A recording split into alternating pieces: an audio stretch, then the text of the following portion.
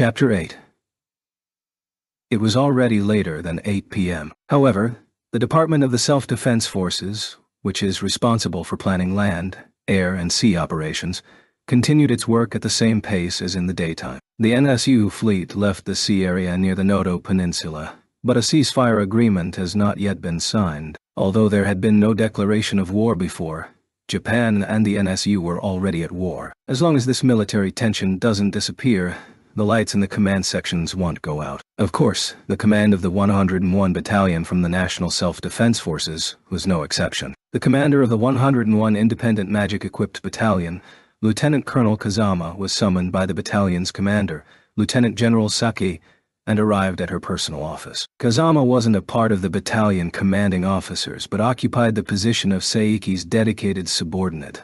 Kazama himself did not oppose this role, and waited at the ready in his office to arrive at the command headquarters at any time upon request. Lu Ganghu, who entered the country yesterday through Matsue, was neutralized today in the city of Komatsu. Was he arrested? Kazama supported the conversation with a short question. No, it looks like he was killed. This was done by Lieutenant Chiba Naotsugu, a student from the Defense Academy, temporarily assigned to the guerrilla infantry platoon from the 1st Division. It's the Illusion Blade, who was promoted to the rank of lieutenant, even though he is still a student. By killing Lu Ganghu, he is worthy of being called one of the world's top elites among melee magicians. Honestly, I would like such a talented fighter to join my battalion. Saeki listened to Kazama's eulogy with a lack of interest on her face. There was simply no place in her mind for Chiba Naotsugu. If Lu Ganghu had been killed by another officer, even by a policeman or a civilian, Saeki's face would be exactly the same now. In general, we should rejoice that we were able to prevent any sabotage in advance, but such negligence of Lu Ganghu was beyond my expectations, Saeki complained.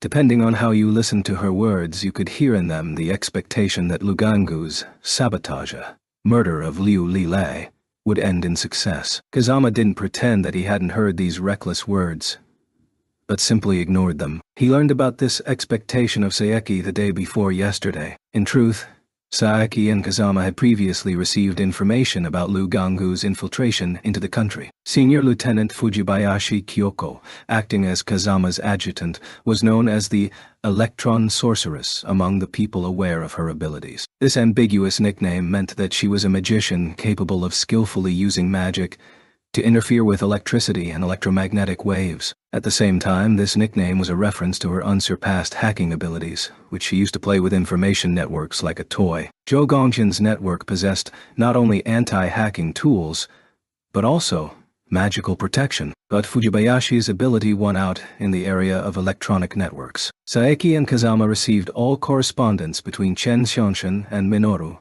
posing as Zhou Gongjin, with the help of Fujibayashi. Saeki and Kazama were aware of Lu Ganghu's plans to infiltrate the country. They knew both the place and the time. They could have caught Lu Ganghu when he came ashore. Kazama even wanted to send his subordinates to the port of Matsue, but Saeki didn't allow Kazama to send soldiers. Moreover, she ordered not to share this information with anybody. Saeki, though reluctantly, tried to help Lu Ganghu's sabotage in this way. Kazama, of course, asked about the reason. In general, command orders in the army should not be discussed, but he simply could not accept an unreasonable order.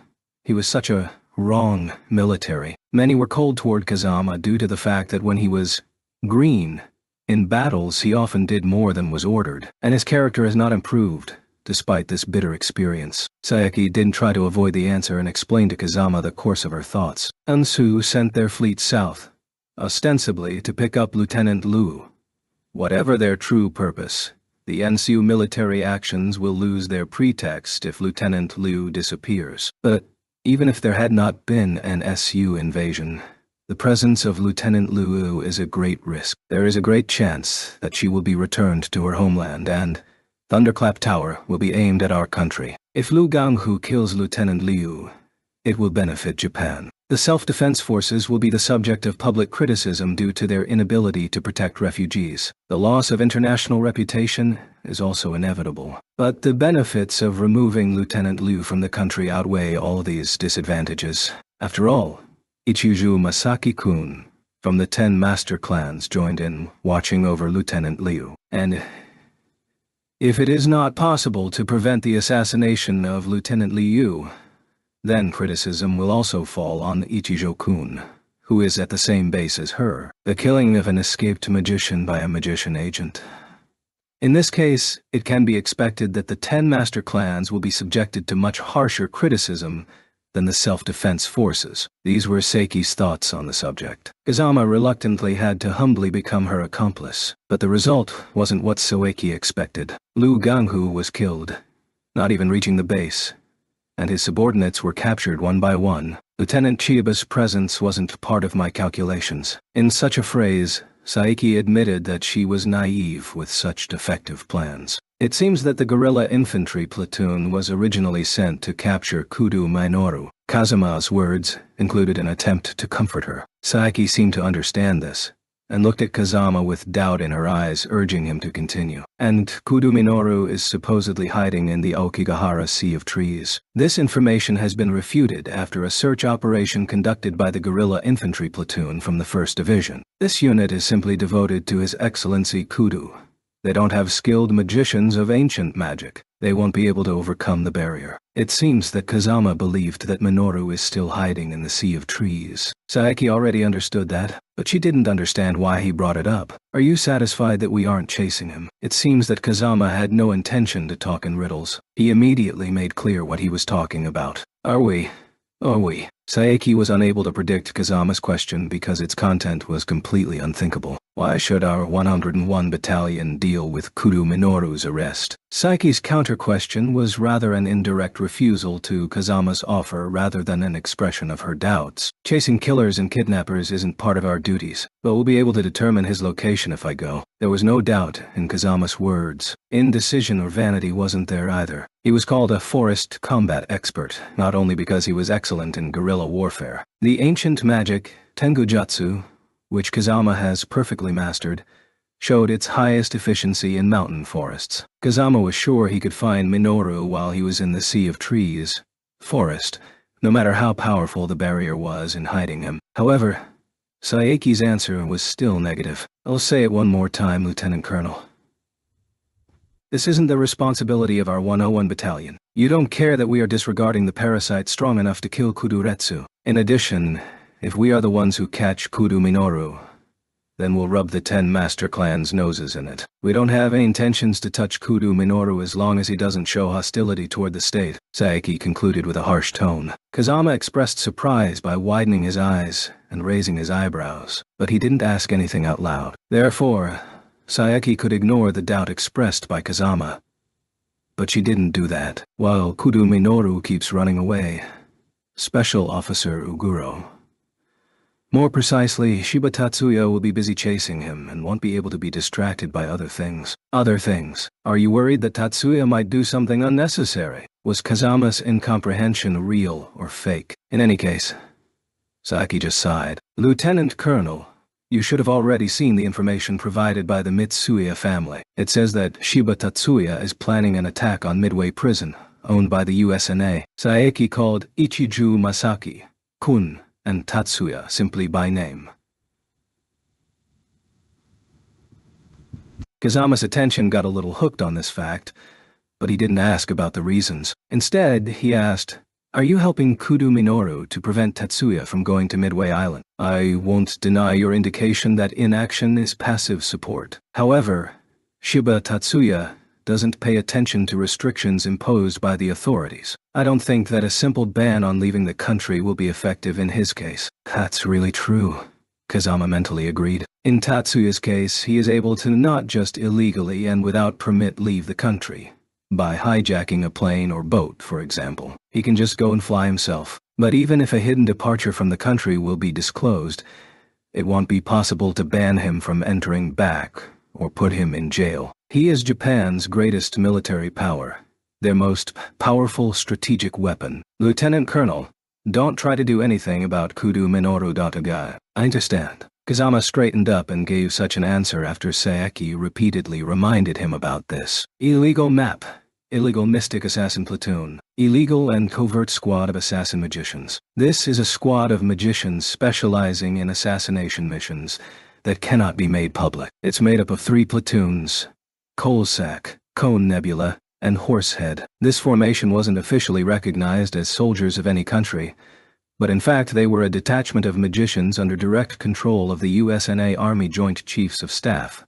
So if you look at subordination, they could be considered fellow comrades of stars. If you look at it from an official point of view, it's like comparing legitimate children and illegitimate ones from another mother. Since their system of command was the same to a certain degree, it is not surprising that they were commanded by the same officer somewhere on some level. The commander of the Horsehead Squad sent to Japan, Alwan, sent an email asking for further instructions from a STARS commander, Paul Walker, because Walker was their contact and intermediary transmitting instructions from the Joint Chiefs of Staff. To be more precise, the current actions of the illegal map weren't dictated by unified opinion of the Joint Chiefs of Staff, but only by the hostility to Japan of some of its officers. It was a faction arguing that it was necessary to eliminate Shiba Tatsuya, a dangerous strategic-class magician who was threatening the hegemony of the USNA. Colonel Walker was entrusted with command of the illegal map, as an influential officer supporting this tough course. The answer from Walker came when the date had already changed in Japanese time, after midnight and already past 1 a.m. on July 12th. This was to be expected, given the time difference between time zones. However, it was clear that the members of the Horsehead Squad were already waiting for an answer, because they all unceremoniously stared at Commander Alwan, who was deciphering the encrypted message in their hideout. "Hey, don't act like whining schoolchildren. I'll read it to you right after finishing the decryption." Alwan seemed to have unpleasant feelings because they were hovering around him, so he yelled at his subordinates, chasing them away as if a big dog was shaking off water. Even the youngest soldier in the Horsehead platoon was over 30 years old, so the phrase, "Don't act like whining schoolchildren," undoubtedly suited this situation. Alwan's subordinates obediently retreated from his back, but this didn't mean they felt guilty and apologized. Aluminum cans of beer or whiskey, which were in the hands of more than half of the unit, spoke volumes about their level of cultural development. Illegal Map was an irregular unit. From the beginning, nobody expected from them the same discipline as from regular troops. The commander himself also didn't expect this from his subordinates, but Alwan's facial expression totally changed after he finished the decryption, raised his head and looked at his subordinates drinking alcoholic beverages. "Commander, what did the bosses write? What was actually expected?" He answered appropriately, but his face was expressing the words, "Isn't it obvious? Plans do not change. We're ignoring Angie Sirius. So our target is only Shiba Tatsuya," another subordinate asked in at least a polite tone. The Horsehead Squad consisted of 10 people, including the commander. The one who asked this was one of the 2 women in the squad. "Yes, we will continue to act according to the previously agreed plan. Ellie, along with Julia and Frank, you'll take Mitsui Hanukkah. Gabe, Henry, and Iggy will be handling Shibata and Mizuki. Art, Charlie, Don and I are remaining in this hideout as reserves." "Roger that." "Commander, are we going to use hostage-taking tactics after all? We will simply be brought back for re-education if we don't use them." Alwan was referring to brainwashing when speaking of rare education. The trick is when it's needed to use hostages as bait to lure and kill a target. It's a common tactic to which all 3 squads of Illegal Map constantly resort to in their missions. But in that case, isn't just one hostage enough? Bart Lee, who was deputy commander of the squad, expressed his doubts about the approved tactics. It wasn't the first time he talked about this. He returned to the same topic he raised during the tactics discussion last night. "The target is Shiba Tatsuya from that Yotsuba. I don't know how much their title, Untouchable, reflects real situation, but we don't know about his real abilities, so we can't treat the matter casually. Art, everything has already been decided. Although we aren't soldiers now, we must obey the commander's decision." "Right." A member of the squad named Charlie Chan, who spoke with Alwan in a friendly tone from the very beginning, turned to Bart Lee, but his voice was more teasing than reproaching. Bart Lee fell silent with a disgruntled face. As one could understand from this conversation, the Horsehead Squad was far from being a friendly and close-knit team, but no one in the squad was bothered. The squad commander Alwan didn't care about that either. "Bart, you can go alone if you are so sure of yourself. You are the commander. I will follow your instructions." Illegal Map was a unit where it was easy to dispose of each and every member if they started doing something reckless. It was believed that they weren't made test subjects in experiments, because they are more useful in their current form. The atmosphere inside the squad doesn't matter as long as they are able to eliminate designated targets. This wasn't the opinion of only the members of Horsehead Squad, but also the rest of the illegal map members who thought this way. Early Friday morning, July 12th, daughter war. Ani-sama, we're leaving. Yes. Be careful. Lena, Miyuki is in your care. Leave it to me. Tatsuya watched Miyuki and Lena, who went to first high school. It wasn't yet 7 o'clock in the morning. They left the house earlier than usual because Miyuki needed extra time to remove the disguise she's been using lately. Tatsuya didn't go to school today either. After the two girls had left, he immediately went to the laboratory located on the underground floor of their high-rise apartment building. Fujibayashi Kyoko visited Tatsuya yesterday as a representative head of the Fujibayashi family. He received documents containing the activation sequence for Parade and explanations of how to use it from her, as well as information about Sekirei Hachijin, aka Darchian, own Sentinel Maze, barrier construction techniques using East Asian continental ancient magic. It is highly likely the hideout where Minoru is currently hiding was built by Jogonjin with the use of the Sekirei Hachijin technique. It was necessary to overcome both Parade and Sekirei Hachijin to find the location of Minoru and return Minami. Truth be told, it is only a hypothesis that this barrier was created using the Sekirei Hachijin technique. Tatsuya has been analyzing Parade and Sekirei Hachijin since yesterday to come up with techniques to neutralize these two magics. The magic Parade is roughly understandable. The problem lies in Sekirei Hachijin. Tatsuya voiced aloud the results of yesterday while sitting at the desk in his laboratory. He received the activation sequence of Parade and the guide to its use from Fujibayashi yesterday at about 9 o'clock yesterday. Tatsuya understood the data recorded in the format of modern magic without difficulties. Even if you subtract time for food, bathroom, and sleep, no more than 10 hours passed from the moment Tatsuya began the analysis. And yet Tatsuya has almost figured out how the magic Parade of the Kudu family works. But still, I didn't expect the difference with Lena's Parade to be so great. Now it's clear that it can't be overcome with such an approach.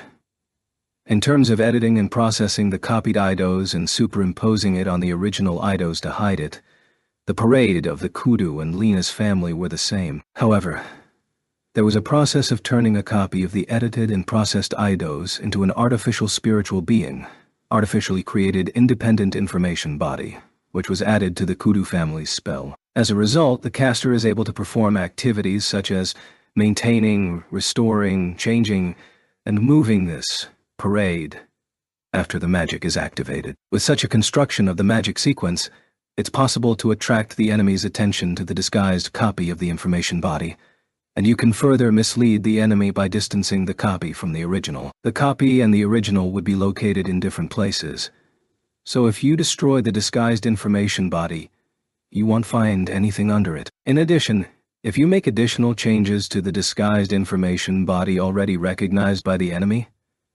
won't even be able to aim at it. So, now that this mechanism has become clear, it will be possible to neutralize the magic sequence of Parade, even if it cannot be seen. If Minoru hasn't made any significant changes to the Kudu family spell, even an indirect hit by Gram Dispersion should be able to decompose the magic sequence. But Tatsuya hasn't tried this in practice yet. He already knew the real, not the ones forged by Parade, coordinates of the hideout where Minami is kept. If they didn't move anywhere in the last 3 days, the hideout is inside a zone with a radius of 100 meters located in the Aokigahara Sea of Trees. However, Tatsuya, who already visited that forest area personally, wasn't able to locate their hideout at that time. The East Asian continental ancient magic, Kimon Tonko, is a magic that distorts the sense of direction. Sekirei Hachijin is a large-scale barrier magic technique that is constructed from people who were killed at the moment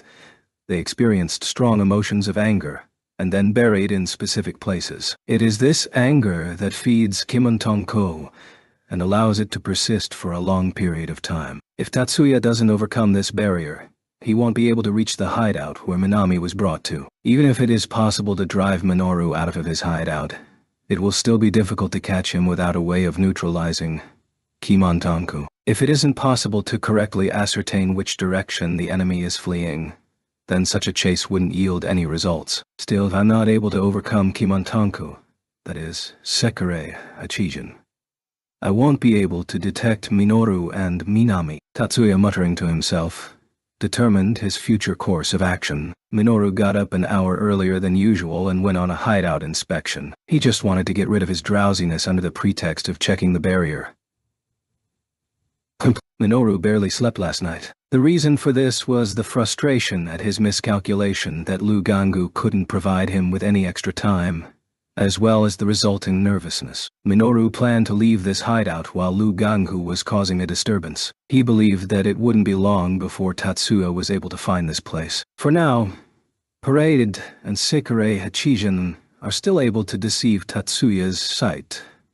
But Minoru felt he didn't have much time. It wasn't some kind of vague feeling. After assessing the extent of the damage his magic sequence received, he believed that it was only a matter of time when his magic would become useless. Raymond suddenly spoke to him that night through the parasite's telepathic network, and Minoru accepted his offer precisely because of this nervousness. Minoru only realized his condition after he finished this conversation and lay down in bed. The reason he couldn't sleep was from the regret that he succumbed to Raymond's persuasion so easily. Raymond offered Minoru a means of escape from Japan while taking Minami with them. A military vessel of the USNA Army will be used for this purpose. Minoru accepted the invitation without asking Minami for her opinion. Minoru noticed his haste and rashness only after the conversation with Raymond was over. But he doesn't regret accepting Raymond's offer itself. Minoru regretted that he had not been able to cancel his response so far. Minoru, who was feeling this way, could contact Raymond at any time. No tools, complex procedures, or ceremonies were needed to use the mental connection between fellow parasites. This connection was usually always active, but Minoru has forcibly blocked it. So when he noticed that he hadn't yet received Minami's consent to this, he could easily release the lock and report the refusal. But Minoru didn't. He only continued to worry about it while lying in bed, but ultimately he left everything as it was. He knew why he was doing this. In fact, he wanted to take Minami with him somewhere far away. But I made a promise. He promised he wouldn't force her. He would immediately return Minami back to Tatsuya and Miyuki if she wants it. Minoru once again swore to himself, "That's why I can't be caught until I hear Minami-san's answer." Minoru came to the conclusion when he was thinking about this. Parade alone won't be enough to escape successfully. He decided that this hideout would not last long, because his perception as a magician informed him that Tatsuya would break through Parade in the near future. Therefore, he feared they'll reach him quickly. There was no way he could successfully escape from this barrier using Parade alone. What should I do? I currently don't have time to think of a new magic. Think. Think.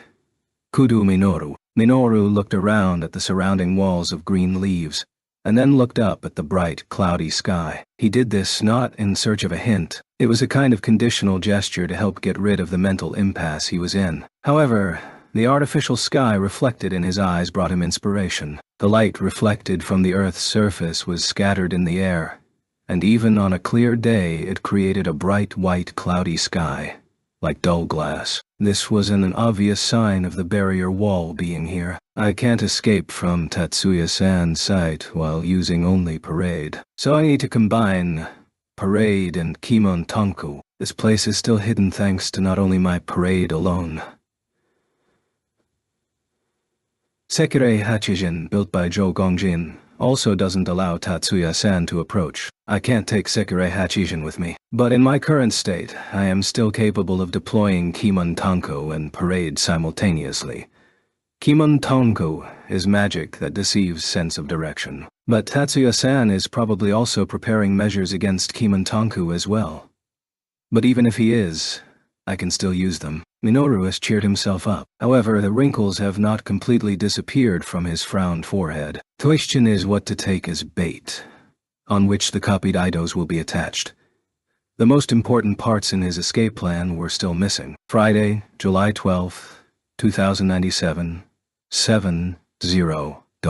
A secret meeting of the top brass from the National Self-Defense Forces Intelligence Department began with one simple announcement. This meeting wasn't on schedule, and even more so, it was not official. Such informal meetings are held only when necessary. The Army Intelligence Department Command meets only in response to situations that require discussion. This indicated the Intelligence Department realized there had been some kind of emergency. Although we were not able to capture specific agents under cover, it was determined that an illegal squad of assassin magicians of the USNA Army had infiltrated the metropolitan area. Illegal map. The activity of the killer squad, who even inside the USNA Army is called illegal, was a problem, known as an emergency. What is the basis of the belief that someone has infiltrated our country, even though no agents have been found? The question was asked by the deputy director, whose existence was not known outside the intelligence department. Information about people, most likely members of illegal MAP, were found in the arrival records dated 10 July, answered Chief Inukai from the 10th Counterintelligence Division of Intelligence Department in the Capital Region without getting up from his chair. By the way, the name 10th Division did not mean that it was 10th in order. There was a meaning hidden in this name, that the Tuiyama family from the 18 assistant houses, who is from the numbered families of 10, was secretly cooperating with the military. The 10th. That means they seized the moment. No one asked the deputy director to explain the meaning of his words. Following the withdrawal of the NSU fleet, the government announced the normalization of sea and air traffic at 9:30 on July 10th. The fact that foreign agents could take advantage of that time period when control is weakened was quite predictable. Therefore, the vigilance of the security services was increased at airports and seaports. But at that time, a stream of guests poured into Japan, who have been waiting to visit this country for a long time. Thus, it was impossible to thoroughly check each and every person in such an environment. All department heads present at the meeting shared this regret. What is the size of the infiltrated squad? Chief Onda asked Inukai from the 1st Special Issues Department. Sai Chase and Shu. Ta Gao Ta. They went through the border checkpoints of the country, so it's no longer entered into the country but illegal entry. A total of 10 people were counted. Presumably all of them are agents. We know that illegal map consists of 3 squads. This means that one of these squads has been sent in its entirety. Take a look at this, Inukai said and typed a command on a console. The last phrase was addressed to all present. Passport data was displayed on desktop displays installed in front of each meeting participant. It was a 10-page file, a page per person. Some of those present took out smart glasses from holders mounted on the table. Inukai continued his speech after waiting for the attendees to finish reading the data. You can't trust these passports too much, but judging by the distinctive features in appearance and names, it is assumed that the infiltrated squad is Horsehead, a squad of assassins manned by magicians with an East Asian appearance who were meant to be used in missions against the Gao. The intelligence department didn't have the personal data of illegal MAP members, but they managed to find out what squad it is. Distinctive features described by one of those present corresponded to what they saw in the photos. Did you find out their purpose? To the question asked from the seat next to the deputy director? No, unfortunately. But given the current situation, the most likely assumption is the murder of Shiba Tatsuya. Inukai replied that it was an assumption, but his voice was confident enough. It is clear. I think so too. After Chef Onda supported Inukai's opinion, we've already failed recently when we tried to fix this guy. But what are we going to do this time? He asked the deputy director what to do with illegal map. Chief Onda. What do you suggest? The deputy director asked Onda's opinion instead of answering his question. Onda exchanged glances with Inukai before answering. In less than a second, they came to a mutual agreement. Regardless of this guy's line of thinking, he's an asset for our country. I believe that even if he doesn't obey us directly, it will still be possible to make deals with him. His name is also widely known throughout society. On Tuesday, the media referred to him as a co-developer of the strategic class magic, which pushed back the NSU fleet. If the situation gets to the point where he is killed or wounded by foreign terrorists, the government will be criticized by our citizens. Continuing after Chief Onda, Chief Inukai addressed an indirect hint to the deputy director. Really? Shiba Tatsuya's murder at the hands of illegal MAP must be prevented. In general, the arbitrariness of foreign agents on our land is unacceptable. We must not deviate from these principles. The deputy director understood him despite giving his proposal in the form of an indirect hint. Chef Inukai. Yes. Inukai stood up when the deputy director spoke to him in a changed tone. Give Sergeant Toyama a chance to regain her honor. The deputy director ordered Inukai, who was standing at attention. It was 7:30. Miyuki and Lena arrived at First High School Student Council Room about 30 minutes before class began. There, they were met by Izumi. She had already seen Miyuki's disguise yesterday, so she wasn't confused. Instead, a large question mark popped over the head of another underclassman girl who was present. Today, in addition to Izumi, Shiina also came to the Student Council Room early in the morning. Shiina-chan, you are pretty early. Has something happened? Or are you worried about something? Miyuki, who regained her original appearance, asked Shiina, who had round eyes after seeing this transformation. Miyuki didn't force the student council members to work in the morning. She herself usually went straight to her classroom in the morning. Lately, Izumi has often started coming early and doing work. It seems she has some reason not to linger at home. Unlike her, Shiina rarely appears in the student council room before the start of working hours. Yes. No. This is... Shiina hesitated and couldn't answer clearly. Doubt and hesitation were clearly visible on her face. President, to tell the truth, I'd like to tell you something. In the end, Shiina found strength in herself and spoke after a short pause. To me. So, should we move somewhere else? It seems that Shiina hasn't made up her mind yet. So, Miyuki invited her to talk in private after reading the hesitation on her face. Miyuki-senpai, perhaps I should just leave you alone this morning. Izumi stood up at ease and bowed to Miyuki. Yes. Thank you. See you after class. Miyuki noticed Izumi's intentions and answered her in a relaxed tone. Yeah.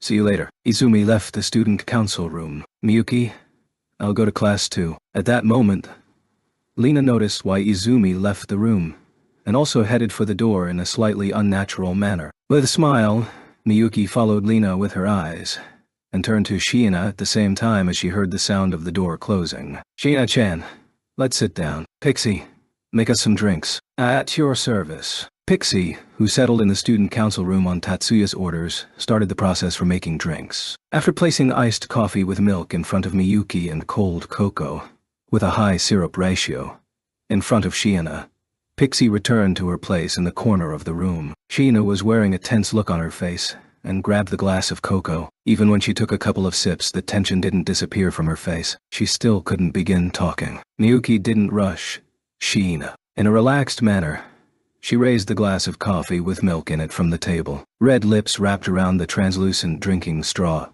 Joan. Her snow-white throat moved slightly, showing that she had taken a sip. Then, she returned the glass to the table while exhaling slightly. Looking up from her glass, Miyuki noticed Shiina was staring at her with devouring eyes. What is it? There was still time before lessons began, and Miyuki was going to wait for Shiina to speak herself. But eventually, she could not help asking after feeling the suspicion from such a look.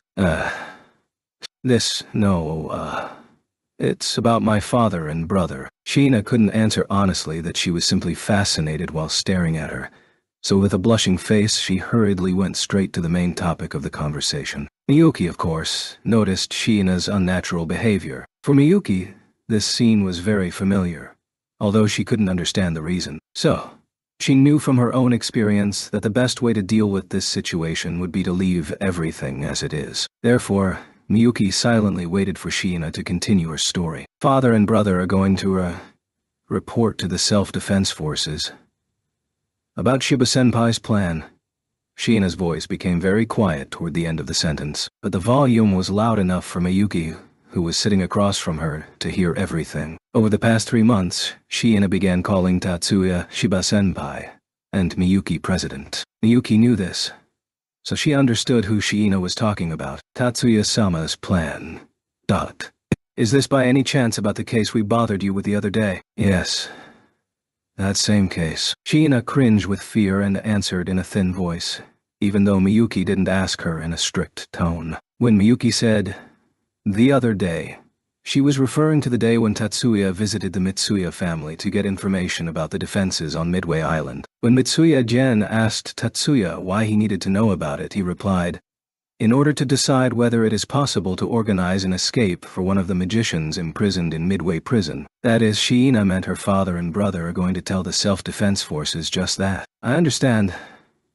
Well, nothing can be done. Shiina-chan's father is in this position after all. Miyuki didn't ask for details, deciding not to torment Shiina anymore. But in reality, she was very interested in who exactly in the self-defense forces the Mitsuya family reported to. But Shiina hardly knew that much. Miyuki decided it was better to investigate this matter on her own, instead of interrogating her kohai from the student council. My brother said he was going to report to Lieutenant General Saki from the 101 Battalion, but the worry was unnecessary. Even without a question from Miyuki, Shiina herself betrayed the person to whom the information was reported to. Hearing an unexpectedly familiar name, Miyuki was not shocked. Shiina spoke only about the information leak from the Mitsuya family to Saki. There was no talk about Saki betraying Tatsuya, but even if that were the case, Miyuki wouldn't have been all that surprised. From the beginning, Miyuki wasn't very friendly toward Saeki and Kazama, who gave Tatsuya dangerous work. If Saeki takes a position unfavorable to Tatsuya,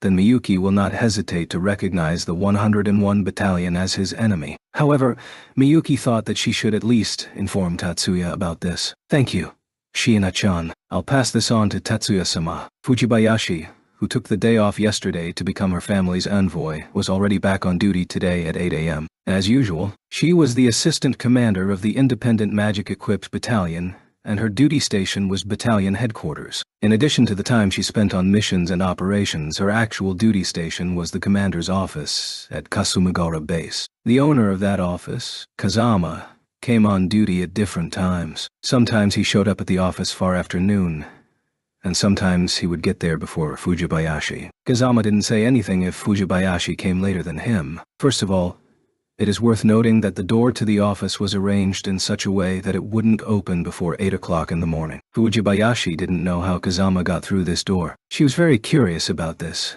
but she followed an intuition that suggested that it was better not to ask about it. Today, Kazama appeared about 10 minutes after Fujibayashi began work. Fujibayashi immediately rose from her seat, stood in front of Kazama's desk, where he had already seated himself, and bowed. They exchanged polite greetings, then checked the schedule for today and clarified the battalion's orders. After the usual morning routine ended, Kazama asked about the results of yesterday. Regarding Shiba Tatsuyashi, she is an overly formal way of referring to someone. Fujibayashi began her report calling Tatsuya not her usual Tatsuya-kun or Special Officer Uguro. In response to a request from the Fujibayashi family head that we should have caught Kudo Minoru on our own, he asked to be taken for a capturing operation. The head of the Fujibayashi family gave his consent. It wasn't an army operation, and she was not obligated to report it. However, both Kazama and Fujibayashi looked as if it was naturally something to report. What about time and place? The meeting is tomorrow at noon on the state highway northwest of Fuji Fuketsu Cave. Okay, thank you. At ease. Understood.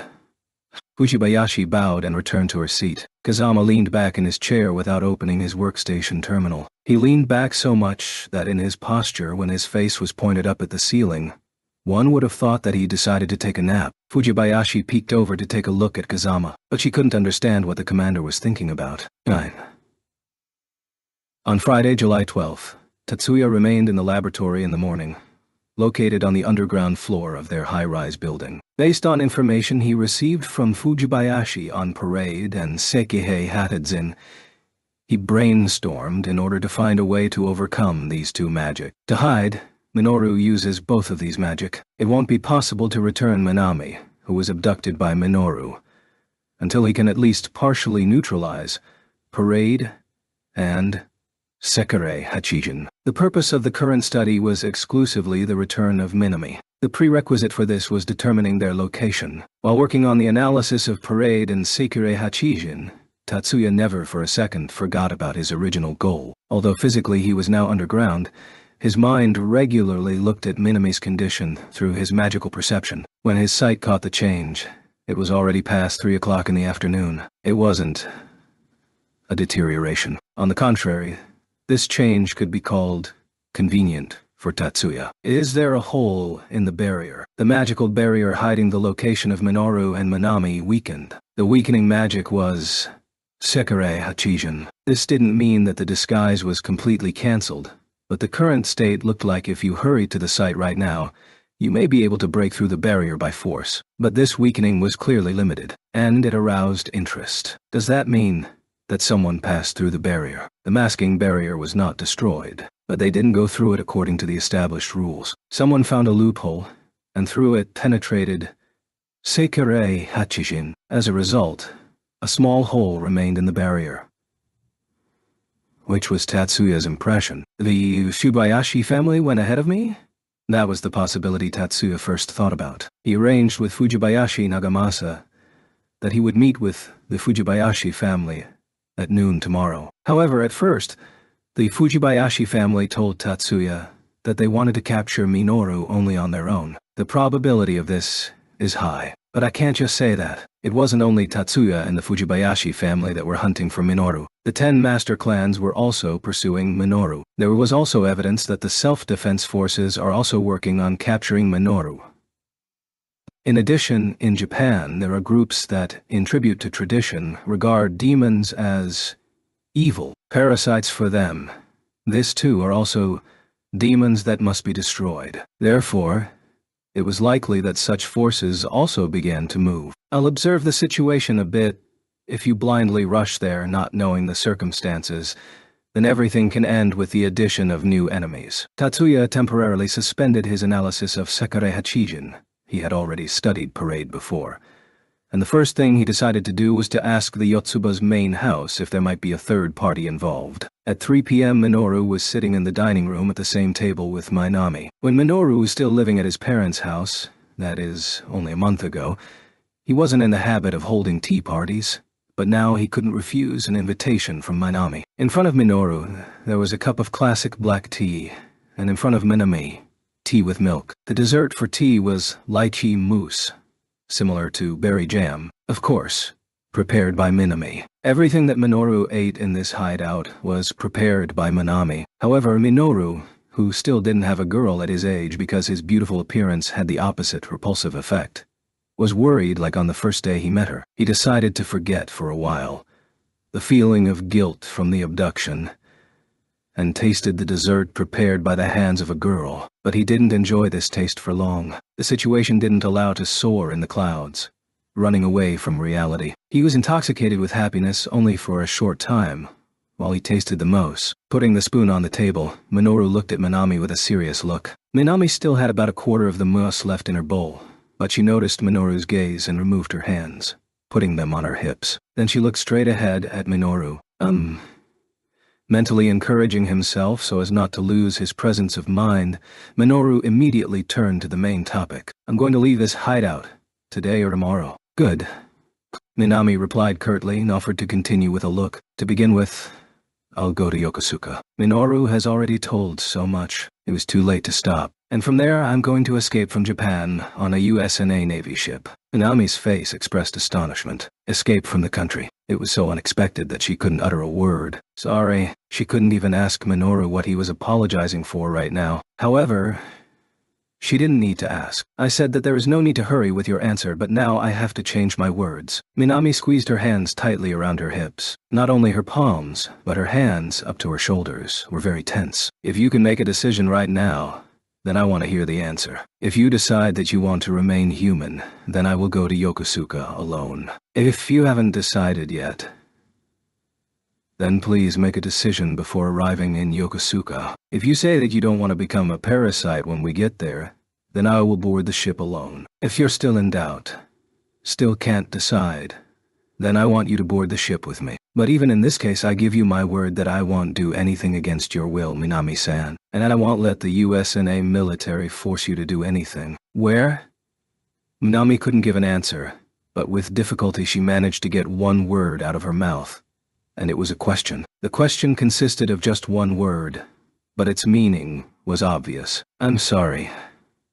I don't know that either. However, Minoru was unable to answer this question. Minoru's thoughts were filled with the realization of his own insignificance. Driven by this thought, he tried to open a line of mental communication with Raymond, northwest of the Hawaiian Islands. I think it will be Midway Island or the Pearl and Hermes Atoll located next to it. But before he could do so, the answer came from a voice unfamiliar to Minoru. Who is there? Minoru jumped up so abruptly that even his chair fell. The chair fell with a heavy crash, but Minoru didn't have time to get distracted by it. Only Minoru and Minami should be in the dining room. In all of this mansion, there should have been only Minoru and Minami. And this skinny man who looks like a monk shouldn't be here. Minoru didn't notice, not only breaking through the barrier, but even entering into this room. Yakumo Sozu Sama. Buddhist, monastic, title. In the ranking table of 15 places, ranked 7th from the bottom. In general, with the name of as many as 6 ranks, from junior to senior, Minami could simply be reduced, so that its present title can be different. Minami also stood up, but the surprise in her voice was slightly different from Minoru's. Suddenly, a man in a monastic attire appeared in this room as the ninjutsu user Kokonoi Yakumo, whom Tatsuya called Master Yakumo, and Miyuki Yakumo-sensei. I feel embarrassed when such a young maiden calls me a monastic title. Excuse me, there is nothing wrong. It is a kind of pleasant feeling. Minami called Yakumo, using the system of monastic titles. She met Yakumo through Tatsuya, but for her Yakumo wasn't one who could be called a master or sensei. Tatsuya told her that calling him the abbot of the temple would be wrong, which finally confused Minami, and in the end she decided to call him Yakumo Sozu-sama. By the way, it wasn't the first time when Minami addressed Yakumo using the monastic title. A similar conversation during their greeting has already happened several times. By the way, Minami-kun, your boyfriend seems a bit confused. Guy. How innocent. Tatsuya-kun will show such a reaction. Yakumo narrowed his eyes with a satisfied smile, looking at the completely reddened faces of Minoru and Minami. However, the conversation would have worked if he concealed his identity. Yakumo had that kind of common sense. You're Kudo Minoru-kun, right? My name is Kokonoi Yakumo. I work as a monk, but I'm actually a shinobi. Please forgive me for entering without permission. Sneaking in and all that is our nature. Other ninjas, ninjutsu users, would probably be outraged if they heard these words. But despite such a frivolous tone, Yakumo was serious. Perhaps this intention conveyed itself to Minoru, or perhaps such a foolish formulation stunned him. In any case, he relaxed his guard a little. It looks like you already know me, but I would like to introduce myself anyway. Kudo Minoru, the parasite. Minoru's introduction was a kind of provocation. Yeah, I'm in the know. But Yakumo only nodded in response. From such a reaction, Minoru was ashamed of his useless efforts. I apologize, but let's return to the previous topic. Overcoming his embarrassment, Minoru returned the conversation to a question that he couldn't ignore. Is it true that the parasites from the USNA Army are going to take us to Midway Island? Minoru didn't realize now that his statement said that Minami would go with him. He simply didn't notice this. Minami didn't notice either. I don't know for sure whether it will be Midway or Pearl and Hermes. The answer was given in such a tone that it was clear that Yakumo was fooling around, pretending to be ignorant. However, from this answer, Minoru realized that Yakumo had already narrowed down the list of suitable places to 2 points, Midway Islands and Pearl and Hermes Atoll. If it was true, then it meant that Yakumo possesses phenomenal intelligence capabilities. Minoru's back was covered in a cold sweat. He hadn't felt such awe even when he encountered his grandfather, Kudo Retsu. But how did you know that? Minoru couldn't finish this question to the end. He didn't have enough breath to finish it. How? Of course. That's a secret. But Yakumo's answer was simple. When he answered, it seemed as if he winked, even though he didn't.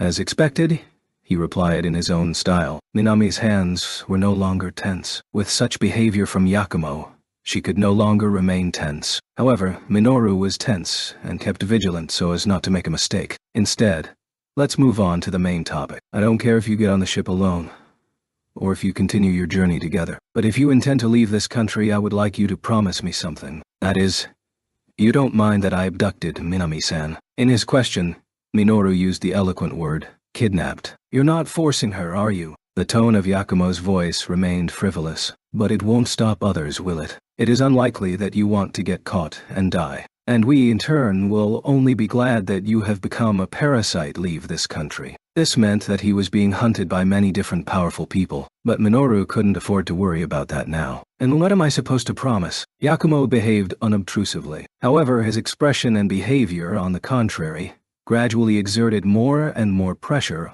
on Minoru. And now this psychological pressure was so great that Minoru could barely remain conscious. "I want you to keep secret the secret knowledge of the magic parade. The fact that no one should be taught this is self-evident. But I would like you to also pay special attention to ensuring that this technique isn't stolen." Prior to this, Yakumo's tone remained such that his true motives were very difficult to grasp. But now, his tone has changed in such a way, so that in his words, his intentions and his earnestness were unmistakable. "If you promise me this, I will promise in return that I won't interfere with your escape." In other words, this meant that if Minoru refused Yakumo's offer, he would help Tatsuya or the other groups in trying to capture Minoru. Minoru couldn't ignore such an unfavorable situation. Yakumo had abilities that allowed him to break through Minoru's magic of disguise and concealment. Proof of this was the fact that he was now standing in this room. Yakumo by himself would probably be able to grab him, and then his escape would end there. Minoru's mind and intuition came to the same conclusion. From the very beginning, Minoru had no intention of sharing parade with anyone. He wasn't going to reveal his secrets even to other parasites.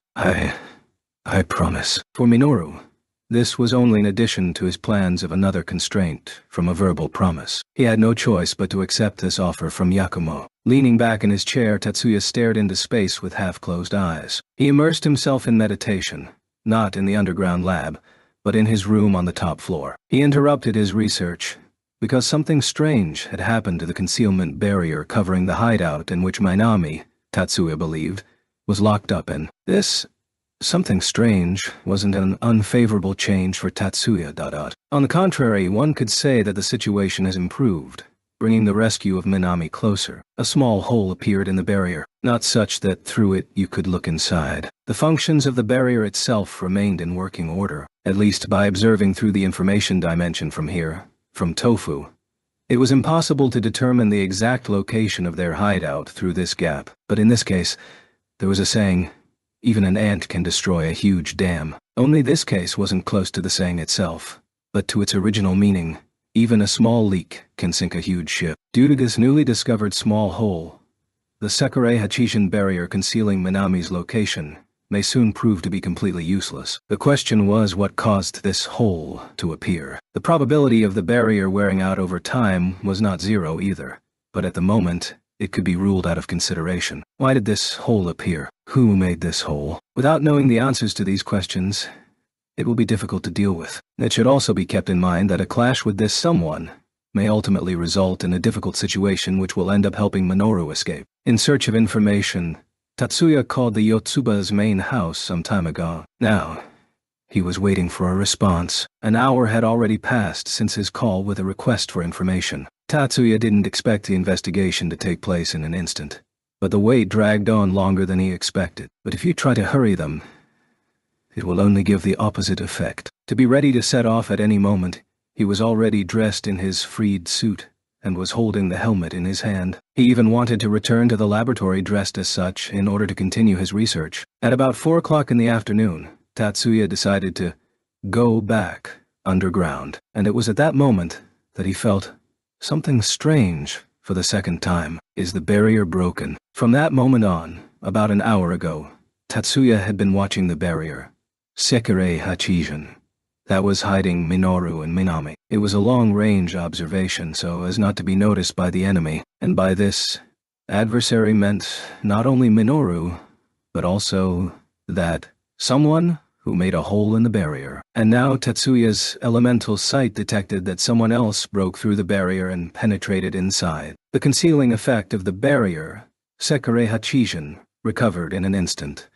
But in that short time, Tatsuya clearly saw what was inside the barrier. Due to the observation range, he couldn't identify the identity of the intruder, but he saw information about the mansion located right in the center of the barrier. This time I managed to get the exact coordinates. Unfortunately, to determine the location of the hideout hidden behind the barrier, he used all his strength, and he didn't have enough resources left to neutralize parade with his magic. He was unable to locate the exact location of both Minoru and Minami. Therefore, he couldn't shoot a tracking marker. Still, it was a good chance. Tatsuya hurried to the videophone. Tatsuya-sama, Hyogo at your service. Before the 3 beeps had passed, the upper half of Hanabishi Hyogo's body appeared on the screen in a bow. The request we received recently is still under consideration. I apologize. No, I'm not calling on this case. Assuming why Tatsuya called, Hyogo apologized. However, Tatsuya hinted with his answer that one shouldn't jump to conclusions in this way. So before Hyogo began his useless apologies again, Tatsuya went on to the point of his call. I just noticed that someone had entered Kudu Minoru's hideout. Someone else who isn't related to the one you reported earlier. Obviously someone else. Unlike the first, this one had a rougher way of penetrating the barrier. Although Tatsuya called his way crude, he didn't mock him. Because this someone, unlike himself, probably, was able to break through the barrier. Compared to the first person who made a hole in the barrier, it was something else. The hole in the barrier has already been closed, but I was able to establish the position of the hideout's location. So you're going there. I will go on wingless. Having informed him about the method of transportation, Tatsuya gave a positive answer to Hyogo's question. Wingless is an electric motorcycle designed to be used in conjunction with the freed suit. Its flight function is arranged in the same way as that of the Aerocar, but it's not intended for long-distance flights. Really? Although, ground travel takes a little more time, but it won't cause problems with law enforcement. This Monday, Tatsuya first flew from Tofu to Miyakijima and back in the Aerocar, and then flew to the western slope of Mount Takao in the freed suit. These noticeable unauthorized flights, obviously, caused a lot of problems among the officials responsible for domestic air traffic. In addition, this was an unauthorized use of magic. If you don't follow the laws, he could be arrested at any time. Hyogo's words about the fact that you shouldn't mindlessly annoy law enforcement agencies coincided exactly with Tatsuya's thoughts. If you find out something, contact me via radio in the suit. As you order. Be careful. Nodding in response to the polite bowing of Hyogo, Tatsuya turned off the videophone. It has been an hour since Yakumo disappeared from the dining room, and the dining room table was already empty. But despite this, Minoru was still sitting at the table, and Minami was sitting opposite him. Minoru didn't hold her here. They just sat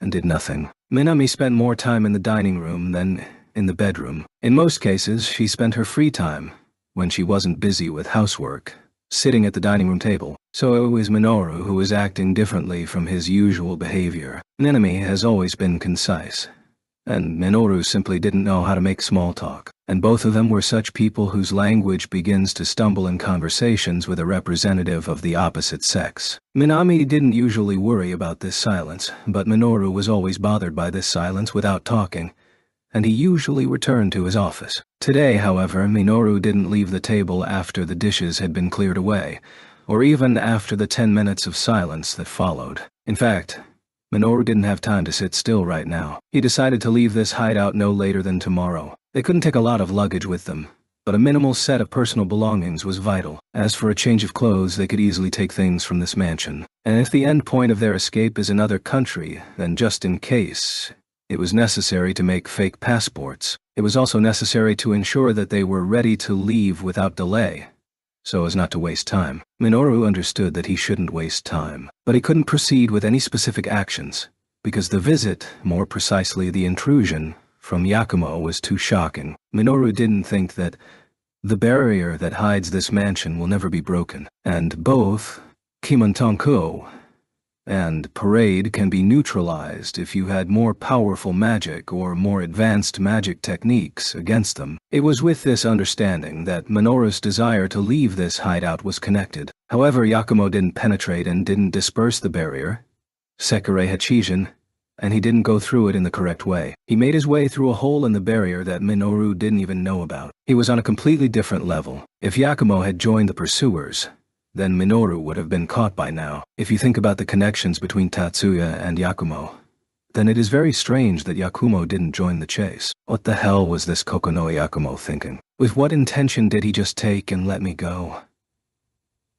Such doubts have been tormenting Minoru for some time now. The pretext to get rid of this confusion was a new attack on the concealment barrier. Did someone slip through the barrier? Although the identity of the intruder couldn't be established, but someone partially and temporarily neutralized the barrier accurately and penetrated inside. The magic structures from which the barrier was composed of weren't destroyed. Instead, it was neutralized by an anti-phase shockwave. And this time, Minoru noticed it. The barrier was disabled by anti-phase neutralization, therefore, if these waves cease, the barrier will restore its functions. After the invasion, there is no need to maintain the neutralization spell, and the barrier returned to its original state. We have guests. Hearing this question, Minoru noticed that Minami, who was sitting across from him, had a worried expression on her face. He wanted to say his previous words in his thoughts, and didn't even notice that he had said them out loud. Everything is good. Whoever it is, I won't let them touch Minami-san. For Minoru,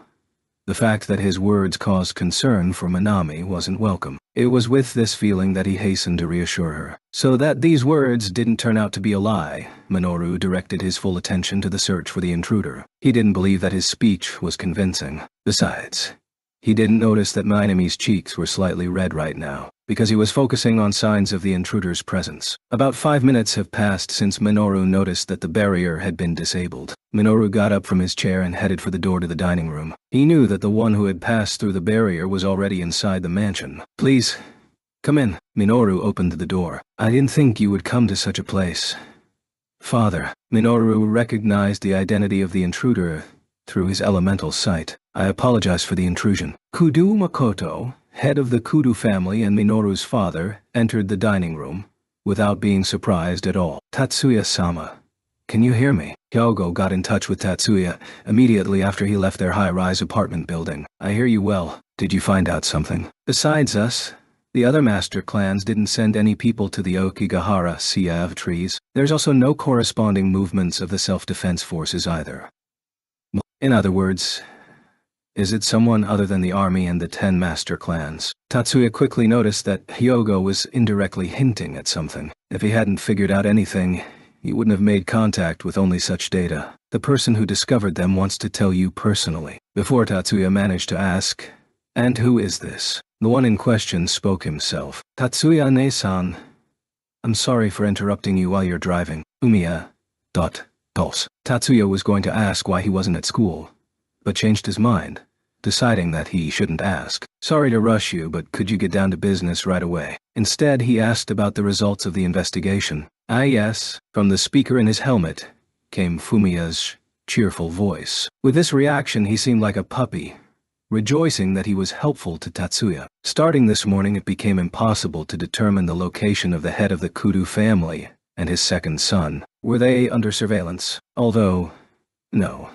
This is logical. No need to repeat once again that Minoru is a member of the Kudo family. If you think about what Minoru can hope for besides Jogonjin's networks, then it is the Kudo family that comes to mind first and foremost. Tatsuya said that this is logical, based precisely on this reflection. True, only since Tuesday, but Tuesday was the day after Minami's abduction. For her abduction, parasite dolls were used. These humanoid magic weapons were developed at the Kudo Family Research Center. Kudoretsu, the previous head of the Kudo family, died trying to stop Minoru from coming to steal these parasite dolls. This fact saved the Kudo family from suspicion of colluding with Minoru, but the allegation of the complete innocence of the Kudo family can be called a hasty conclusion. The current head of the Kudo family is Kudo Makoto. The fact that the relationship between the previous head Retsu and the current head Makoto didn't develop very well is a fairly well-known fact. Although the relationship between Makoto and Minoru was also not very good,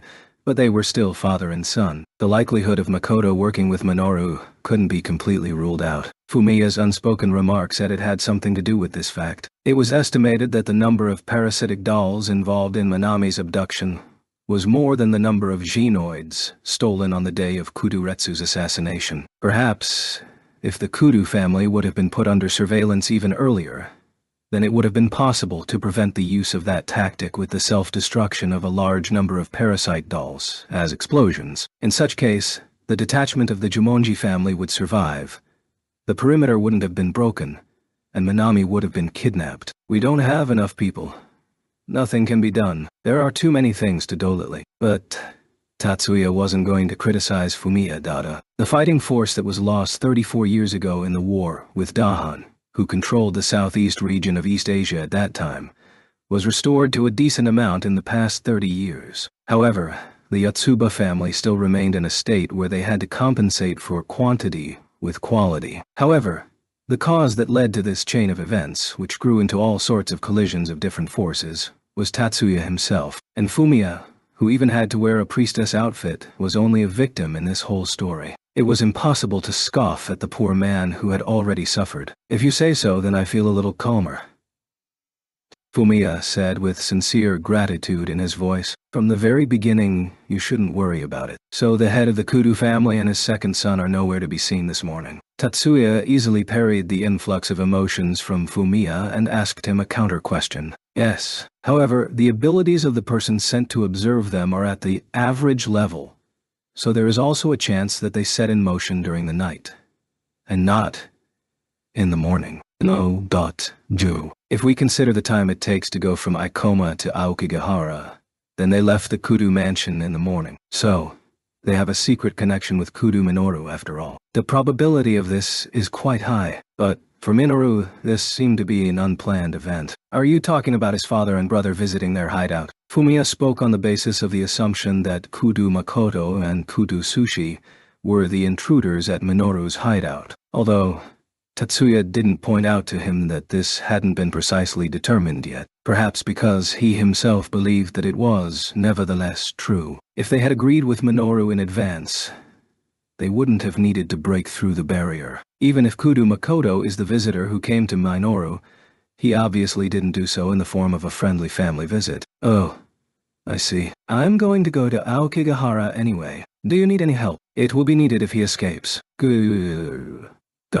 We'll be ready. Tatsuya turned off the radio and increased the speed of the motorcycle. Drinking tea from a cup, Kudu Makoto exhaled in satisfaction. At the request of Makoto, Minami brewed hot tea instead of iced tea for him. So, isn't it time to get down to business? Although Minoru said, "Isn't it time?"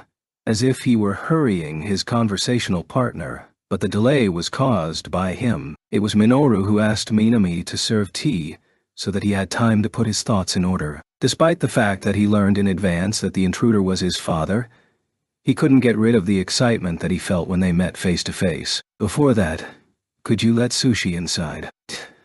Did Sushi Niyazan come too? There was a note of surprise in Minoru's voice, but it was his acting. Minoru had already seen with elemental sight that 2 large cars were outside the barrier, and Sushi was sitting in one of them. Since the enemy wasn't Tatsuya, he could freely use elemental sight without fear of reverse detection. Also, the fact that Tatsuya wasn't the intruder was indicated by the fact that the barrier wasn't completely destroyed, but only temporarily neutralized. Makoto nodded, not noticing the pretense of Minoru, or not showing what he noticed. Yes, he's going to work his bait for you. I would like to hear the details when Soshi Nisan joins us. Before he answered, there was some unnatural delay. Minoru still continued to worry openly. Should I go meet the guest? Minami's proposal wasn't only the manifestation of a maid's professionalism, but also, perhaps, carried a hidden meaning in the form of helping Minoru until he collected his thoughts. Thanks, but not necessary. I will send a gynoid to meet him. The battle-like gynoid,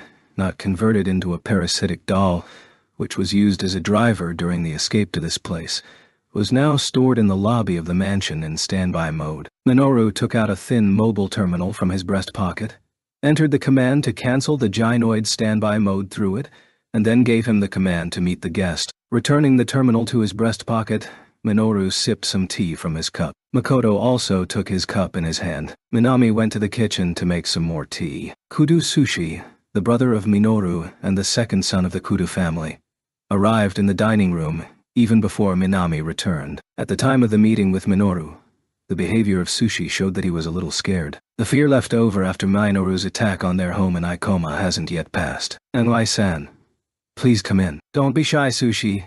Sit down. While maintaining a serious expression on his face, Sushi followed Minoru's request and Makoto's order, and sat down next to his father. At that moment, Minami returned from the kitchen, carrying a tray with cups of tea on it. She showed no reaction to the strained atmosphere caused by Sushi, took away the old cups and saucers that stood before Makoto and Minoru, and put new cups of tea in front of all 3 people. Minami-san. You. That's enough. So I'm sorry, but... With such a slightly vague wording, Minoru wanted to ask Minami to leave the room. Yes, I understand. Minami understood everything perfectly, bowed politely and walked out of the dining room. You could have left that girl here. She was the reason you gave up your humanity, wasn't she? Yes, I became a parasite for her sake. Minoru answered his father's question with an elevated tone. He didn't like it when they talked about Minami with that attitude. I see. Makoto smiled slightly at the difference in enthusiasm between him and his son. It looked like a taunt, but Minoru didn't show any negative reaction at the time. So what is the reason for your sudden visit? Minoru spoke in a rather constrained tone. But it wasn't just now that he was beginning to behave this way. The relationship between Minoru and Makoto lost interest a few years ago. Makoto's attitude toward Minoru was close to dismissive. And if his grandfather Retsu had died much earlier, Minoru would have given up his humanity much earlier, and in a different form. I've been wondering, do you need any help? Help. This time, the surprise on Minoru's face wasn't fake. He didn't think that in his father he could suddenly awaken any late parental love. Minoru couldn't understand the reason why his father was offering him his help. You can't escape in the current situation. Makoto noticed that Minoru was feeling doubt, but he didn't begin to explain why he was offering his help. Even if you have a parade capable of fooling the eyes of your pursuers, you lack the necessary vessels that will carry the illusions, don't you? You've prepared other actors besides Sushi Nia-inza. Minoru indirectly agreed with Makoto's inquiring, answering him with a question. Except Sushi, all the others are androids. After all, one doesn't need to be a man to take on the role of a vessel for parade. I'm very grateful. So you suggest I use them to leave this place? Yes. Do you have anywhere to go? I have connections in Taiwan and Indochina. If you want, I'll talk to my intermediaries. Minoru wasn't thinking at all about the fact that there was no parent who didn't think of his child, despite his cold attitude towards him. So, you want to expel me out of Japan. That's his father's goal. When this became clear, Minoru finally understood the meaning of this friendliness shown by his father. If the other master clans find out that you are helping me, then this time the Kudu family will surely be kicked out of the 28 families, maybe even lose their place in the magical world. So you want to help me escape before the Yotsuba family or the Jumonji family catches me. The magical world is a society of magicians. The 28 families are the 10 master clans plus the 18 substitute families. Minoru asked his father, Makoto, if he wanted to get him out of the country in order to avoid the social death of the Kudu family, and that too. Makoto nodded slightly in response to Minoru's counter-question. But other than that, the fact is that you are the greatest magician and masterpiece of the Kudu family. It will be a pity to lose you. Continuing, Makoto unleashed heartless, insensible words on Minoru. Then we'll play it as if you manipulated Sushi. Sure, the Kudu family will lose some of its reputation, but it will be better than giving away the valuable finished product to the Yotsuba or Segusa. Sushi's whole body trembled. The man sitting next to him had just said, without hiding it, that he would have to become a bargaining chip. It was quite humiliating, but Sushi said nothing, and showed absolutely no resistance at all. Everything is already prepared. Did you use the puppet law on Sushi Naizanda? This question meant, did you turn Sushi into a controlled doll with the help of the magic for controlling a man's will? But Makoto shook his head no at Minoru's question. I just reminded him that he should perform his duties as a magician of the Kudu family. The magicians of 9 should be fulfilled. Sushi gave his consent. Minoru turned and looked over at his second oldest brother, Sushi. He had a facial expression that didn't speak at all about his consent. Okay.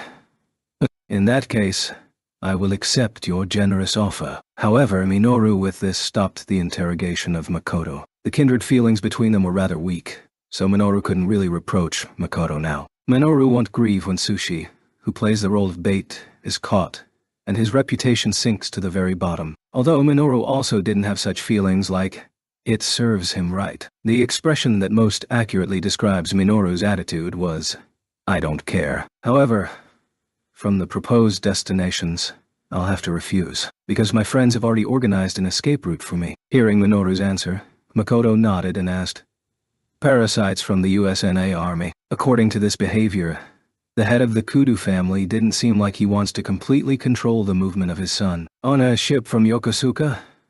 No, wait. Don't answer. When is the departure? Immediately.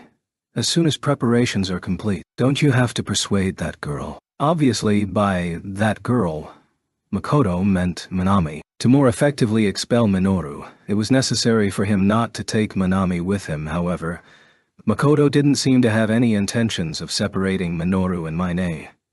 Or he simply didn't care. Not necessary. Minoru answered Makoto's question with a clean and innocent smile on his face. I decided that I wouldn't force or try to convince her. Minoru swore to himself that besides the already made restriction of freedom by Minami, he wouldn't oppose her will. Being young, Makoto mumbled in an uninterested voice, realizing that Minoru was filled with determination. After leaving the dining room where the conversation between the son and father of the Kudo family began, Minami went to the room that took on the role of her bedroom. She only used this room for changing clothes and sleeping, but besides the closet and bed there was also an old-fashioned writing desk, a small piano, and a bookcase with books. Minami sat down on the classic-designed chair that came with the antique writing desk. The chair had curved legs and no rollers, but despite such an elegant design, she didn't have any difficulties with its movement. Minami herself, who has a frail build inherent in girls, had no problem sitting on this chair.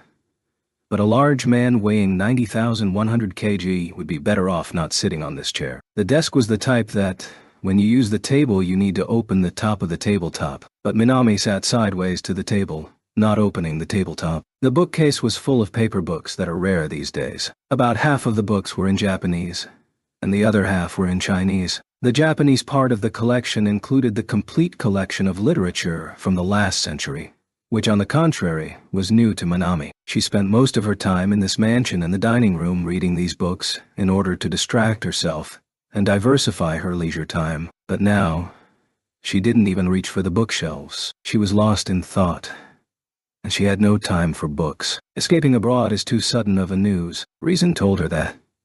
You shouldn't do this. Minoru said he would let her go if she refused to follow him. In addition to the thought, I can't appear before Miyuki-sama's eyes, there was also a feeling inside Minami saying, I want to go home. Both her reason and senses gave the same answer, but Minami still hesitated.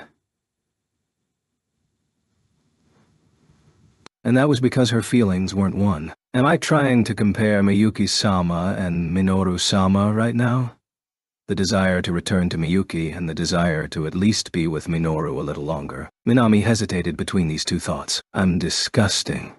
Betraying her mistress Miyuki and wanting to return to her without giving an answer to Minoru, being in an unclear relationship with him, enjoying the desired feeling of falling in love. The more she thought about it, the lower, meanest and disgusting person she considered herself. Her psychological state didn't fall to a level where recovery is impossible. But who is there? But her alertness rose sharply when the room suddenly showed signs of the presence of another person. It would probably be more accurate to say, thanks to the fact that it had risen. Sorry. Surprisingly, at first only her voice reached her consciousness. Looks like I scared you a little. Minami blinked unconsciously several times. Sozu-sama. Yakumo. After she heard a voice in front of her, Yakumo finally became visible. When did you get here? Just now. Sorry I didn't knock, but I didn't want to be noticed by those sitting over there, Yakumo said while looking in the direction of the dining room. No, I was just immersed in my thoughts. It's no big deal. It was an invasion without permission into the room of a young girl. In fact, this shouldn't be forgiven so easily. But Minami simply couldn't get angry because she was caught off guard. Better tell me, Sozu-sama, why did you come back?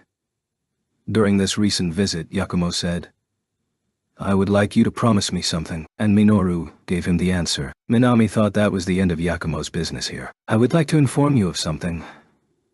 As Minami thought, the deal with Minoru was over. Instead, it turned out that Yakumo wanted to discuss something with Minami. Moreover, the word inform usually meant that the conversation would be about some already known topic, with the addition of some facts. Tatsuya-kun was asked to release several magicians from the American military prison located on Midway Island, in Sane.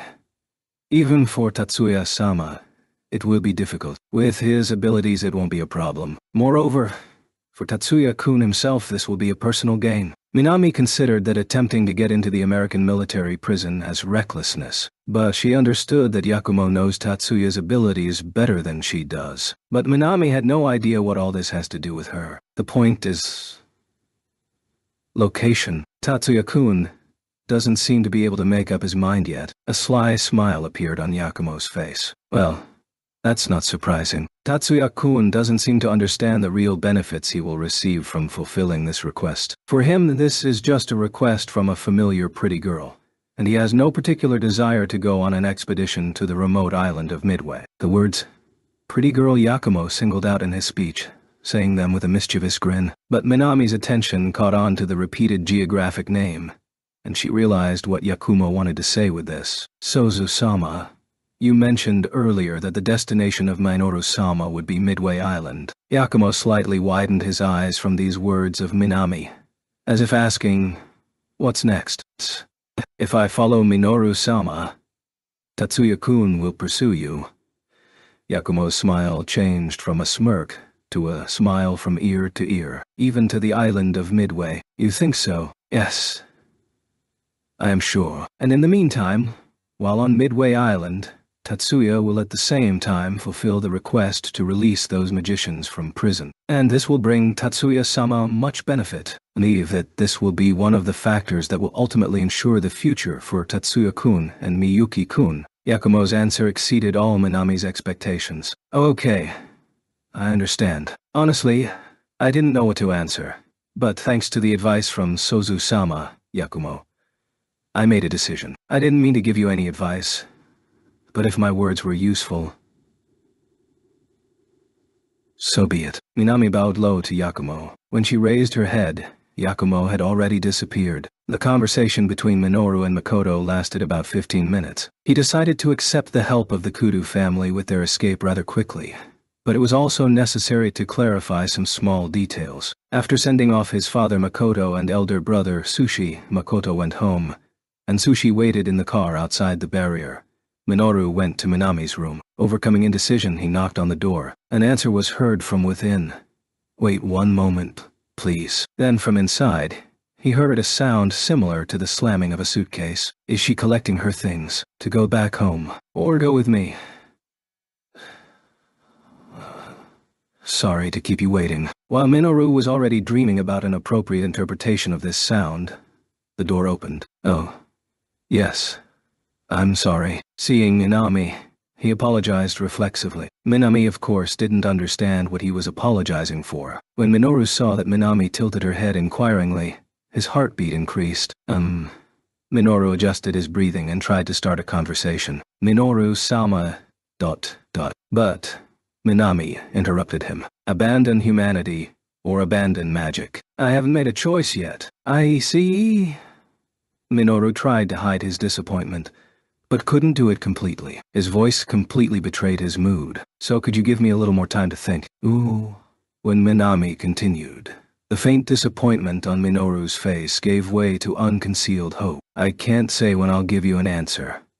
Still, could you let me go with you? Yes, of course. With joy. Minoru's face lit up with joy. Even if his beauty wasn't of this world, it only confirmed his similarity with some young deity, commanding art and light. Minami was so overwhelmed by this beauty that she began to feel light tingling sensation in her heart. Minami didn't lie about the fact that she's hesitant between the two options. She was afraid that she would turn into a useless creature. Useless for everyone. Not needed by anyone. This is what Minami was blindly afraid of. It could even be called paranoid fear. That was how Minami envisioned her worst future. Losing her magic, she will become unsuitable for Miyuki-sama's service. Renouncing her humanity, she will no longer be able to stay close to Miyuki-sama. She couldn't even conceive of the fact that Minoru really needed her. There was no doubt that Minoru was serious about her treatment. Now he is serious, but she didn't think that it would continue after. Now she wanted to stay with him, but she didn't know how long it would last. Minoru-sama and I don't match. There is no balance between us. I can't believe that I have the charm that can attract the attention of Minoru-sama. Therefore, Minami couldn't decide. She didn't pretend to be hesitant but really couldn't decide. However, it was obvious that Yakumo's phrase, "This will provide a future for Tatsuya and Miyuki," influenced her decision to go with Minoru. Minoru-sama sincerely worries about me, and I take advantage of this grace of Minoru-sama. That was the feeling of guilt, like thorns stuck in her heart now. Chapter 10. When Tatsuya arrived at the Okigahara CA of trees, the hands of the clock had already passed 17:00.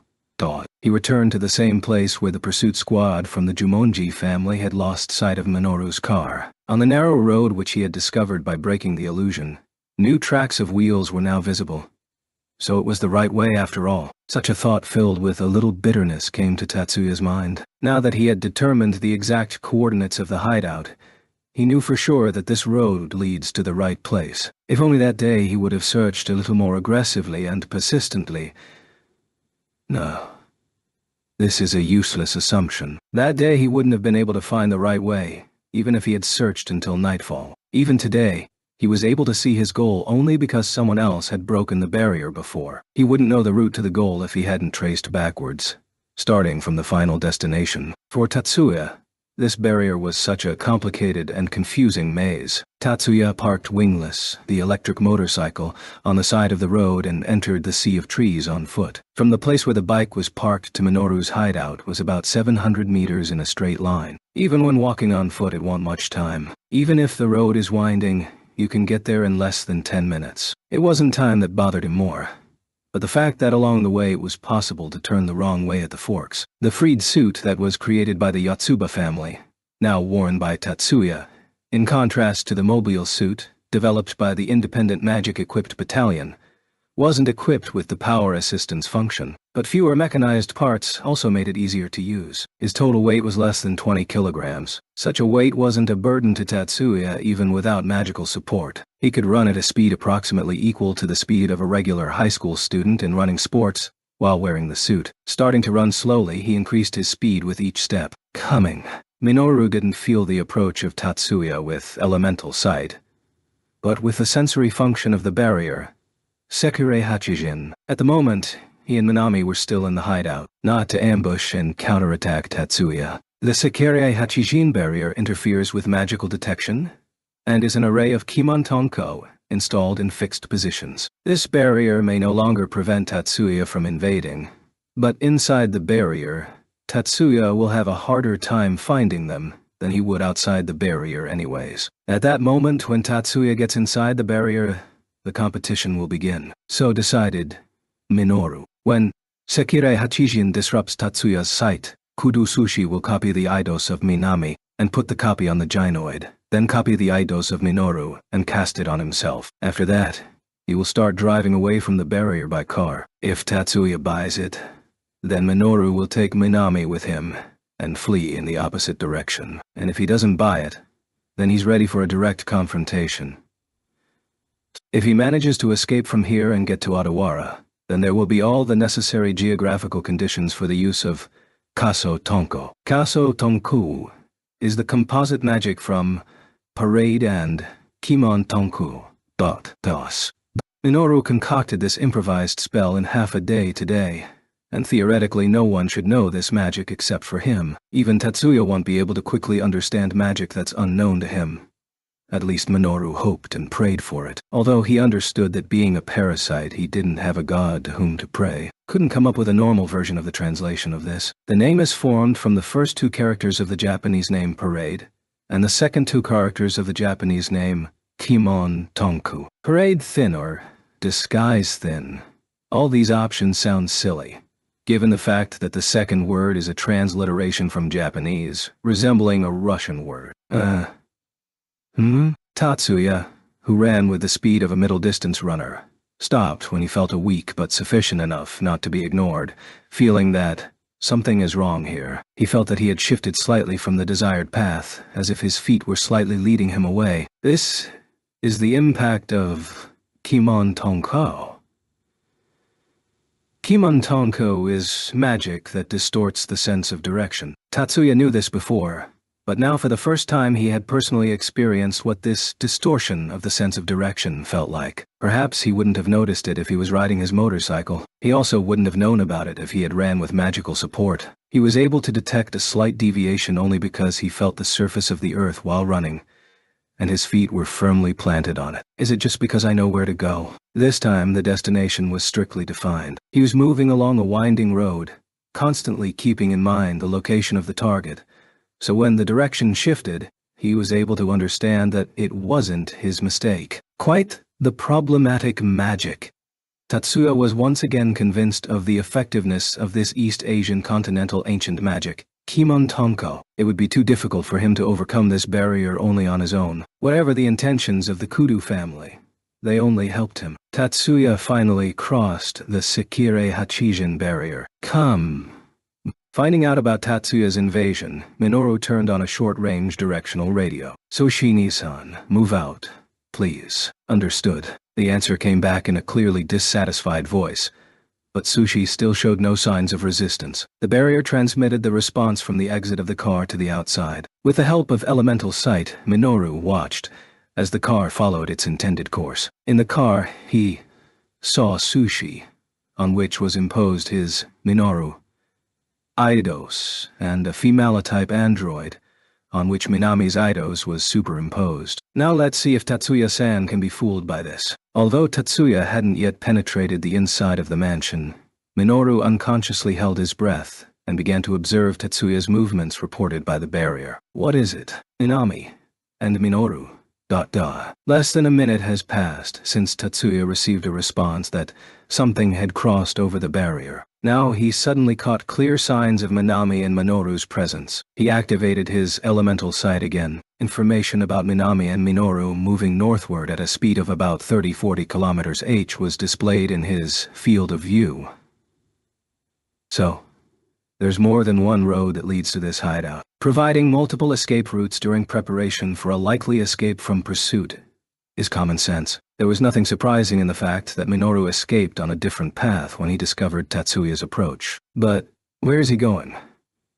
Besides, so openly. Tatsuya couldn't believe his perception, because Minoru's behavior seemed unnatural. Although he said, so openly, Parade acted on the Eidos of Minoru and Minami, not Lena's spell, namely the Parade of the Kudu family. Without receiving that data from Fujibayashi, he wouldn't have been able to see it so clearly. But it was too clear. He saw them too well. It seemed to Tatsuya that they were making a show of themselves, knowing that they would be watched. In addition, the direction of their escape also raised some doubt. The Minoru group passed through the sea of trees and continued north along the state highway. If they continue in this direction, they will come upon Saiko Lake. If, from there, they turn east, they will follow the central road along Lake Kawaguchi. If they turn to the west, and then, before reaching Lake Matosu, turn to the north again, they will eventually end up in the city of Kofu. The route leading south of Lake Matosu could be ruled out altogether, because in that case they would have immediately gone south straight out of the sea of trees. The question is, where will they go next? If they head east, then they will be in the suburbs of Tokyo. They will be entering the territory of the Jumonji family. If they go to the north,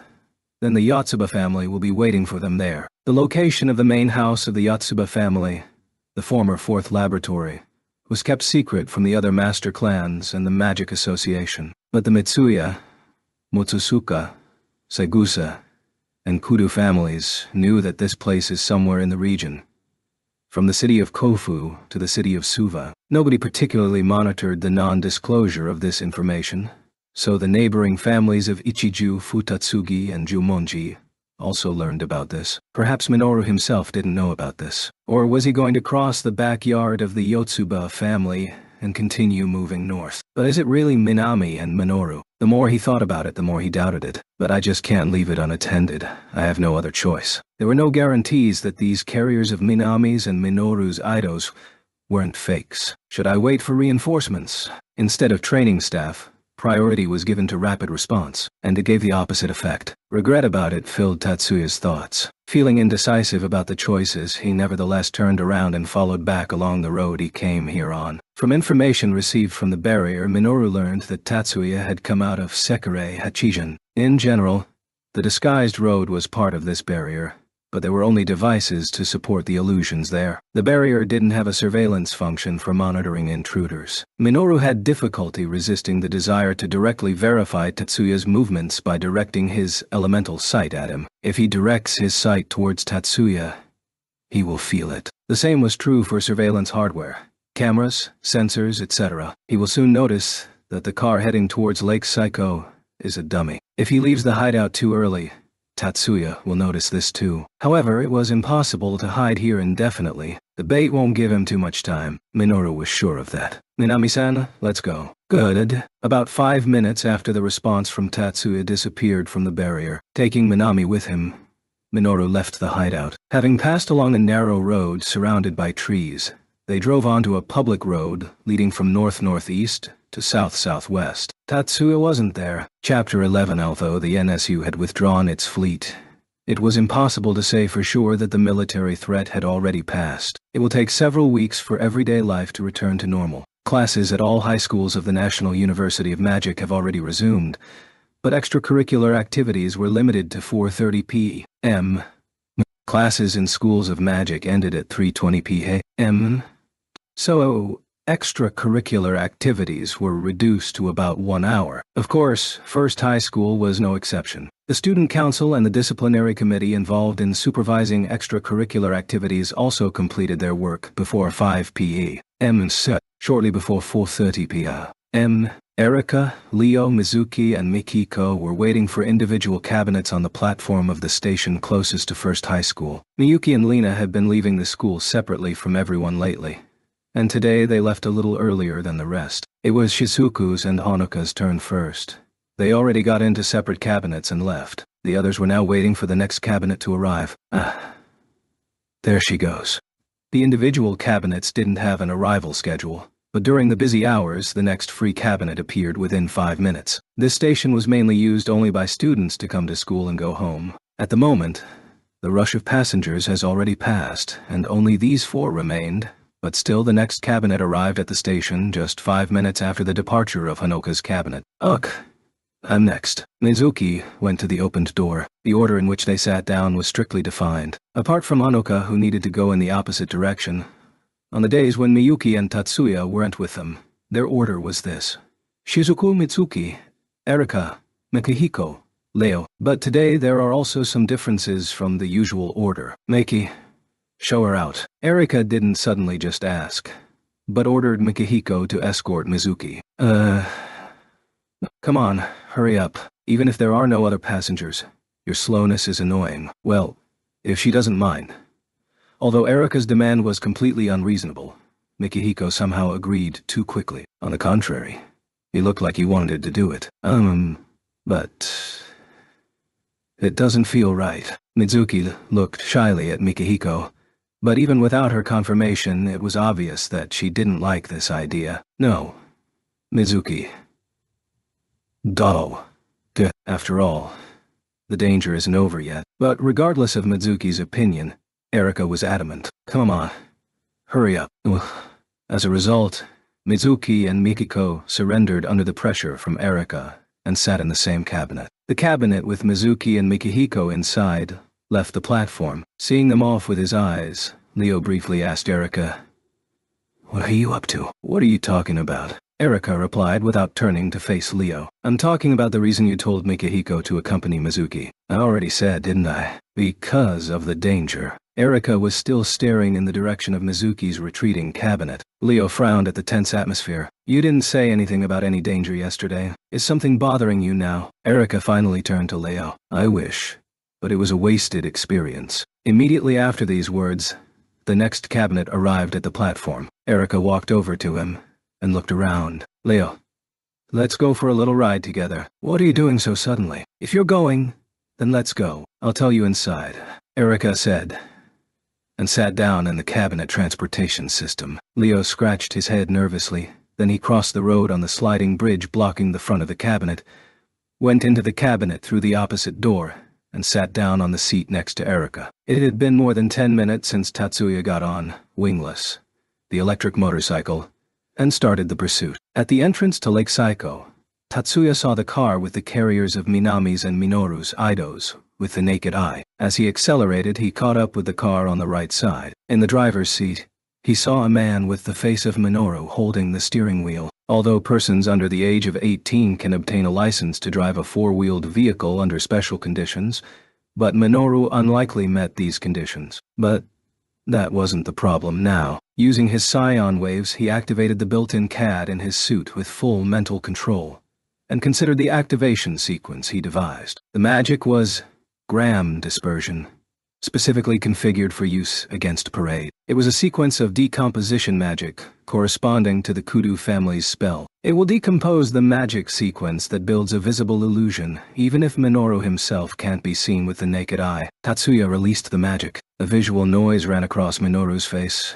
and the outline of his entire body became blurred. This doesn't mean that the body of the carrier with the image of Minoru was destroyed. The magic sequence that formed the image of Minoru, stripped of its information body structure, began to dissipate. After the haze of psionic particles cleared, Kudu Sushi, after all, it's a fake. Tatsuya didn't even bother to look at something with the image of Minami sitting in the passenger seat. The Minoru turned out to be a fake. So, Minami shouldn't be real either. Tatsuya slammed on the brakes, deciding to go back to the hideout located in the center of the sea of trees. At the same time, Sushi turned the steering wheel to the right, tires squealing. The large passenger car made a sharp approach towards Tatsuya, which made the car spin. As if knocked down, the electric motorcycle flew off the road. Guided by Tatsuya, Wingless flew to the side along an arc corridor. But in fact, the motorcycle wasn't hit by the car. He took off by himself, with the help of flight magic. Tatsuya turned Wingless, the flying electric motorcycle, 180 degrees in the air and brought it back to the road. Then he looked in the rearview mirror. There he saw that the car had stopped, turning sideways. Furthermore, the car driven by Sushi began to turn around, apparently in order to pursue Tatsuya's motorcycle. Using his psion waves, Tatsuya activated the suit's built-in CAD. At the same moment when the magic was activated, two wheels fell off one side of the car, and that side slammed onto the road with a crash. Moreover, this car will no longer be able to prevent Tatsuya. But Tatsuya remained vigilant, realizing that instead, Sushi himself could attack him with some kind of restraining magic. The tilted car without two wheels was getting smaller and smaller in the rearview mirror. Some time had already passed, but Sushi hadn't released any attacking magic. Tatsuya arrived at the hideout Minoru used at about 5:45 p.m. Before entering the sea of trees. Through the suit's communicator, he informed Hyogo about Sushi as he was directly on the move. At the moment,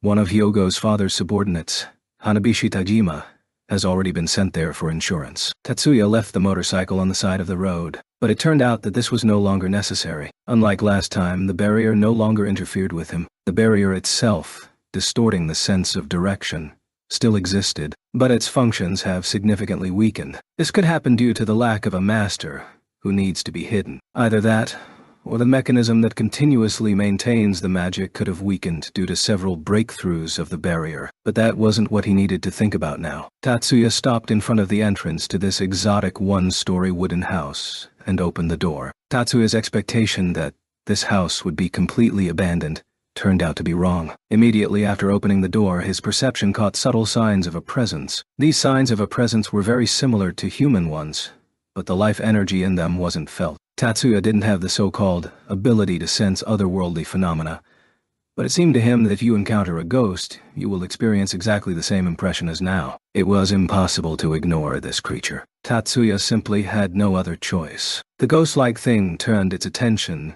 to Tatsuya. Tatsuya realized that it was waiting for him. He couldn't afford the unnecessary battles right now, and at the same time he shouldn't lose sight of the slightest clue. In addition, if the owner of this presence is an enemy, then it will be faster not to wait for him to prepare a trap, but immediately rushed over to him. Tatsuya went deep into the mansion, in the direction from which the signs of presence were felt. Honoka returned home around the same time that Tatsuya entered the hideout that Minoru used. She lived alone. Her parents were alive and well, but ever since Honoka went to elementary school, they were often away from home, almost living at work. Honoka's and Shizuku's mothers were close friends from a young age, and Hanuka's mother often left her off at Shizuku's home. And during her high school years, she almost lived at Shizuku's house when her parents were away for work for long periods of time. The Kitayama couple treated Hanuka like Shizuku's sister. In particular, the care of Shizuku's father, Kitayama Ushio, manifested itself in such a way that Hanuka began to feel shy about this when she grew up. Hanuka began to live alone when she entered first high school, no doubt, mostly due to the fact that she decided that she couldn't use the good nature of Shizuku's parents forever. When Hanuka finally decided to live in a separate apartment, this caused a slight disagreement. The first thing Kitayama Ushio said was, "I'll buy you an apartment." When she refused, he offered to arrange for her a luxurious apartment, which he described as follows. "It has a reliable security system, and the management company is a part of my group of companies." That is, he tried to buy Hanuka an apartment, not an apartment room, but a whole apartment complex. She refused this too. "Then, at least live in a securely guarded apartment," said Ushio, and ordered his subordinates to find suitable apartments. They found more than a dozen options. After discussion with her parents, Hanuka chose one of these options, and now she lived in this apartment. This apartment had a huge rent, and was too spacious for one person to live in. The security system in it, although it wasn't the latest in technology, but it was enough to protect the girl living alone. This apartment was also conveniently located for visiting the school. Therefore, she had no fear of anyone getting in, while she wasn't at home. Besides, even though she was a sorceress, in terms of perception and way of thinking, she was closer to an ordinary girl. When she came home, she didn't even think about being wary of suspicious people. A shadow crept up to Hanuka from her blind spot, silently and unnoticed, and grabbed her from behind. "Kaya."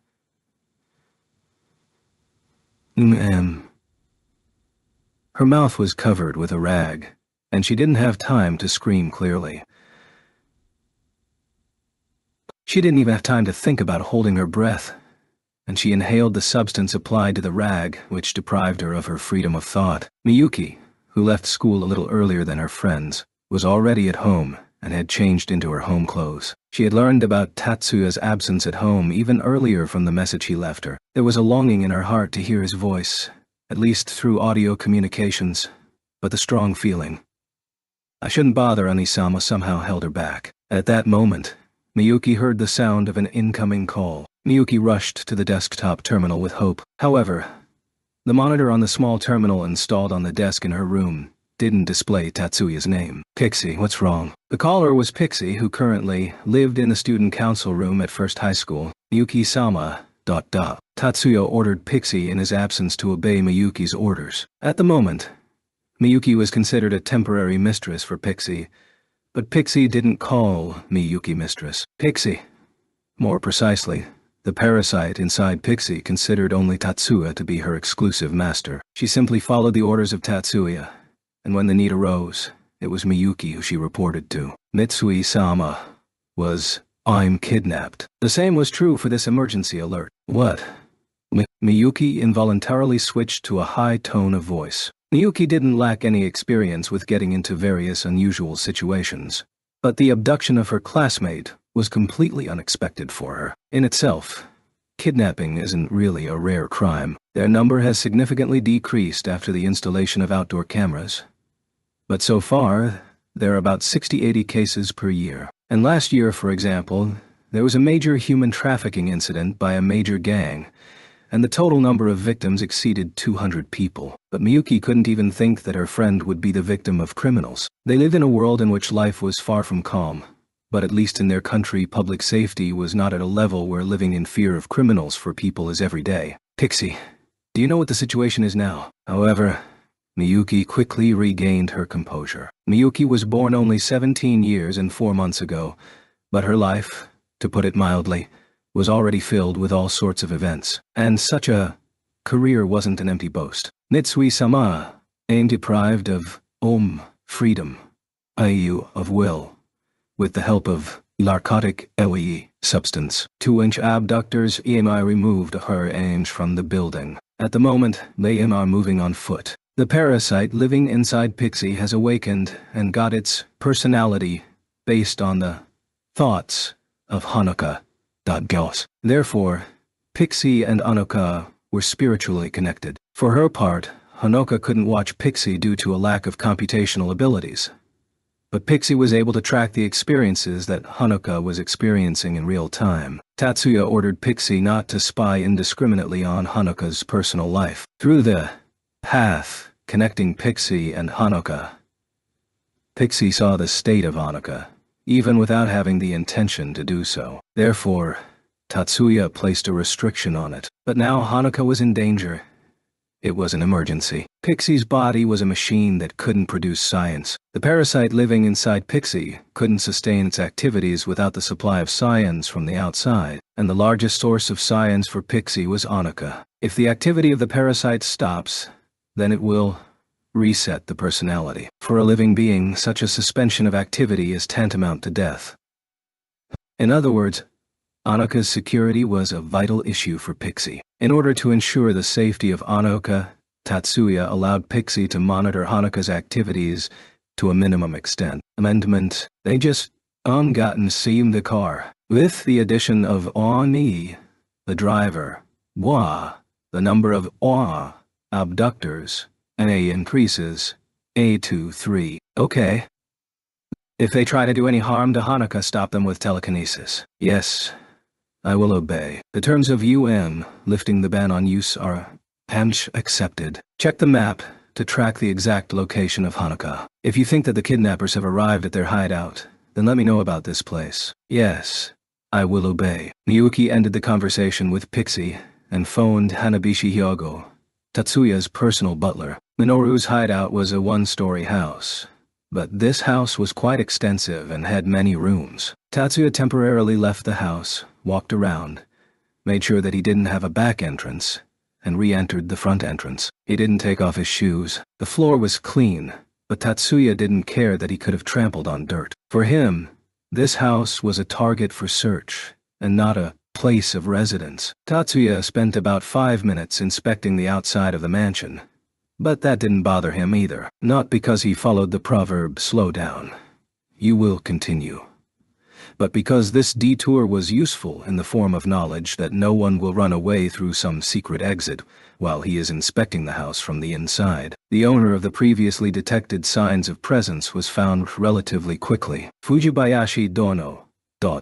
In the back of the house, in a windowless room that looked like a storeroom, Tatsuya was waiting for Fujibayashi Nagamasa, head of the famous Fujibayashi family, magicians of ancient magic and ninjutsu users, father of Senior Lieutenant and Fujibayashi Kyoko, from the independent magic-equipped battalion. Tatsuya took off his helmet, which he was still wearing, put it under his arm and spoke to the creature that looked like Nagamasa. Shiba Dono, you came too.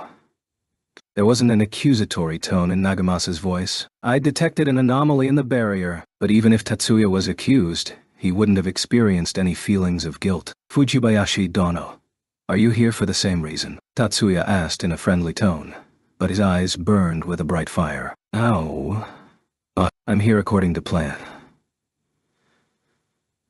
The fire in Tatsuya's eyes flared up even brighter, while his eyes narrowed to a stern, sharp look. Does this mean that from the very beginning you planned to deal with this without me? Tatsuya's manner of speech had lost respect for his elder. However, Nagamasa showed no concern over this. Sort out? In a way, this is the correct expression. I came here to deal with the situation that led to this mess. Your goal isn't to capture Minoru, but to let him escape. Tatsuya asked a question that wasn't directly related to Nagamasa's words. It was our Fujibayashi family who gave the former 9th laboratory the spell, which later became the basis of Parade. Nagamasa also spoke on a topic unrelated to Tatsuya's question. The indisputable fact is that it is based on the Matoi spell, created by Kokono Yakumo's predecessor. However, it is shadow twins of the Fujibayashi family that connects it with modern magic. We also transferred many other techniques to the former 9th laboratory. So what? I have no desire to listen to these complaints. Tatsuya listened to everything his opponent said. This is in no way a complaint. We don't cling to gross profits, like the traditionalists. You want to say that you have such a lofty goal as the search for truth. There were faint signs of ridicule in Tatsuya's voice. The search for truth. Exactly. But Nagamasa agreed, becoming absolutely serious. Ibono, do you know what the art of shinobi is for? I don't know. Tatsuya answered dryly and briefly. The thought read in his voice, I didn't come here to answer questions. In an era when electronic equipment wasn't yet invented, the art of shinobi represented a technology for intelligence and assassination. Spies and killers were both shinobi using ninjutsu and not using it, and they did nothing else. Even if they were unhappy about it, the shinobi who lived at that time may have been pleased with such a life. Despite the attitude towards them, their skills were considered important and necessary. The art of ninjutsu is of great importance in our time. Do you really think so? With the spread of electronic equipment, the number of places where shinobi can actively operate has significantly decreased. And with the development of modern magic, capable of activating quickly and reliably, ninjutsu was forced out, even from the sphere of intelligence. Ancient magic is excellent for surprise attacks, so it still plays an active role in assassinations. We wouldn't be able to live a normal life if we were only killers. If you aren't here to buy more time,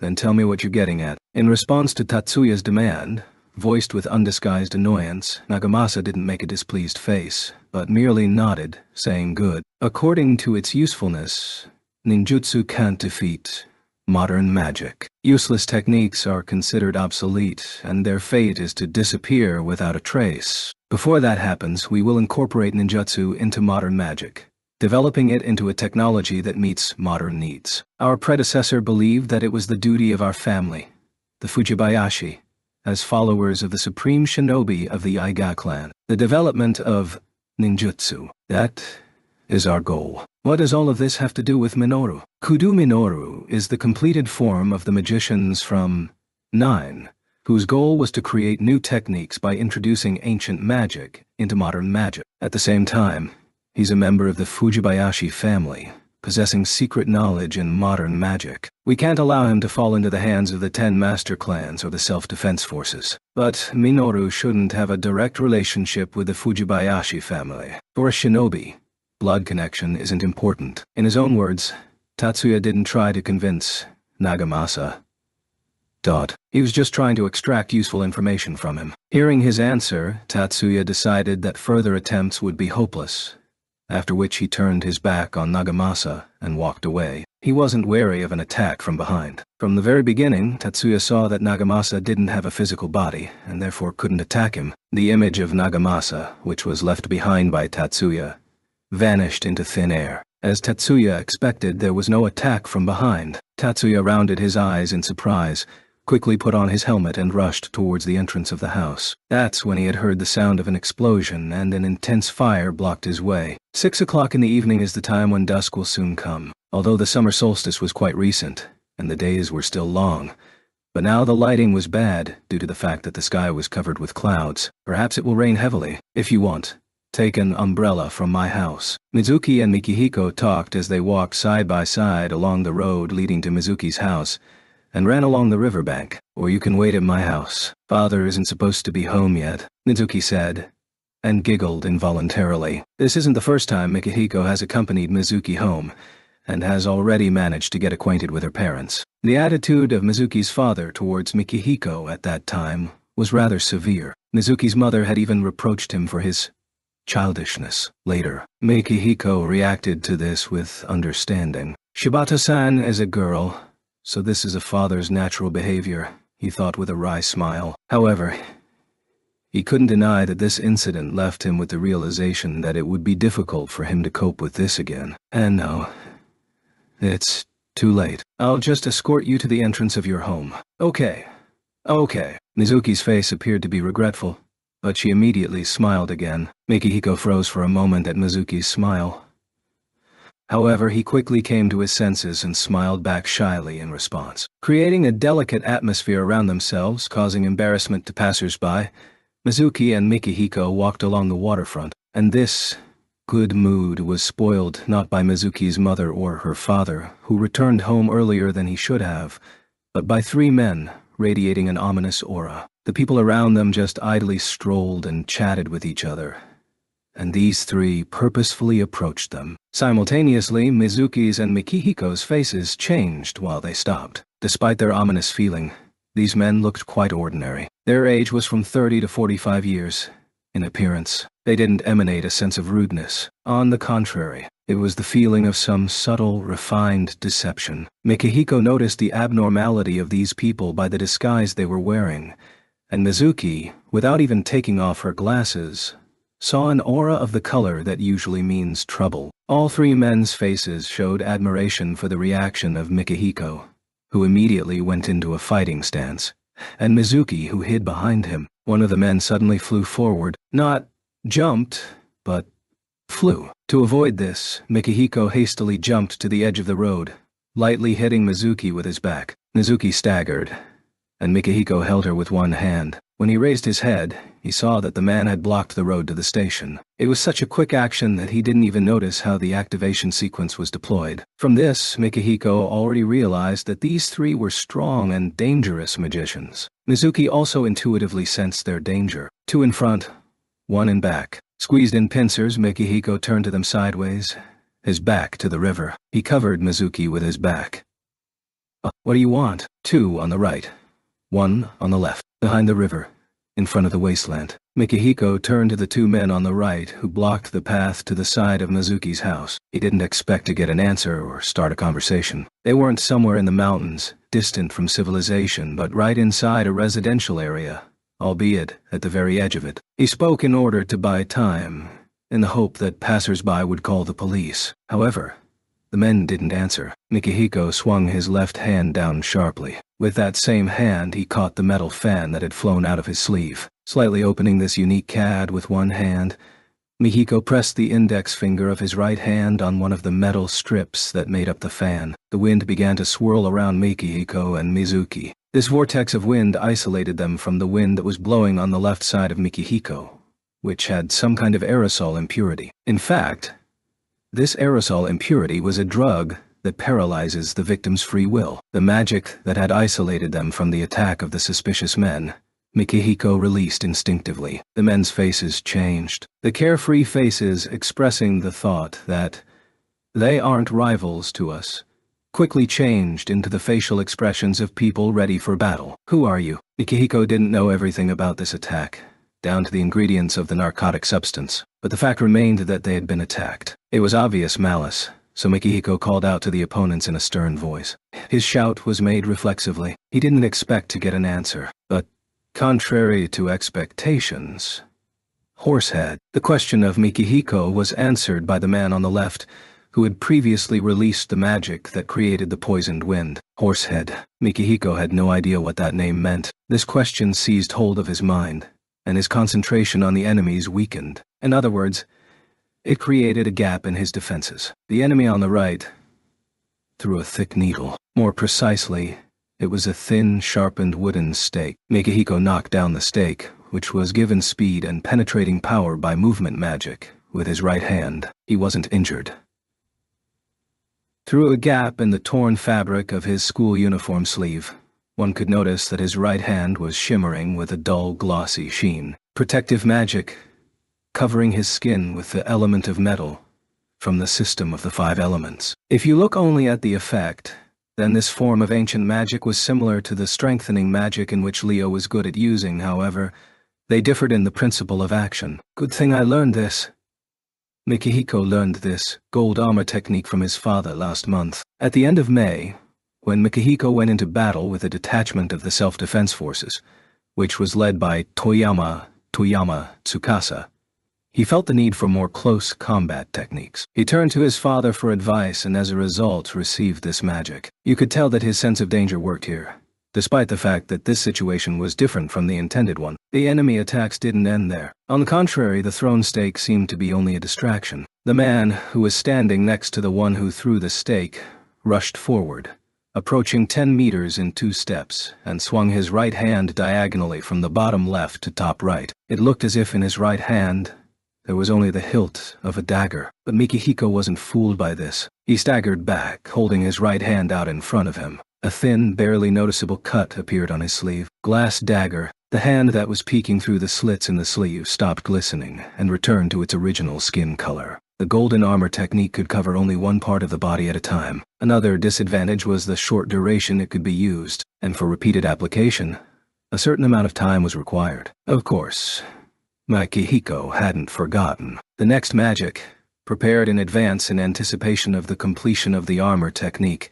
He activated immediately after receiving a blow with the glass blade. Sorry. That's all he could say now. Without waiting for Mizuki's answer, he suddenly pulled her close to him, clasping her waist. Mizuki froze. She didn't say anything. No. She didn't have time to scream. Mikihiko's magic activated. The air mass, located between Mikihiko and the man brandishing the glass blade, a member of the Horsehead Squad named Henry Fu, suddenly exploded. A gust of wind struck not only Henry, but also Mikihiko. As if riding this wind, Mikihiko jumped while still holding Mizuki. He leaped over the restrictive fence and jumped from the embankment into the river. Although it was called a river, in reality it was more of an artificial channel. It was narrow and not deep, and its course was weak. With the help of magic activated while jumping, he briefly managed to stand on the surface of the water. But the next moment, he plunged knee-deep into the water. Shibata-san, I'm sorry. Be patient a little longer. Again, apologized Mikihiko. As he spoke, his fingers moved, preparing a new magic. Don't worry about it, Yoshida-kun. Mizuki uttered a warning in the form of a shout. But even without it, Mikihiko had already noticed that the horsehead was chasing them. The grass on the bank swallowed up the lightning that had attacked them. Lightning was created by the magic of the release system released by Igiho, a member of the Horsehead Squad, and Mikihiko defended himself against it with help from the modern magic, Lightning Rod. Mikihiko's CAD outwardly looks like it's intended for ancient magic, but it also contains activation sequences of modern magic. Leaving Iggy on the bank, the other two jumped into the river. Upstream was Gabe-shu, who had previously released a cloud with a narcotic substance. Down by the river stood Henry Fu, the one brandishing the glass-bladed dagger. Such a change in the situation wasn't much of an improvement. The raging flames attacked Tatsuya, penetrating deep into the mansion, which Minoru used as a hideout. The fire spell was activated outside the mansion by Fujibayashi Nagamasa.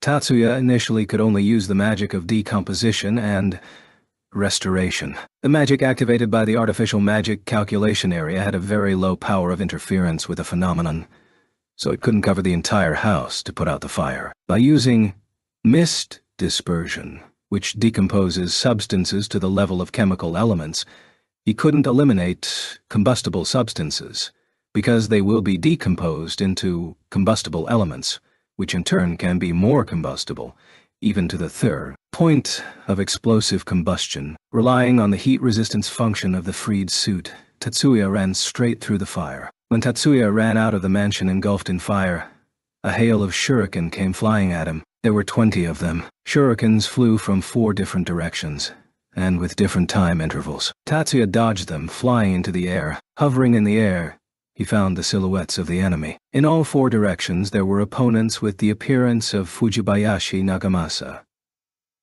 Tatsuya furrowed his brow. But besides this, there were no further delays on his part. Tatsuya's magic pierced 4 human silhouettes, and it wasn't decomposition. Armor-piercing psionic projectile. Non-systemic magic, firing a compressed psionic mass. This magic, developed under the leadership of Yakumo, existed both in the form, variety, of the projectile's flight in normal space, physical dimension, and in the form of its movement along the information dimension. Now Tatsuya was using a variation with flight in normal space. The distance between them was about 20 meters. In less than half a second, 4 cyan bullets penetrated 4 human silhouettes. 4 of the Nagamasas simultaneously disappeared. All 4 of them were illusions. Is this twins? Tatsuya muttered to himself as he dodged the hail of stones that came flying at him from behind. Tatsuya noticed Nagamasa's use of twins while talking to him in the mansion, so he wasn't surprised. Although it looks similar to Parade, but it's something completely different. Such a bitter thought crossed Tatsuya's mind as he descended to the ground. Nagamasa's twins, or as he called it himself, shadow twins, was different from both Minoru's and Lena's spells. Perhaps it doesn't have enough power to fool elemental sight. However, this magic made it possible to simultaneously create several doubles capable of functioning as batteries for invoking magic. But the most problematic part was that the connection with the real body was cut off. This isn't a transformed object. Maybe are these shikigami from spirit magic. He didn't know how it worked, but he assumed that an image was being created from the independent information body of the shadow, and the operator was controlling the magic from afar, hiding behind the projections. If you apply reverse tracking to the information close to the exit point of the magic sequence, then you can find out the location of the real body, but it won't be that easy, thought Tatsuya, destroying the next double that appeared behind him. To test this, he directed his sight at the source, which had fired stones with the help of speed magic, but there was no one there. When you chase the information, if it just moved, then the real body can be tracked. But in this case, it seems that the information continuity was cut off using some kind of invisibility technique. Tatsuya remembered that Yakumo demonstrated a similar technique. It won't be possible to track the target through the information dimension if you don't catch the necessary information directly during the activation of magic. Also, Nagamasa only used magic at the same time as the shuriken or stones were fired, disabling his remote control of the magic immediately after they were fired. Consequently, this battle turned into a guessing game of when and where the next magic will be launched, and Tatsuya at the moment had the role of currently lagging behind. While he spends time and effort here, Minoru continues to escape. Tatsuya was forced to fight, not only with Nagamasa, but also with haste in his thoughts. Stakes and lightning bolts flew from the bank. From above, the wind blew with drops of narcotic substance, while a blade was coming from behind. Mikihiko repelled the attacks of all three members of the Horsehead Squad by controlling the water from the river. The stakes were simply fought off with water balls. Against lightning, he created a veil of thick fog. Against the narcotic wind, he defended himself by using a wall of reverse waterfall, when water rushes from the bottom upwards. Against the enemy attacking with a glass dagger, he defended himself with a water whip, divided into 8 parts. However, to repel long-range attacks and to prevent the enemy from reaching close combat range, Mikihiko spent all his strength, so he wasn't able to counterattack. Behind him, Mizuki could hardly restrain the trembling. Although it was now the middle of summer, it was already evening, and the river, although shallow, had a current. If you stand knee-deep in water for a long time, you can freeze. Mikihiko understood this, so his impatience increased too much. No, that won't do. Stop being nervous, Mikihiko. Impatience is absolutely forbidden, but it's better to risk everything to escape, isn't it? Fighting off the temptation to do so, Mikihiko mentally scolded himself. At this point, Mizuki received no damage, except for a slight loss of temperature from the river water. Although this was precisely because of Mikihiko's protection, he himself was well aware of this. If he hurried now, all his efforts would be in vain. Mikihiko turned to himself. It's not just a coincidence that we were attacked here. This is the way Shibata-san goes to school. Their target isn't me, but Shibata-san. With such thoughts, despite his nervous exhaustion, he could continue the battle by completely going on the defensive. Mikihiko's patience was rewarded with the arrival of reinforcements. From the bank of the river there was a loud noise from an impact. The sound was like a thin metal stick striking strong wood. Ah, you, the Chiba swordswoman, why are you here? Immediately afterwards, Igiho's confused cry was heard. You want me to answer that? The voice that responded belonged, of course, to Erika. Mikihiko. Tosu. Nizuki? Are you okay? Then they were hailed by another voice, coming from the direction of the station, a little behind Erika. Leo. Even before Mikihiko had time to reply, a large human figure jumped from the embankment. Leo landed in the river with a large splash. I take care of that. He pointed to the assassin from the Horsehead Squad named Henry Fu, who was stunned by this spectacular appearance of reinforcements. Watch out. Watch out. He has a dagger made of glass. Aha, Leo bellowed enthusiastically, and lashed out at Henry, who had already recovered from his shock and was standing up. He didn't scream, Panzer, like usual, because right now Leo was using the CAD with mental control that he received from Ernst Rosen last summer. Intense psionic light enveloped Leo without the usual cry, and he attacked the dagger. Now, with the exception of Mizuki, the battle turned into a 3-against-3 format. Mikihiko turned the remaining enemy Gabe Shu. During the course of the battle with the Nagamasa doubles, Tatsuya was lured from the courtyard of the hideout into the sea of trees. Despite the name Sea of Trees, this forest wasn't so dense that it was impossible to move between the trees. Even an ordinary person, non-magician, didn't have to worry that he would get stuck here if he turned off the road. But it was an indisputable fact that the trees made movement difficult. People who aren't accustomed to acting in the forest won't be able to fight here at a decent level, and three-dimensional spatial maneuvering with the help of a flying suit was generally excluded. Perhaps this might have been unexpected for Fujibayashi Nagamasa, but Tatsuya didn't have any difficulty moving among these obstacles. He's accustomed to acting on the basis of information received from elemental sight, replacing the visual information received from ordinary eyes. He had also reached a level where he didn't experience inconvenience even when working with non-visual information received from electronic devices,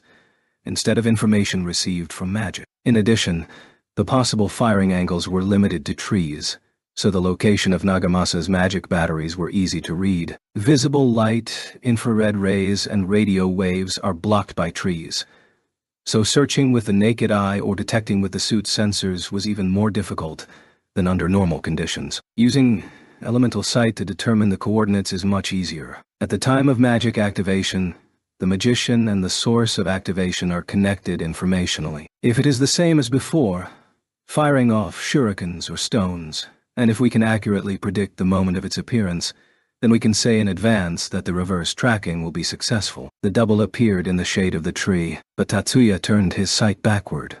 Behind him, there was no attack from the front. Shuriken flew back to the right. Before he could even take a step to evade, the connection with the spellcaster had already been interrupted. Signs of magic activation began to emanate from the double in front. No, this doesn't fit. Firing a scion bullet, he destroyed the double. The fact is that the double, who stood in front, tried to activate camouflage magic with a delayed activation. Signs of magic activation appeared from behind. Attack by non-lethal sound waves. Looking back, he counterattacked with an armor-piercing scion bullet. Sustained. The double didn't disappear. Sound waves with a frequency close to the upper limit of a person's hearing hit Tatsuya. However, Tatsuya's helmet automatically blocked sound waves that cause discomfort and interfere with mental concentration. If you look only at the direct impact, it was a meaningless attack. Tatsuya squeezed scions 3 times stronger than during the last attack. Counter-magic spell Gram Demolition. A powerful stream of scions blew the double away. Immediately after, a chain wrapped around Tatsuya's legs. That senseless attack turned out to be a distraction. Sparks and lightning emanated from the chain. However, the next moment, the chain disappeared. The damage to the suit and the wounds under the suit also disappeared. Something shook in the shadows of the trees. Tatsuya turned his hidden beneath his helmet toward this shaking. To the left of Tatsuya, a new double appeared. This double tried to shoot stones shrouded in fire. Tatsuya's sight grabbed onto this image. Tatsuya read the double's information while he was connected to the real body. From information about the current moment to information about what was a moment ago, and even further, only a moment in the past. Rewind. Rewind. Revealing the past, hidden behind the presence in the history of information change, Tatsuya unleashed his power. Local decomposition. Magic. Piercing thin holes in the human body. Tatsuya heard the sound of a man falling, both knees broken. This sound came from the shadows of the trees about 10 meters away. On the embankment leading to Mizuki's home, Erika entered into close combat with Iggy Ho, a member of the illegal map horsehead unit. Erika's weapon was a telescopic baton with a built-in CAD. Iggy Ho's weapon was some kind of wire. "You're pretty good with that homemade thing. You must be a pretty good craftsman." Erika spoke with a mocking tone during their exchange of blows. Iggy only continued to look for Erika's weak points with his stern gaze. The weapon he used was a twisted, thick wire, the tip of which was sharpened with a file. A wooden stick was attached to it, which acted as the handle. This weapon was used almost like a rapier. The Horsehead Squad entered the country by plane under the guise of ordinary passengers, so they couldn't bring any weapons with them. And it's not just about the current moment. For them, making weapons on site from readily available materials was commonplace. The wooden stakes he threw at Makihiko were also made from sawed logs. The glass blade, for example, was cut from ordinary window glass. To do this, they even mastered a special magic that helps with the processing of materials. Also, in order to compensate for the lack of strength of materials, Magic was used not only during processing, but also when using the weapons. They make weapons from any available materials. Use as a weapon everything that comes to hand. Perform the assigned task of killing or sabotage without receiving support from their country. That was the style of the illegal map. Thanks to Iggy Ho's magic, the wire-thin sword he used looked even more durable and flexible than a real rapier, at least outwardly. But it was only the effectiveness of the weapon itself. After all, combat skills is another conversation. Iggy was far from weak in the use of rapier-like weapons. His practical techniques of fencing were at a high level. However, if we talk about the techniques of the sword, then Erica was a step, or even 2-3 steps higher. The only reason the fight wasn't over was because Erica was wary of the possibility that Iggy might have something up his sleeve. But in reality, in order for the wire sword to withstand the attacks of Erica, Iggy Ho was forced to maintain his strength and flexibility with magic.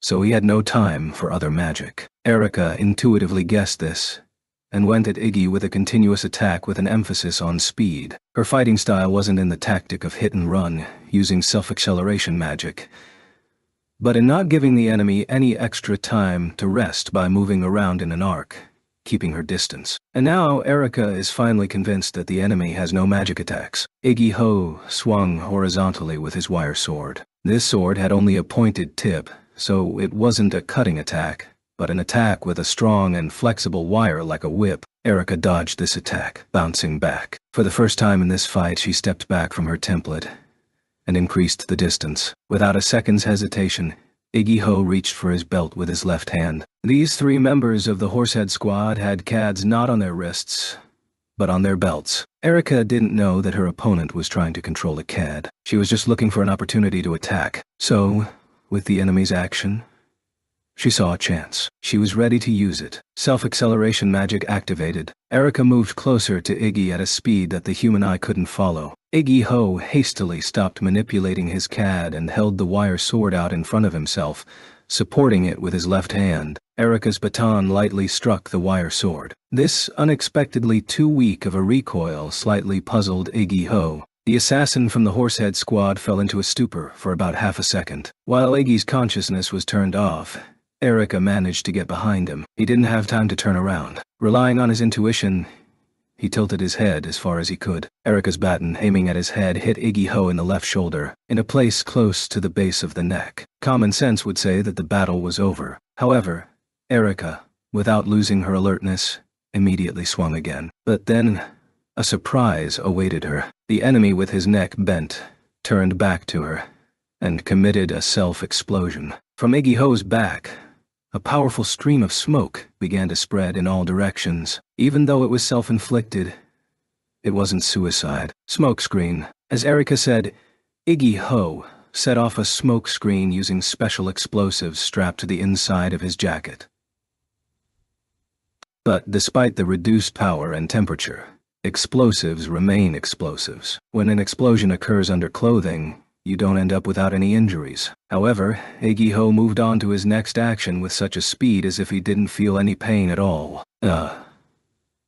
Hey, wait. Erica's voice rang out, surrounded by a smoke screen. Even through the smoke, she was able to detect that the enemy began to quickly move away. Illegal Map is an illegal sabotage squad. Members of this detachment must have a high level of combat abilities, but it was much more important not to fall into the hands of the enemy. With modern technology, it is possible to extract information from the brain of the dead. Simple suicide wouldn't be enough to maintain secrecy. Therefore, the ability to escape at any cost is especially desirable for illegal agents. Erica didn't pursue Iggy. She immediately closed her eyes so as not to damage them. It wasn't known what substance could be mixed into the smoke to cause any effects other than blocking the view. There was also the possibility that she had already been subjected to some subtle paralytic effect. A reckless pursuit could lead to a counterattack. Besides, the purpose of Erica and Leo rushing here was to help Mizuki and Mikihiko. Fighting the remaining enemies was a priority over the pursuit of fleeing enemies. Erica leaned over the fence. There, in the river, Leo and Mihiko still had to fight. Erica wanted to intervene in their battles, but when she looked down, she was disappointed. The battle between Leo and Henry Fu was more of a fist fight than hand-to-hand combat. Henry's dagger, though it was made from ordinary glass, was strengthened by magic. However, after the first collision with Leo's fist, reinforced with the magic of the same type. It shattered into pieces. Moving from a voice recognition system to a thought management system, Leo stopped wearing a protective glove with an integrated CAD. Instead, he started wearing open-fingered gloves reinforced at the knuckles on both hands. He didn't wear these gloves all the time, but he kept them with him just in case. It was the magic fortified fist part of his glove that shattered the glass blade. The glass blade, fortified by Henry Fu's magic, was broken by Leo's fist, which was reinforced by magic. This meant only one thing. Leo's magic surpassed Henry's magic. Moreover, Henry Fu's face froze when he saw the insane strength of Leo, who didn't grab the blade from both sides, but simply struck it with a direct blow. However, if he had continued to stand there in a daze, he wouldn't have been fit to serve even as a common soldier, let alone as an illegal agent. Henry threw the remaining hilt of his dagger at Leo to gain time, jumped back despite the poor foothold in the knee-deep river, and tore off the left sleeve of his jacket with his right hand. On his left wrist, under a long-sleeve jacket, worn despite the weather being in the middle of summer, wasn't a CAD, but two thin weighted bracelets, the weight for which was made from iron sand. Henry took off his weighted bracelets with his right hand. So, you wanted to give me a head start? While ignoring Leo's mocking comment, Henry wrapped bracelets around his fists, partially with the weight out. In fact, Leo didn't believe that his opponent was giving in to him. He quickly understood why Henry had transferred the weight of the bracelets from his left wrist to both of his fists. It was kind of like a replacement for gloves, which not only protected the fists, but also added power to the punches. Leo rushed towards Henry at the same time.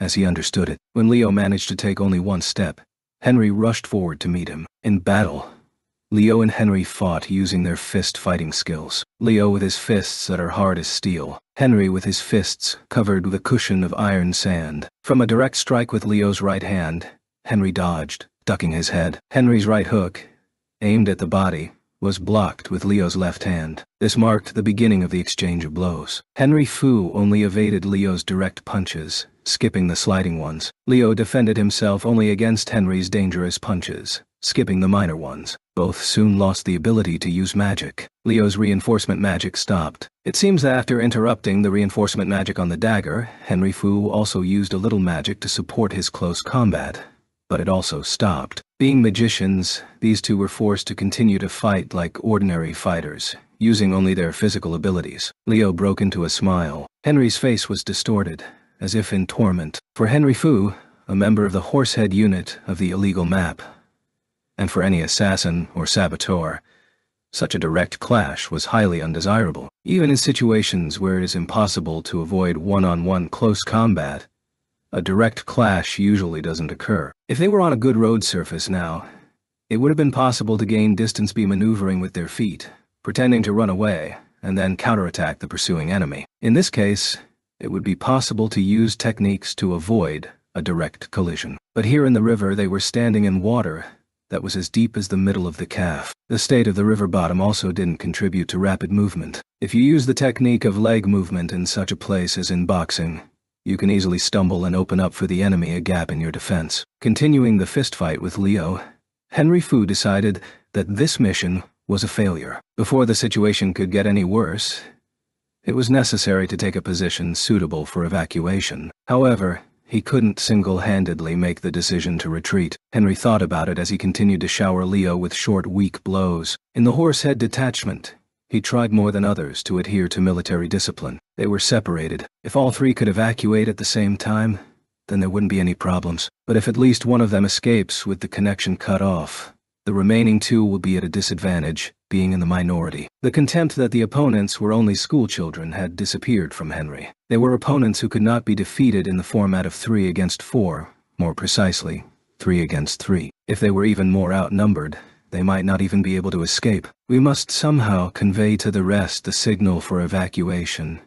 It happened at the same time that Henry Fu thought about it. The faint sound of an explosion came from the embankment. Henry grabbed a hold of Leo's fist after his lunge, and took the time to look up. "This is a smokescreen." Iggy lost, and ran away. When Henry Fu saw the black smoke trickling down the side of the road, he immediately realized what had happened. At the same time, a strong sense of danger overtook him. The high school student in front of him not only mastered magic techniques, but also possessed physical strength and endurance at the level of Navy SEALs or Green Berets. That's what Henry thought of Leo. That's what Henry thought of Leo. He caused a lot of trouble, and it was impossible to deal with him without magic. And if the Chiba swordswoman, who was given special attention during the preliminary investigation, joins him here, then the simple impossible to deal with will no longer be an excuse. The idea of the worst-case scenario flashed through Henry Fu's head. The worst outcome for members of the illegal map wasn't death, but falling into the hands of the enemy, with further disclosure of their origin and details of their mission. Leo pushed Henry away from him. Henry recoiled and staggered back along the riverbed about 2 or 3 paces. Leo followed Henry, who caused a strong splash on the surface of the water. Gabe, retreat. With his eyes fixed on Leo advancing in front, Henry Fu shouted loudly to his comrade who was upstream. But this sudden announcement for withdrawal didn't stop Leo's advance. They want to escape. He wasn't confused, but, on the contrary, became more serious. Almost catching up with Henry Fu, taking another step in close proximity to him, Leo sank slightly under the water. Stomping, he pushed through a deep hole in the bottom of the river. Using this pit as a fulcrum, Leo pushed off with his whole body and made a powerful lunge with his fist. It was an uppercut, aimed at the torso that was capable of causing damage to internal organs. Shortly before, Leo caught a glimpse of Henry Fu's arm reaching for his CAD, but he still hit him in the stomach. The body of Henry Fu, who had been struck by Leo's fist, soared into the air with considerable acceleration. "What?" Leo muttered in a stupid voice. After all, he himself had just delivered the blow. But he didn't think that the enemy would be thrown back 5 meters. And not 5 meters back, but to a height of more than 5 meters. Leo was stunned by this scene, as if it happened in a cartoon or anime. Even Erica, looking out from the shore, looked at it with rounded eyes. Henry fell into the river. He rose with a sudden movement, as if he had received no damage at all, then turned his back on Leo, and ran as fast as he could down the river. What the... It was only later, after thinking, that he realized that the enemy had used magic at the moment of receiving the blow. Activated magic in order to throw himself into the air using the momentum from the uppercut. But during this very unexpected scene, Leo just froze in a stupor. Mikihiko's fight was difficult, even when the enemy was left alone. Unlike the battles of Erica versus Iggy Ho and Leo versus Henry Fu, the fight of Mikihiko and Gabe Shu was a magic shootout. Mikihiko wasn't weak in physical combat. His physical strength and mobility was at a level that even Tatsuya and Leo recognized. Nevertheless, his strongest point in battle was where the main role is played by magic.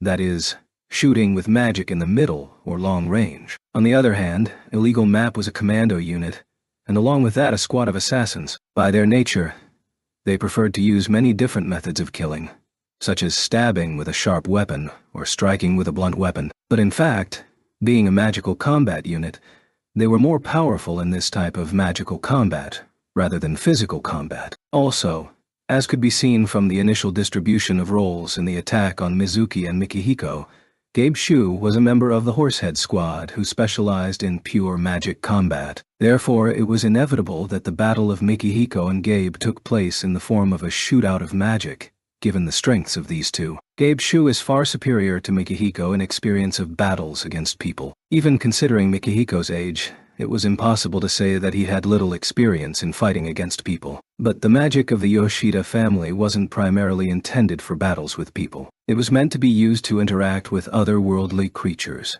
to expel them, invoke them, or to lend their power. Mikihiko gained experience in battles against people during joint operations with Tatsuya Dori, but it was still difficult for him to fight an opponent who was trained to use magic specifically against people in a real battle. From under the feet of Gabe Shu, bursting out of the water, stones flew. Mikihiko knocked down the arriving river rubble with ice arrows made of river water. The freezing process was intentionally added because, according to the rule, Earth defeats water in its liquid state. The water didn't have sufficient power. In modern magic, this wasn't a problem, however. In ancient magic, it was impossible to ignore the rules of competition between the 5 elements. Mikihiko sensed the signs of magic underwater right in front of him. In a hurry, he isolated the flow of the river, creating a wall of water. A bubble burst under the water in front of him. It released air that was compressed by magic and submerged underwater. This explosive expansion had the force of an explosion like that of a hand grenade. Rising strong water spray became an obstacle to Mikihiko's vision,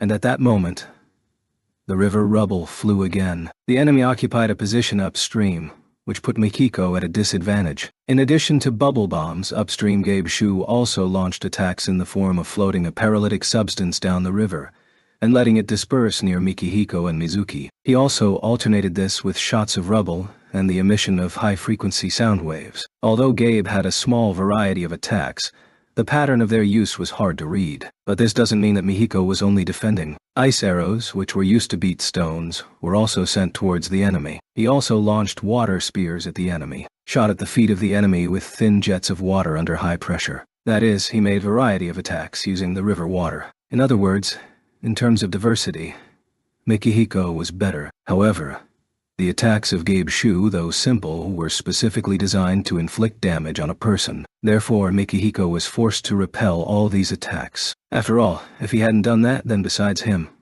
Mizuki would have been injured, who was hidden behind his back. Thoughts about this depressed Mikiko more than anything else. But now, in terms of the number of people, we are in a better position than at the beginning. Before Erica and Leo appeared, it was 3 against 2, actually 3 against 1. And now, in fact, there were 3 on 3, but because of the division, each had individual one-on-one battles. But despite all this, Mikihiko felt more cornered than before. Suddenly the situation changed. There was a small explosion above. A mixture of black, brown, and red smoke drifted down from the shore. There was a shout from behind. "Gabe, retreat." The next moment, the surface of the water exploded. A thick wall of water splashed between Mikiko and Gabe Shu. When the water spray fell, Mikihiko couldn't see the enemy behind it. When Pixie got in touch with Miyuki again, the clock read 18:05. Miyuki-sama. Sorry to bother you. Pixie. Report.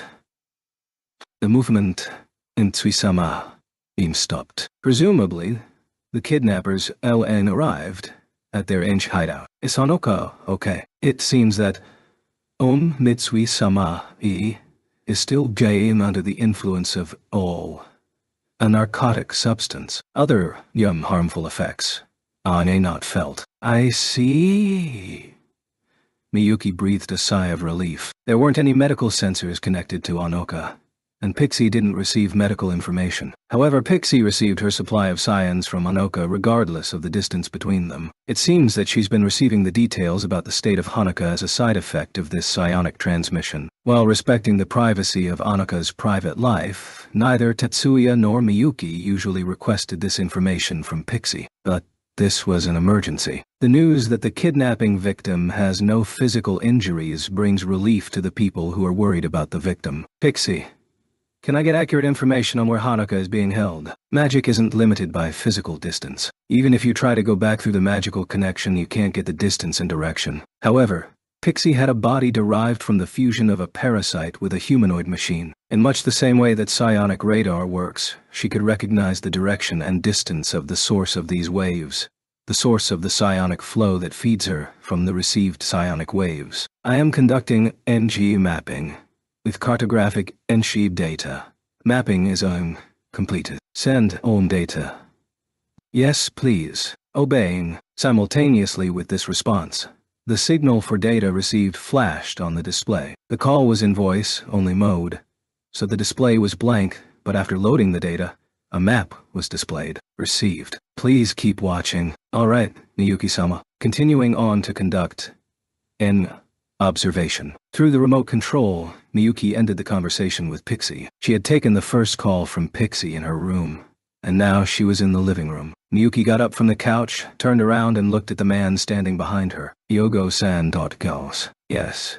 Miyuki-sama. Hanabishi Hyogo replied in a respectful tone. Can you prepare a car right away? But Hyogo didn't answer Miyuki's question. I dare say that Miyuki-sama is going to personally go to the rescue of Mitsui-sama. Right. Although she was answered with a question, Miyuki only nodded in response, not showing that she was offended. You mustn't. To which Hyogo gave an adamant answer. What do you mean you mustn't? Can we not go? Quite true. Are you ordering me? This isn't an order, just a warning. Miyuki looked at Hyogo with unconcealed displeasure. Hyogo didn't mind. Miyuki-sama, you are the heiress of the main family line, as well as the bride of my lord. Tatsuya-sama, you are too valuable, and shouldn't expose yourself to danger for such trifles. Trifles, Hyogo-san. Are you saying that the threat to my friend Hanuka's life is nothing? In the living room there was a cold, no, frosty voice. Miyuki didn't raise her voice, but her voice echoed throughout the room, in which such an effect shouldn't have been created. Although most likely this isn't the sound reflected several times in the confined space of the living room, but the voice echoed only in the minds of those who heard it. Hyogo bowed apologetically, but he wasn't afraid. Raising his head, he met Miyuki's eyes. It's not so important that Miyuki-sama personally has to take care of it, so let me go and deal with it. You, Hyogo-san? Miyuki questioned with furrowed eyebrows. Miyuki knew about his career, about how he gained experience in a foreign private military company before becoming Tatsuya's butler. But Miyuki had never seen Hyogo actually fight, or even heard of anything like that. In addition, Miyuki's doubt was due to the fact that, from her point of view, Hyogo didn't possess any special abilities as a magician. Miyuki simply didn't see enough of Hyogo's combat power to be confident in it. Yes, leave it to me. Hyogo bowed low to Miyuki. Miyuki's gaze directed at Hyogo remained sharp. The air in this room wasn't cooled with air conditioning. There was a long silence. Perhaps Miyuki's influence had silenced everyone, which was broken by another person present. Miyuki, let me go with him. Will that suit you? Lina, you go. Yes. Miyuki, you know my power, but we don't know who kidnapped Hanuka, do we? If these are Yasune agents, then what are you going to do? Why would agents from the States, USN, kidnap Hanuka? I don't know, but at the moment, neither Miyuki nor Lina knew that Miyuki's assumption was true. In response to Lina's simple counter-question, Miyuki responded with a vague phrase that carried the meaning. Maybe I'm exaggerating. If events had developed in this way, it could have come to such a difficult situation as the clash of the illegal detachment of assassins, Horsehead from the illegal map and Lina, who is Angie Sirius. Such a future was prevented by the incoming phone call to Miyuki's mobile terminal instead of the apartment's landline terminal. Yes. Erika. The call was from Erika. Leo, Mikihiko and Mizuki went up to join Erika. Mizuki got up there with Mikihiko with the help of his magic, and Leo climbed with his legs without the use of magic. Mikihiko's magic dried the clothes of all three and removed the dirt sticking to them. Finally experiencing a refreshing feeling, Mizuki breathed a sigh of relief. After that, her legs gave way abruptly. Mikihiko hurriedly offered her his hand. Mizuki managed to grab Mikihiko's hand and somehow avoided falling. I'm sorry. Mizuki let go of Mikihiko's hand. Immediately after that, she staggered again. Mikihiko held out his hand again, and this time Mizuki clung to it. When you get out of a state of extreme tension, sometimes your legs and lower back lose their strength. You'd better hold on to Miki for a while. This time, Erika advised in a serious tone, without teasing those two. Mizuki and Mikihiko looked away in embarrassment. Erika and Leo, each in their own way, simultaneously shook their heads, expressing the thought, "There's nothing you can do about them," after which both of them noticed that they had the same reaction. However, both no longer had the strength for their usual quarrel. Erika turned away from Leo and pulled out her mobile terminal. She switched the terminal to telephone mode and called Hanuka. However, the connection wasn't established. Making a serious face, this time she called Miyuki. Yes. Miyuki, it's me, Erika. Erika. You seem excited. Did something happen? Why is she in such a hurry? Erika thought, but, deciding to leave this question for later, she answered the question first. She quickly, and in order told about what happened. Mizuki and Mikihiko were attacked. The opponents were East Asian in appearance, but with English names. After that, she called Hanuka, but couldn't get a hold of her. By the way, are you all right, Miyuki? The answer came after a second pause. I'm all good. I see. Mizuki was also targeted. Do you know something? Miyuki said, Mizuki too. This meant that something similar happened to someone else. Erika quickly realized that Hanuka has been kidnapped. So that's how it is. Although it was possible to guess in advance what happened, but Erika was still momentarily speechless. We don't know who the criminals are, but thanks to Pixie, we found out where she was taken. Can Pixie do something like that? Yes, but not with anyone. Oh, I see. Erika also knew the circumstances of the case when the parasite had taken up residence in Pixie, so she quickly realized that there was a special connection between Hanuka and Pixie, so we're going to go help her out. Erika didn't spend much time thinking about coming to this decision. It's dangerous. Miyuki, were you not going to do it yourself? You're right, but I think Miyuki and Lena would be better off not going there. The opponents may be American agents. There was a brief silence on the other side of the phone line. I beg your pardon, Erika. Can I call you back? Sure. Erika ended the call. Less than 5 minutes passed before the incoming call signal came on her terminal. Erika, it's me. Yeah. So, I think everything is exactly as you said, Erika. It is highly likely the opponents targeting Mizuki are part of an illegal commando group from the USNA. I think the criminals who kidnapped Hanuka are also from this unit. Is that Lena's opinion? Yes. Like you said, Erika, neither Lena nor I should go, but you guys can't go on your own either.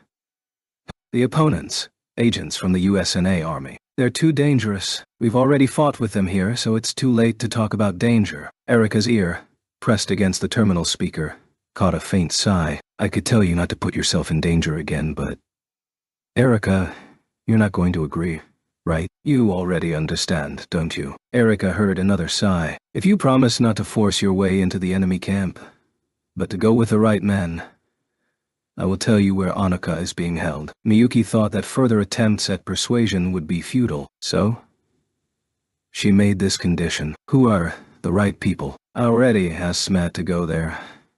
I ask you to unite with them on the spot. Smat.ul. Special Magic Assault Squad.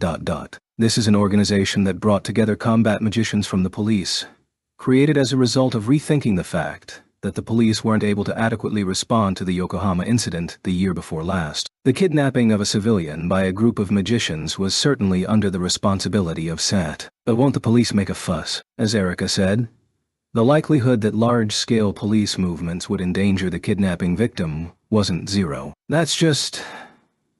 Even if I hadn't told you about this, you were going to use the police force yourself, weren't you? Erika had close ties to the police. She could use the police to locate Hanuka, and she had planned to do that. I give up. I will do as you say, Miyuki. Realizing that Miyuki could see right through her, Erika raised a white flag. More precisely, it could be considered a draw, because she won Miyuki's compromise of handing over the rights to save Hanuka, sending the coordinates. OK. Received. Be careful. Erika, leave it to us. I will contact you when we save Hanuka. Erika said, and completed the call. Tatsuya headed toward the shade of a tree 10 meters away. From this place, he felt a response, and heard someone fall there. That someone was Fujibayashi Nagamasa. Do you know where Minoru is going? Tatsuya didn't boast of victory or accuse him of betrayal. He only indifferently began to interrogate Nagamasa. More precisely, judging by his tone of voice, he simply asked and not interrogated. I don't know. On the other hand, Nagamasa, sweating due to the sharp pain from the holes in his body, answered with a voice from which the will to fight hadn't disappeared. I see. Tatsuya asked nothing more. He turned his back on Nagamasa and was about to leave. Wait. The one who wanted to continue the conversation was Nagamasa himself. Does it suit you? You're not going to interrogate and torture. You don't know, do you? If so, then there is no need to ask questions. I see. You know that I'm trying to buy time? Nagamasa's assumption was partially correct. Tatsuya did think that Nagamasa was stalling for time, but he didn't think there was any point in interrogating Nagamasa because he didn't know of a way to check whether Nagamasa was lying or not. Therefore, the first question about the direction of Minoru's escape was asked only on a whim. Tatsuya didn't waste any time responding with unnecessary kindness. He was about to leave this place, leaving Nagamasa sitting there with his back up against the trunk of a tree. That's not all. I'm not done yet. Tatsuya looked wary. After all, Nagamasa hasn't lost his combat power yet. Tatsuya looked back, and at the same time a new hole appeared in Nagamasa's body. But the pain from those wounds wasn't enough to stop Nagamasa. Tatsuya didn't kill Nagamasa because he was the father of Fujibayashi Kyoko, and because of the difficulties with the subsequent settlement of problems that will arise if the head of the Fujibayashi family, the famous clan of magicians of ancient magic, is killed. But Nagamasa wasn't such an adversary that could be dealt with so easily. Usually a person can't use their right arm if you shoot them in the right shoulder. However, Nagamasa intertwined both hands in a symbolic gesture. Seeing this, Tatsuya this time made a hole in the tendon of the left elbow. But this didn't break the gesture of Nagamasa. On the contrary, he began to change the symbols shown by his hands, and at such a speed that was impossible to keep track of with the naked eye. By the time Tatsuya decided to do away with Nagamasa, his technique had already been completed. The Sekirei Hachijin barrier covering this area focused with the center being in the form of Tatsuya and Nagamasa. Dan. It was already later than 6 p.m. Although the days were supposed to be long for this season, the sea of trees was shrouded in darkness, and now this darkness has become even more dense and impenetrable, and something in this darkness began to put oppressive pressure on Tatsuya. Tatsuya focused his sight on the true form of this pressure pressing on him. Something that looked like a misty haze in the shape of a man was reaching out towards Tatsuya. Twins. Or astral projection. No residual thoughts of the dead. If we assume that the information received from the Fujibayashi family, from the enemy who is right in front of him now, is true, then the Sekirei Hachijin barrier, which is an array of Kimon Tonku, installed in fixed positions, which uses the same technology as magic amplifiers. Or, most likely, sorcery boosters, a magical tool, for the manufacture of which some of the technologies used in Sekirei Hachijin were borrowed. The technology of Sekirei Hachijin is as follows.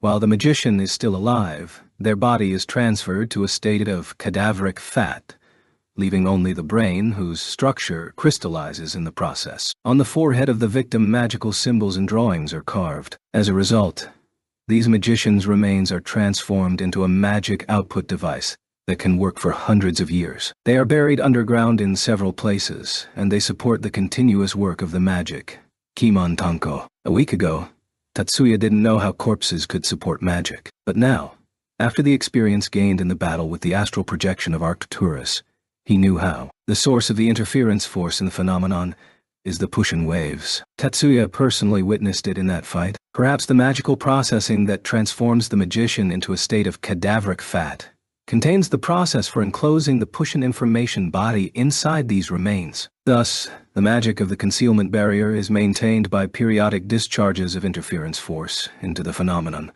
using the Pushins stored in the remains. The psychic pressure, which can be rephrased as pressure by external systemic magic, currently acting on Tatsuya, was undoubtedly caused by Pushin information bodies, enclosed within human remains, transformed into magic output devices. Tatsuya described them with the phrase, residual thoughts of the dead, but usually these information bodies are called costs or spirits, carved on the foreheads of the corpses, transformed into a device called Sekirei Hachijin, the command.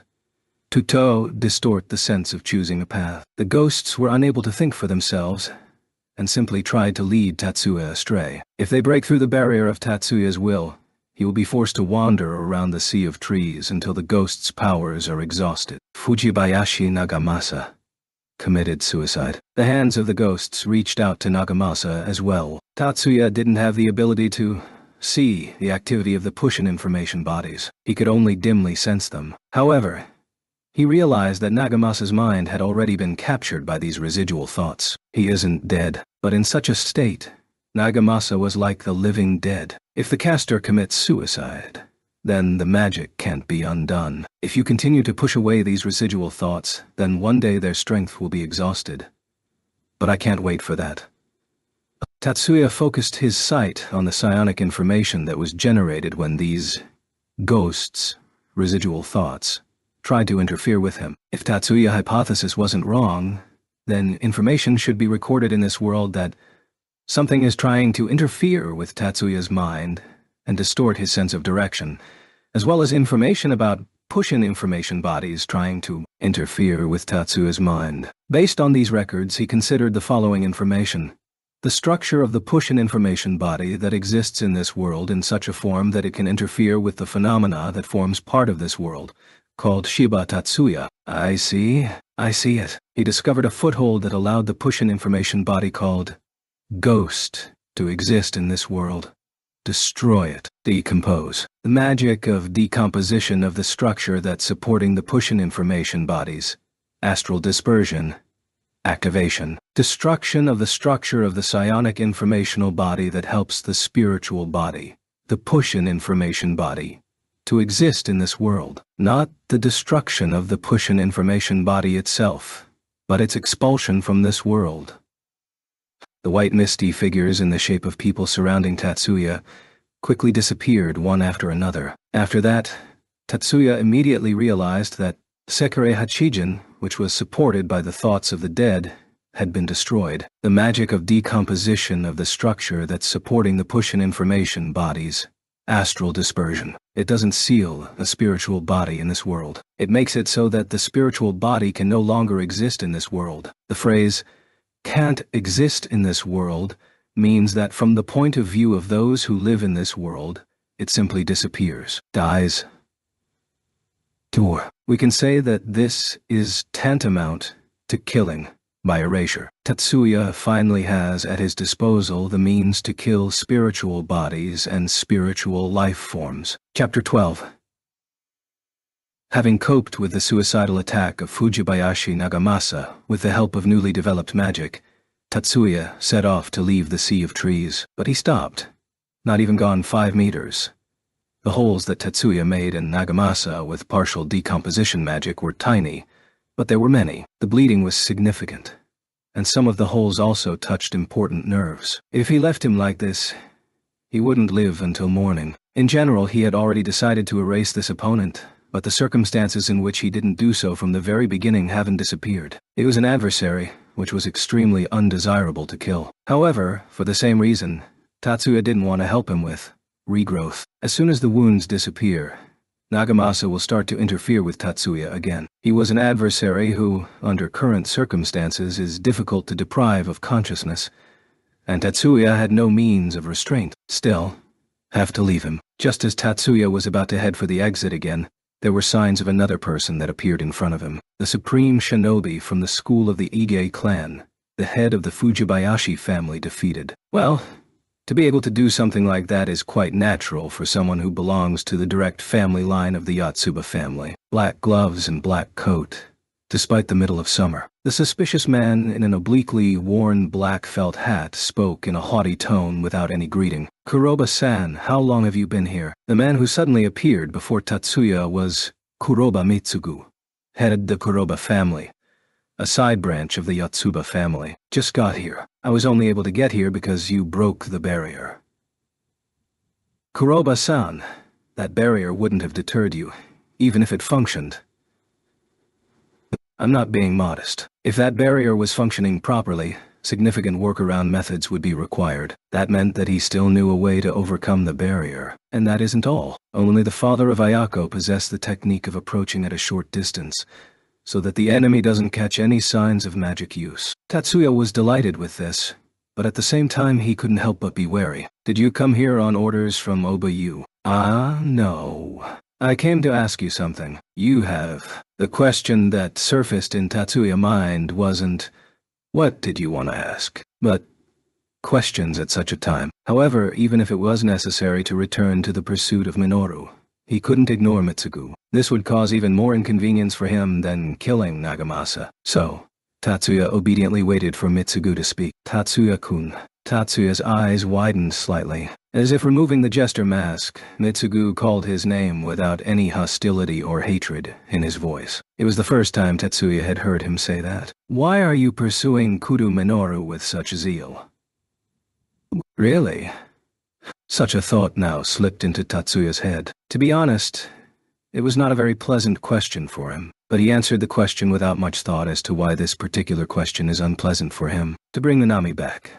He had no other reason to pursue Minoru. The fact that Minoru is a parasite wasn't a reason for Tatsuya to be hostile towards him. As long as Minoru hasn't been captured by the general consciousness of the parasites, and hasn't started to do anything that violates Miyuki's calm, Tatsuya will only need to return Minami. Where does such zeal come from for the return of one servant? Mitsugu reused the word, zeal. How do I look to the others now? Tatsuya thought, looking at the circumstances from the outside. I don't know. Tatsuya answered quickly and without hesitation. This was a consequence due to the fact that he had already suffered enough doubts. Since Yakumo asked him about the reason why he is trying to save Minami, Tatsuya has been constantly searching for an answer to this question within himself, but he couldn't find an answer. If a superficial answer were enough, then it would be simple, because that is what Miyuki wants.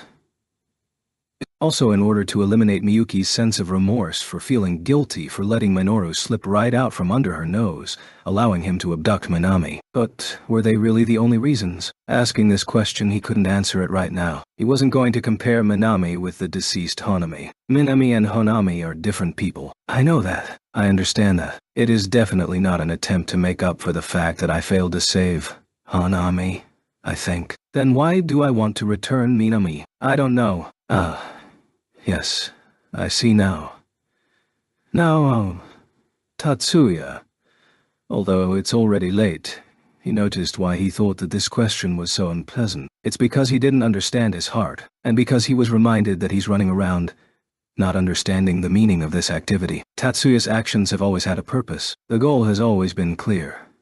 For Miyuki's sake, of his own free will, he wanted to protect Miyuki in the present and future. But really, is my own will my own? And what if the real me is empty, and maybe this empty vessel is just filled with the task of protecting Miyuki? This suspicion was also the reason why this question was unpleasant for him. Master Yakumo also asked about it, and I've been constantly thinking about it ever since. But I still don't understand. Tatsuya honestly voiced his feelings to Mitsugu. For some reason, he thought he should do it now for Miyuki's sake. I see. Mitsugu responded in a tone of deep understanding. Mitsugu knew that Tatsuya didn't understand it. Somehow he sensed it in Tatsuya. Until now, I have always believed that you have no heart. Tatsuya really experienced a lack of emotions after the structure of his mind was interfered with thanks to the use of a secret technique. But Tatsuya sensed that Mitsugu's words had a completely different meaning now. But it seems I was wrong. But the very essence of what Mitsugu said Tatsuya didn't understand. A person without a heart has no doubts. Tatsuya still lacked the life experience necessary to grasp Mitsugu's unspoken words. Tatsuya-kun, I hate you. Instead of those unspoken words, Mitsugu suddenly openly expressed his emotions. I'm aware of that. Tatsuya wasn't upset. He really knew this, not bluffing, but he couldn't say that he fully understood the reason for his hatred. It's about your way of life. When you go above the responsibilities bestowed upon you, and over the rules that apply to everyone. No, you don't even go above them. You just smash them down with your strength. The lifestyle you have urges us, the people who live by these responsibilities and in line with these rules, to say, you're mocking us, right? But I'm not mocking you. I know. You, who were born with the power of absolute destruction, don't understand the feelings of weak ordinary people who can't confront the whole world alone. Similarly, I can't understand your feelings. Feelings of the owner of the power capable of bringing the world to its knees, but at the same time, thinking about this world. Tatsuya in confusion didn't know what to say. I wouldn't lift a finger for you, piercing Tatsuya with his gaze. Mitsugu took a shallow breath. I won't lift my finger. With disgust in his voice he expressed the conclusion of the phrase. I understand. Tatsuya didn't say aloud. It seemed to him that such an answer didn't correspond to the current situation. Therefore, help will be provided not with my hands, Mitsugu said and raised his left hand to the height of his face. A group of men in black clothes appeared from the shadows of the trees. 9 men in black came out of the shadows of 9 trees. Leave them to deal with the state of Fujibayashi Nagamasa. Well, for Tatsuya, this was too unexpected. Not the appearance of the men in black, but the fact that Mitsugu himself offered him help without an order from Maya. Ayako and Fumiya also asked me to give you a message. What is it? I want you to tell Tatsuya-san about where Kudo Minoru is going. In particular, it was Ayako who was very worried about Sakurai Minami. The Kuroba family is also helping you here because Ayako begged for it. I don't know the final destination of Kudo Minoru ... But right now, he is heading for Otawara. Thank you very much for this. I will give your gratitude to my children, Mitsugu said, and turned his back to Tatsuya. Tatsuya bowed to Mitsugu's back and ran to Wingless, the electric motorcycle that had been left outside the forest. It took 20 minutes after the end of her conversation with Miyuki. Erika arrived on the outskirts of the city of Yamato. During the Third World War, before the American Army had yet to withdraw its troops deployed around the world, it was where the airport of the American naval base was located. When America became known as the USNA and withdrew their troops to its territory, this airport went to the nearby Air Force base of the Japanese Self-Defense Forces. It wasn't a shared base, such as the Zama base, located in the metropolitan area. This base was used only by the Japanese Air Force, but America remained an allied nation for Japan. This hasn't changed. Even if there were any secret contradictions between them, ordinary civilians didn't know about it. Therefore, the presence of Americans in this city didn't seem strange to anyone. These guys are almost indistinguishable from the Japanese, Erika muttered with annoyance in her voice as she left the cabinet station. It was quite natural to choose agents from personnel in such a way that it would be difficult to distinguish them from the inhabitants of the place where these agents would be sent. If they sent agents to Japan with racial characteristics other than Japanese, they could pay for underestimating the Japanese. However, these arguments didn't console Erika. You can't go on foot. There could be an ambush anywhere.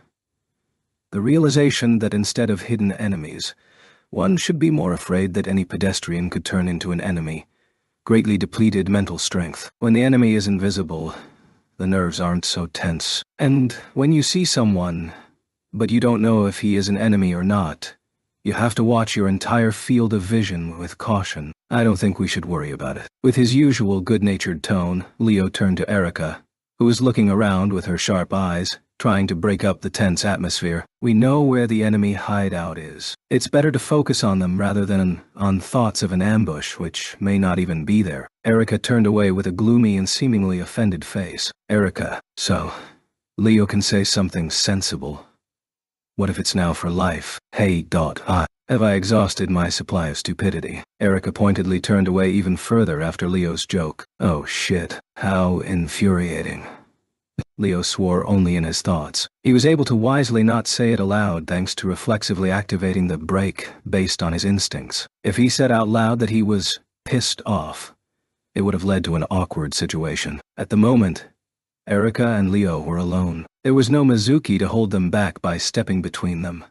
Nor was Mikihiko, who was a target for Erika to switch to. Mikihiko walked Mizuki home and stayed there to wait for the police to tell them the details. In fact, Erika and Leo were supposed to stay for the police proceedings too. But Erika, worried about Hanukkah, took advantage of the Chiba family's dojo connections and called the police officers who trained there. She asked them to come to Mizuki's house while she and Leo went to the place that Miyuki had told her about. Erika, let's call a taxi, Leo asked Erika, his voice filled with despair. They didn't have to walk to the location where Hanukkah was being held. On the contrary, it was better to get there as quickly as possible. Erika, as usual, didn't answer. Fortunately, the awkward atmosphere was ended by the intervention of a third party. Darika Ojausen, from a car that abruptly stopped in front of Leo and Erika. There was a shout from a man who looked like he was 35 years old. Shoji-san. Erika's eyes widened slightly as she saw the man's face leaning out of the front passenger window. The car was a regular sedan. At least in appearance, it was an ordinary commercial model, but the man wore a SMAT assault suit. Shoji-san, did you join SMAT? Yes.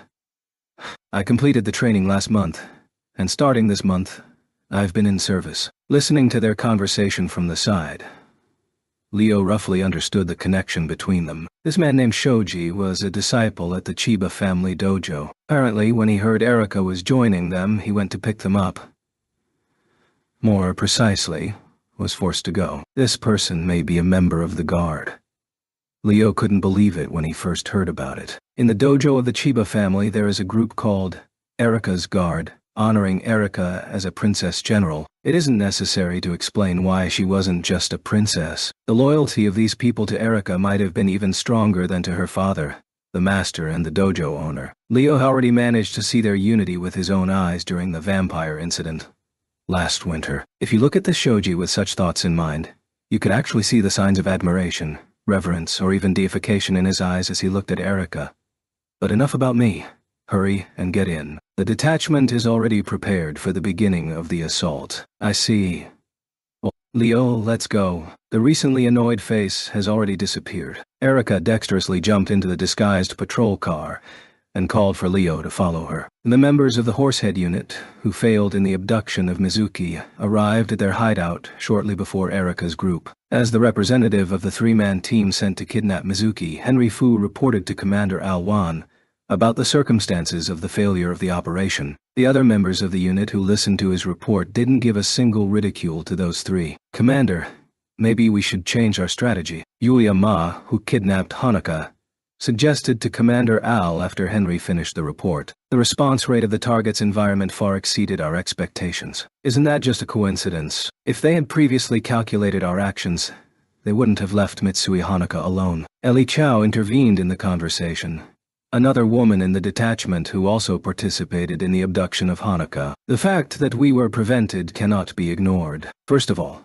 as far as we knew in advance, Shibata Mizuki was supposed to return home from school alone. We didn't have information that she would receive support. Julia objected, dismissing Ellie's suggestion. That could also be a coincidence. Like Ellie said, it could have been a coincidence. But if such a random factor is causing such difficulties for us, then as Julia said, it would be foolish to ignore it. Continuing with Ellie's counter-argument, Alwan acknowledged the arguments of both, but he didn't stop there. The strategy was based on the fact that we will have 2 hostages, but we could only get 1, so change is inevitable, as Julia said. But can we lure the target with only 1 hostage? Asked Don Yang, one of those who didn't participate in either of the abduction operations. If there is only 1 hostage, then it will simply end up helping him, because we can't kill a hostage to stop the target from resisting. 1 hostage to lure out the target, and the second to make the target obedient. Still, we need at least 2 hostages. Frank Wu, the third person in the Yonoka kidnapping group,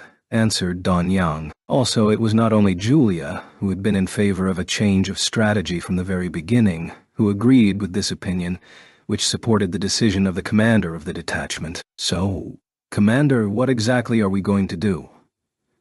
To the question of the Deputy Commander Bart Lee, let Mitsui Hanukkah go in the form of a booby trap. Yes, Alwan replied in a tone that said, "Isn't it obvious?" While the members of the Horsehead squad were discussing how to use Hanukkah, she herself sat next to them with an expressionless, serene face. Her mind was paralyzed by a narcotic substance mixed with the help of Alwan's magic. She didn't sleep, but she wasn't awake either. It was a kind of intermediate state. Ears perceived voices, but she couldn't actively think about the information received. Her resistance to brainwashing has been lowered to 0. As such, Alwan began to inspire one thought in Hanukkah: kill Shiba Tatsuya. If you omit the minor details, then the thought was reduced to such a short phrase. Hanukkah shouldn't have been able to resist it. No, what? Hanukkah's barely perceptible mumble could not be understood not only by Alwan, but also Bart Lee, Charlie Chan,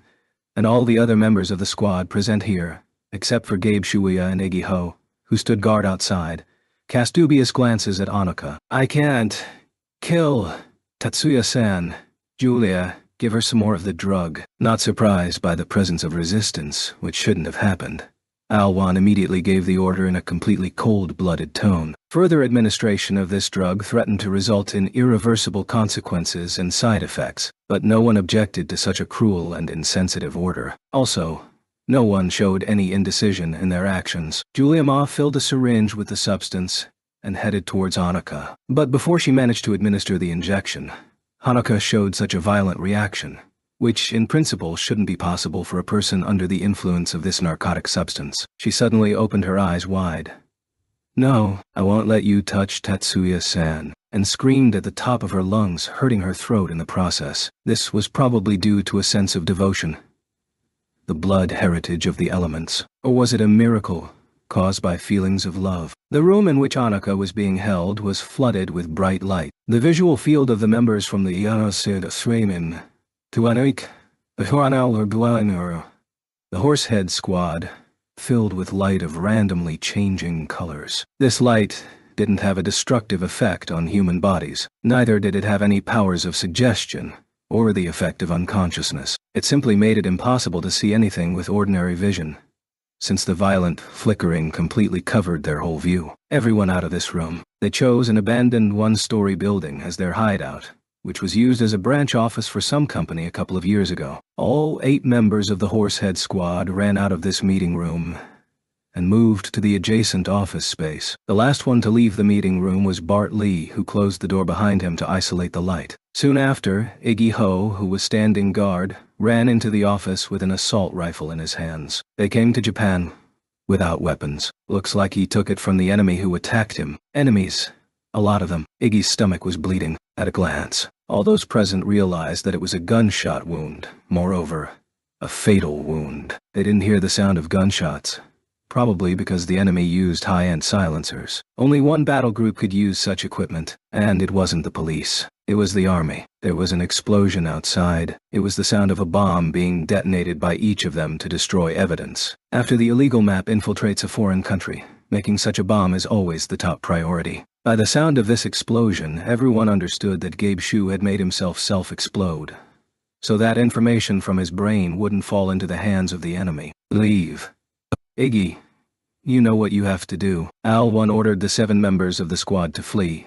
Then he looked Iggy Ho in the eye and reminded him of what he himself knew. Iggy pulled a bomb out of his pocket that fit in his palm and shoved it into his mouth and smiled. Al-1 didn't take away the kidnapped Hanukkah to be used as a hostage. Instead, he took an assault rifle from Iggy's hands and ran into the underground tunnel that was used to deliver supplies. At the same moment as the door to the office was kicked in, Iggy Ho pressed the detonation button of the bomb he had prepared to blow his head off. Sitting in a camouflaged patrol car, Erica heard the faint sound of an explosion coming from the front. She turned to the person sitting next to her, who was Leo. Leo also turned to face Erica. They exchanged glances and confirmed that the sound wasn't an auditory hallucination. What happened over there? In a strained voice, Erica asked Choji, who was sitting in the front passenger seat. It seems that some other organization has rushed into the kidnappers' hideout instead of us. Shoji also couldn't hide his tension. Another organization? You mean, not the police? The probability that it's the Department of Public Safety isn't 0, but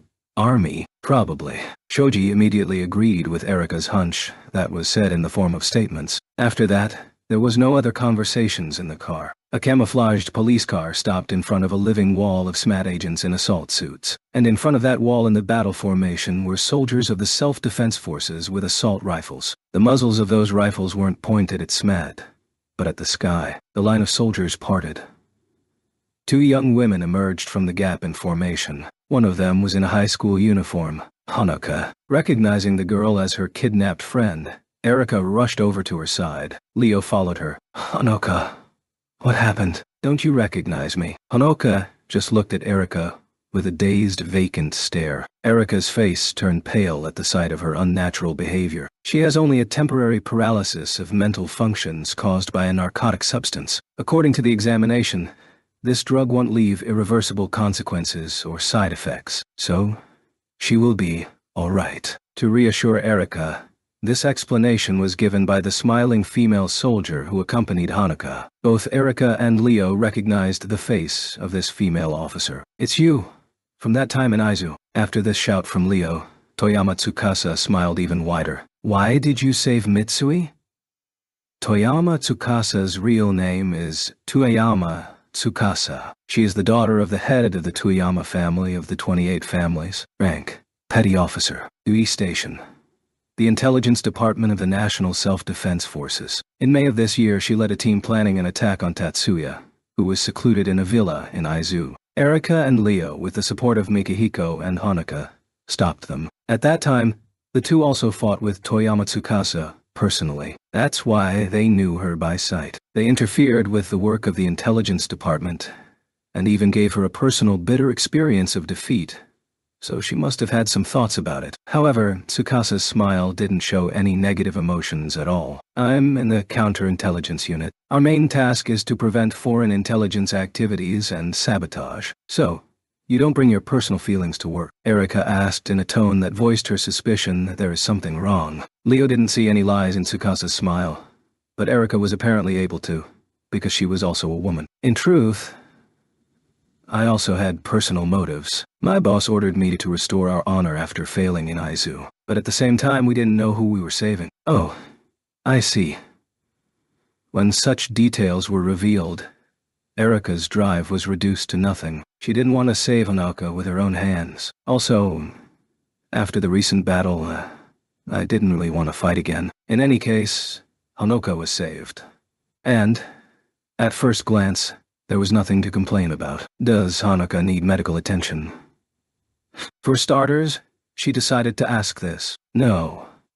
After 3-4 hours, the effect of the drug will pass by itself. For now, I will believe her words and wait for 4 hours. If Honoka doesn't recover during this time, then we can take her to the doctor, thought Erika. After making sure that Honoka was safe, Erika was finally able to look around. She frowned after seeing that the soldiers of the rescue squad were carrying the corpses of their comrades in arms. You have some pretty big losses, Leo muttered. He looked at the dead soldiers with pretty much the same expression as that of Erika. Indeed, Tsukasa replied with a humble expression, although Leo's words weren't a question but a statement. We were confronted by only 2 of them. Despite this, our casualties are 4 people killed and even more wounded, although all were covered with shields. I even lost a little confidence. You're from the 18 assistant houses, aren't you? Besides, an expert on shield magic. Were they such strong opponents? After the incident in Izu, Miyuki told Erika and the others about Toyama Tsukasa's true identity,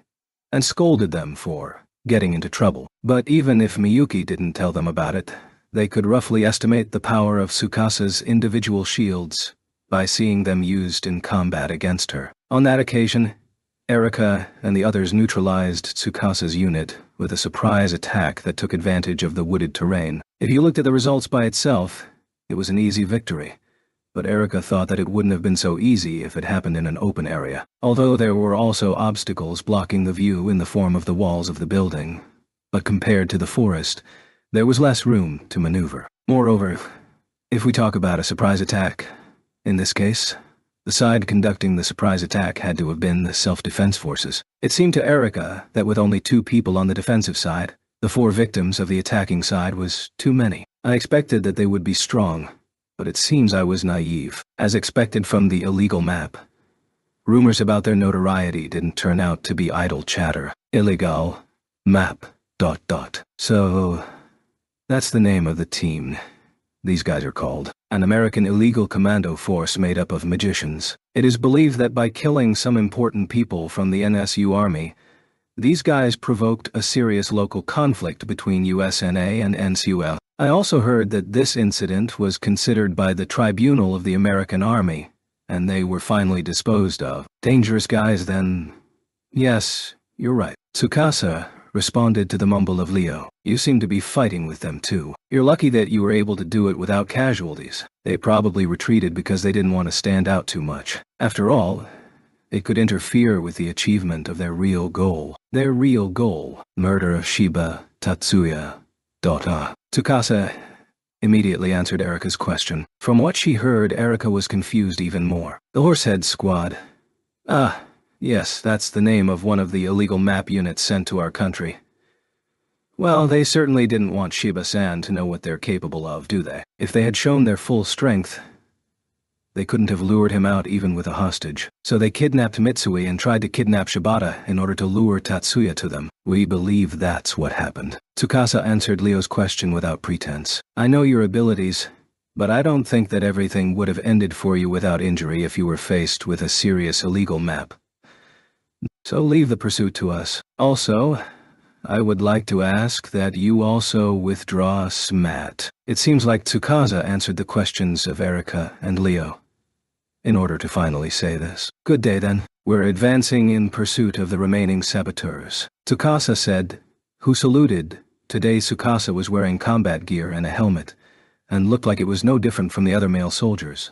turned away from Erika and Leo, and walked away to join up with her comrades. As Erika watched the army convertible cars leave the area, she spoke to Shoji, who had just arrived. Even though the army said it, but what will SMAT do? Regardless of who the adversary is, any crimes within the country are under the jurisdiction of the police. Even if the army tells us to withdraw our forces, we won't obediently sit idly by. The corners of Shoji's lips lifted, showing the audacity and insolence inherent in people from the Chiba family dojo. Erika Ojausen, could you escort the victim home and tell the details tomorrow? Well, okay. Erika didn't persist. She came here to help Annika, and wasn't particularly interested in arresting terrorists. The desire to do this, though present, was weak. She was a little concerned that the goal of the enemy was the murder of Tatsuya.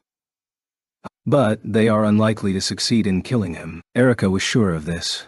Without even listing all the reasons to prove it, Erika decided to follow Shoji's request and escort Hanuka home. At the same time, she politely refused the offer of the squad leader to provide them with support from their personnel. Instead, she reluctantly took Leo as her escort. They put Hanuka, who was still unable to move on her own, in the cabinet of the electric transportation system, and went to her house. Arriving at Adawara, Minoru got out of the car at the station. Nami got out after him. The faces of both, of course, were changed, but not with Parade. It was a disguise, using makeup props prepared by Zhou Gongjin in his hideout. Parade at the moment was only focused on concealing their location. In the car, there were androids received from Kudo Makoto, in which Parade attached the individual information about Minoru and Minami. Turning the autopilot on, Minoru sent the car further east along the coast. The car was set to self-destruct when it reached the city of Zushi, but Minoru thought it would be discovered and caught up to much earlier. Minoru and Minami's destination was Yokosuka. That is, their route and direction of travel coincided with the car that had left. From the point of view of common sense, in order to break away from the pursuit, you need to go in a completely different direction. However, in the current case, the coincidence of course made sense. Kaso Tonko. I hope it works as it should, deciding that in order to hide from Tatsuya's sight, he needed magic that combines the effects of Parade and Kimon Tonko. He practically mixed the magic of Kaso Tonko in a hurry. He himself understood that it was a hastily made, temporary spell, but being limited in time, Minoru used all of his strength and invented this magic. So even now he had a slightly inflated ego, although it wasn't easy to see at first glance. Will Kaso Tonko deceive Tatsuya? You won't know until you run away. The car had already started, leaving Minoru and Minami behind. The plan he developed to ensure a successful escape has already started being carried out. The die is cast. It's too late to doubt anything. All that remains is only to act. Minoru and Minami got into an individual cabinet. Their destination was the Yokosuka military port. When Tatsuya was only a short distance away from Adawara, he saw Minami's eidos split up. What does it mean? If it wasn't for the highway, Tatsuya would have stopped the motorcycle on the side of the road. Instead, he switched the motorcycle to semi-automatic mode and began to think about this mysterious phenomenon. The coordinates, as before, can't be determined. The specific point is unknown, but at least the area where the target may be is known. But now, even that vague location data split in two and was in motion. Tatsuya sensed that this wasn't from Parade or Kimon Tonko. Dada. This phenomenon had features of both of these magics at once. Tatsuya had the impression that this wasn't the use of two magic spells at the same time, but a kind of merging of Parade and Kimon Tonko. Did Minoru create a new magic? If this is true, then it means that in such a short time Minoru surpassed what Kudo Retsu had been creating for decades. Also, it can't be said that it is completely impossible, because none other than Tatsuya himself had come close to the completion of the magic, astral dispersion, in less than a week. No, it's not important now. In this situation, the problem wasn't the short time with which the magic used was developed. Tatsuya reproached himself. His thoughts were going in the wrong direction. Which of them is Minami's eidos? That is Minami herself. In the end, that's the only thing that really needs to be figured out. Tatsuya completely gave up control of the equipment to autopilot and sent his consciousness into the information dimension. The first one is moving on the road along the coastline. And on the same road. No, on the line of intercity public transport.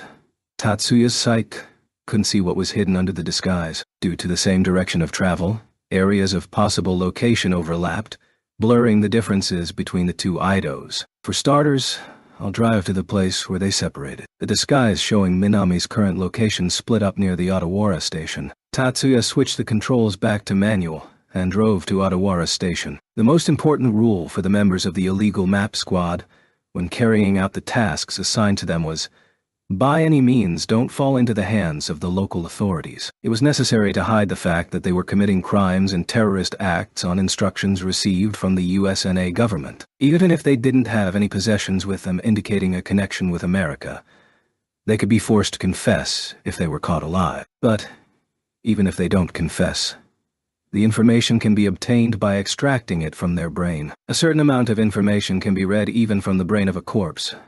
So if it came to suicide, then they should blow their brains out. Gabe Shu and Iggy Ho, caught off guard by a sudden attack from the counterintelligence units led by Toyama Tsukasa, blew their heads off with small explosive devices made specifically for suicide. But such self-destruction is the last resort. To avoid this, it was important to plan an escape route. In addition to Gabe and Iggy, the remaining 8 members of the Horsehead unit had evaded the manhunt of the Army's intelligence department, using an underground tunnel designed for transporting supplies. But they still couldn't breathe a sigh of relief. The commander of the Horsehead squad, Al-1, knew that they were being pursued by at least 2 separate teams. The operation failed. But now it was more important to shake off the pursuit. They advanced down the underground tunnel that was about 1 kilometer long in less than 1 minute. They used magic to move around, so there was also the possibility that they were spotted. Without waiting for an order from the commander, the surviving members of the Horsehead squad, one by one, began to enter the helicopter. The helicopter they were looking for in case of escape belonged to some news service. In truth, this place was in the territory of a branch of a large newspaper company. However, there was no secret collusion between this company and Illegal Map. A preliminary inspection showed that the helicopter located here is extremely inefficient. They had to rely on such an escape route. After all, efficiency is extremely low doesn't mean that it doesn't work at all. There was also no guarantee that the helicopter would be present here. If they were unlucky, and the helicopter was currently in flight, then they planned to hijack another vehicle. So, if you look at the circumstances from the point of view of luck, then to some extent it was not so bad. Art Lee, who had sat down in the pilot seat, immediately began the takeoff procedure. Al-1 pulled a mobile terminal from his waist bag that specializes in communication functions, and was designed to intercept military and police radio communications. Putting the speaker to the left ear, he tuned in to the police radio frequency first, since it was easier to decipher. However, before he could hear the police talking, the incoming message signal came on at the terminal. The sender of the message shown on the display of the compact terminal was the USNA fleet. Al-1 frowned at the unexpected message, but still took out his multifunctional smart glasses from his breast pocket and put them on his head. By clicking on the smart glasses icon on the communication terminal, he paired these devices, and a message appeared before his eyes. When Al-1 ran his eyes over the plain text message without any pictures, his eyes widened under his smart glasses. "Who are you?" Through the microphone, the question Al-1 asked the communication terminal automatically converted it to text and was sent to the other side. The answer came immediately. 7 sages. Why are the 7 sages providing us with information about Shiba Tatsuya? All of Al-1's subordinates heard his voice and turned around. Even some isolated members of the illegal map in prison were aware of the 7 sages as an influential force. Okay, I understand. This time I will believe you. Al-1 unceremoniously turned off the receiver, and without removing his smart glasses, turned toward the pilot's seat. "Bart, fly to the freeway leading west from Kamakura to Otawara. Shiba Tatsuya has been seen riding on this road." Understood. Without saying anything more, Bart set up a new route in the flight navigator. "Commander, what kind of group is the 7 sages?" Eli Kao, seated on the right of Al-1, asked in an arrogant tone. "The mission entrusted to Horsehead is the murder of Shiba Tatsuya. You don't have to worry about other things. Alwan answered Ellie, having read aloud the message he received earlier as a reply. It may be nerve-wracking, but the Seven Sages are right. In our case, the reliability of the source of information should be ignored. And what will we do if it's a trap? The helicopter had already begun to rise, and Ellie Cow still kept asking questions. Then, we will break through, Alwan told her in a commanding tone. Chapter 13. Tatsuya arrived at Odawara Station about 10 minutes after Minoru and Minami got to the station and onto the cabinet, heading for Yokosuka. The clock was 18:00, Friday. There were a lot of incoming and outgoing passengers at the station, so it was difficult to find a Scion trail here. Also, the Eidos shown by elemental sight was still divided in two. Even if you go back through the time stream to the moment of separation, there were still two different ways Eidos were observed. In one of them, two people got out of the car and got into the cabinet, while in the other, the two stayed in the Karan and went further east. Unfortunately, Tatsuya couldn't distinguish which Eidos was real and which was fake. The only thing that is known for sure is that both are heading east. Both parts of the information about Minami divided into two, and were moving in the same direction. If you choose which of them to pursue, then the quickest route was to go along the highway that runs along the coastline. That is, along the route of the car in which Minoru and Minami were traveling from the very beginning. I don't like it, but nothing can be done about it.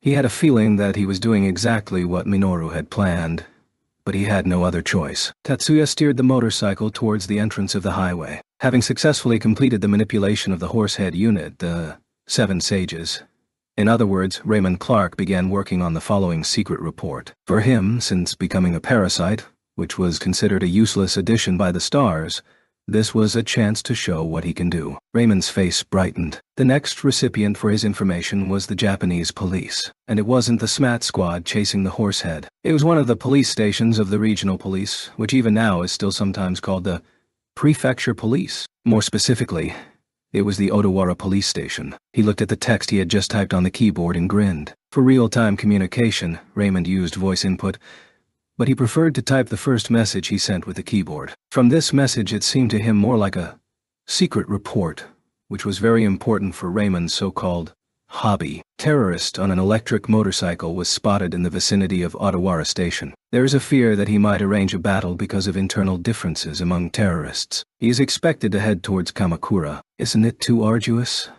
Raymond muttered, looking at the Japanese text he had written. Ugh. Sending. Anyway, won't give us much extra time. And immediately afterwards, to dispel his doubts, he pressed the send button. So, Tatsuya, will you fight the police from your own country? There was a smile on Raymond's face, but it wasn't a smile from a villain, but that of a mischievous child. There was a suspicious report that caused a stir at the Odawara police station. The email stated that a terrorist had entered Odawara. After reading the message, the police first laughed at it, taking it as a stupid joke, but just in case they decided to watch the live stream from the cameras next to Odawara Station.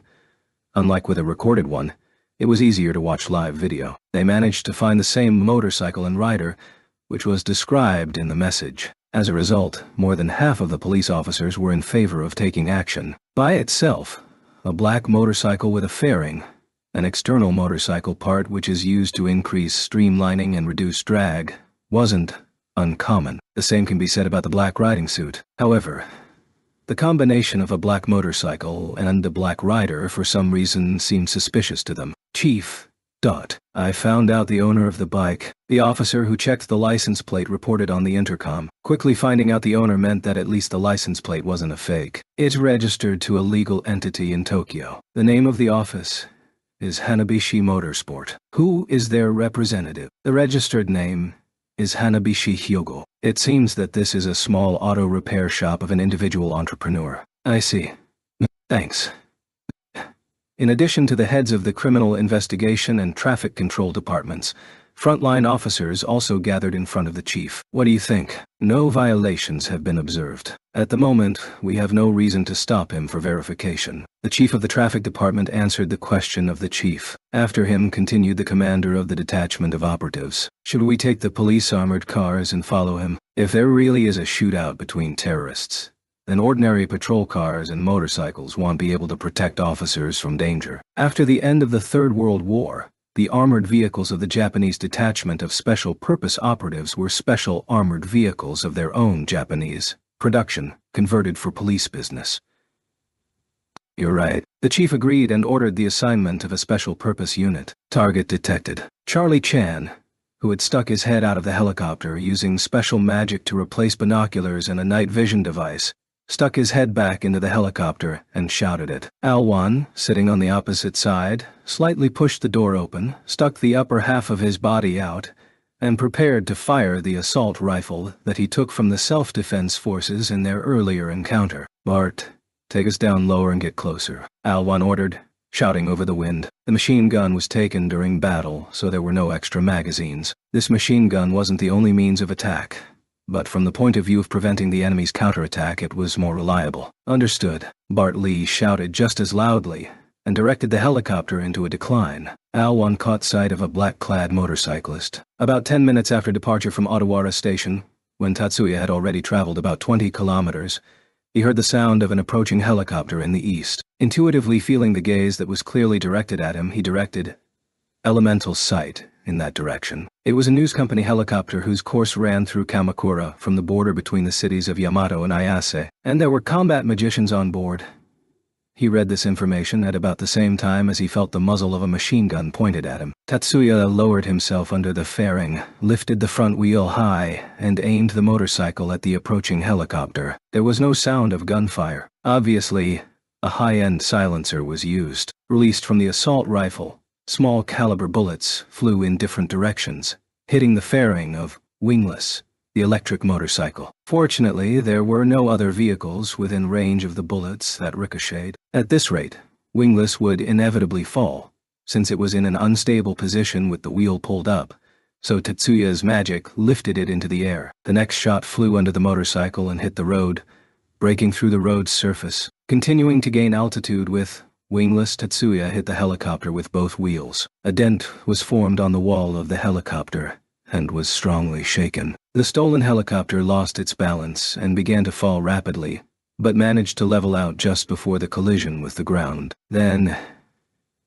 it began to take off again. Before he was attacked by a squad of assassins sitting inside the helicopter, consisting of combat magicians, Tatsuya activated magic, while flying away from them with all his might. The helicopter turned into a giant fireball. The wreckage didn't scatter like an explosion, because the helicopter was turned into dust by mist dispersion, the decomposition magic of Tatsuya. The fireball was formed because the flammable substances present in the helicopter's hull caught fire, and the other combustible substances were set on fire by a chain reaction. In this case, the combustion process was relatively slow. Consequently, such a fireball gave a very weak blast wave, and thanks to the height at which the combustion occurred, the road wasn't damaged at all. However, for the surrounding people, such a fireball in the cloudy sky close to sunset was quite a shocking sight. It wasn't yet 7 p.m. Not only 7 p.m., but 7 p.m. on a weekday. On this highway at that time, a lot of cars were moving in both directions.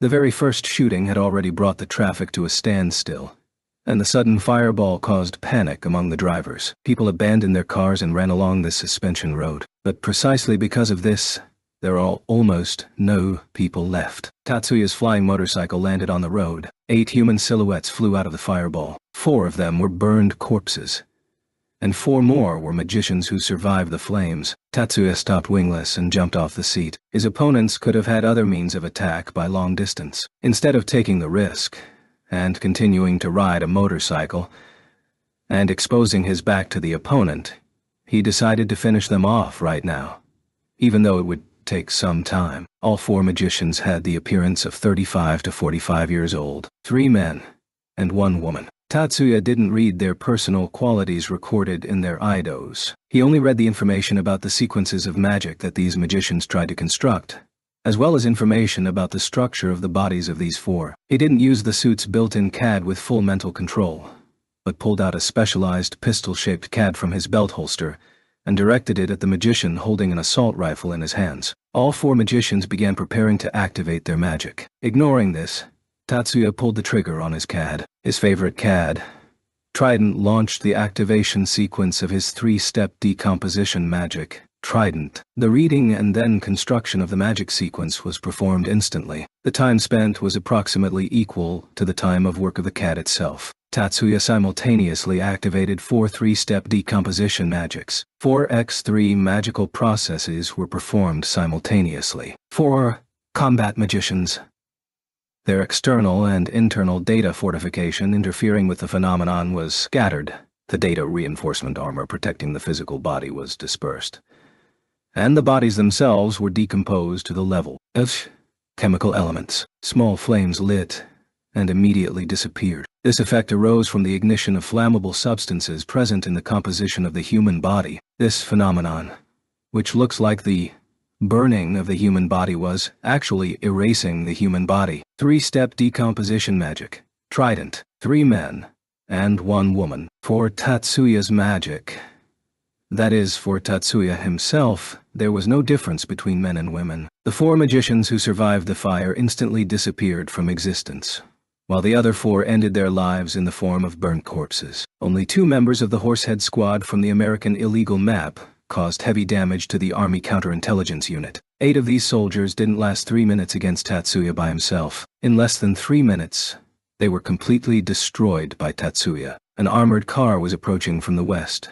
sirens blaring. It was a special transport of the Special Operations Unit, and it was moving, pushing through cars left by panicked people. It was followed by a second one. Tatsuya returned the CAD to his holster and ran to his motorcycle. He started the engine, and the motorcycle instantly sped up. Under current circumstances, Tatsuya couldn't waste time talking to the police. Fearing consequences in the distant future, he also couldn't afford to decompose the police cars with magic. The license plate of this motorcycle was duly registered with law enforcement.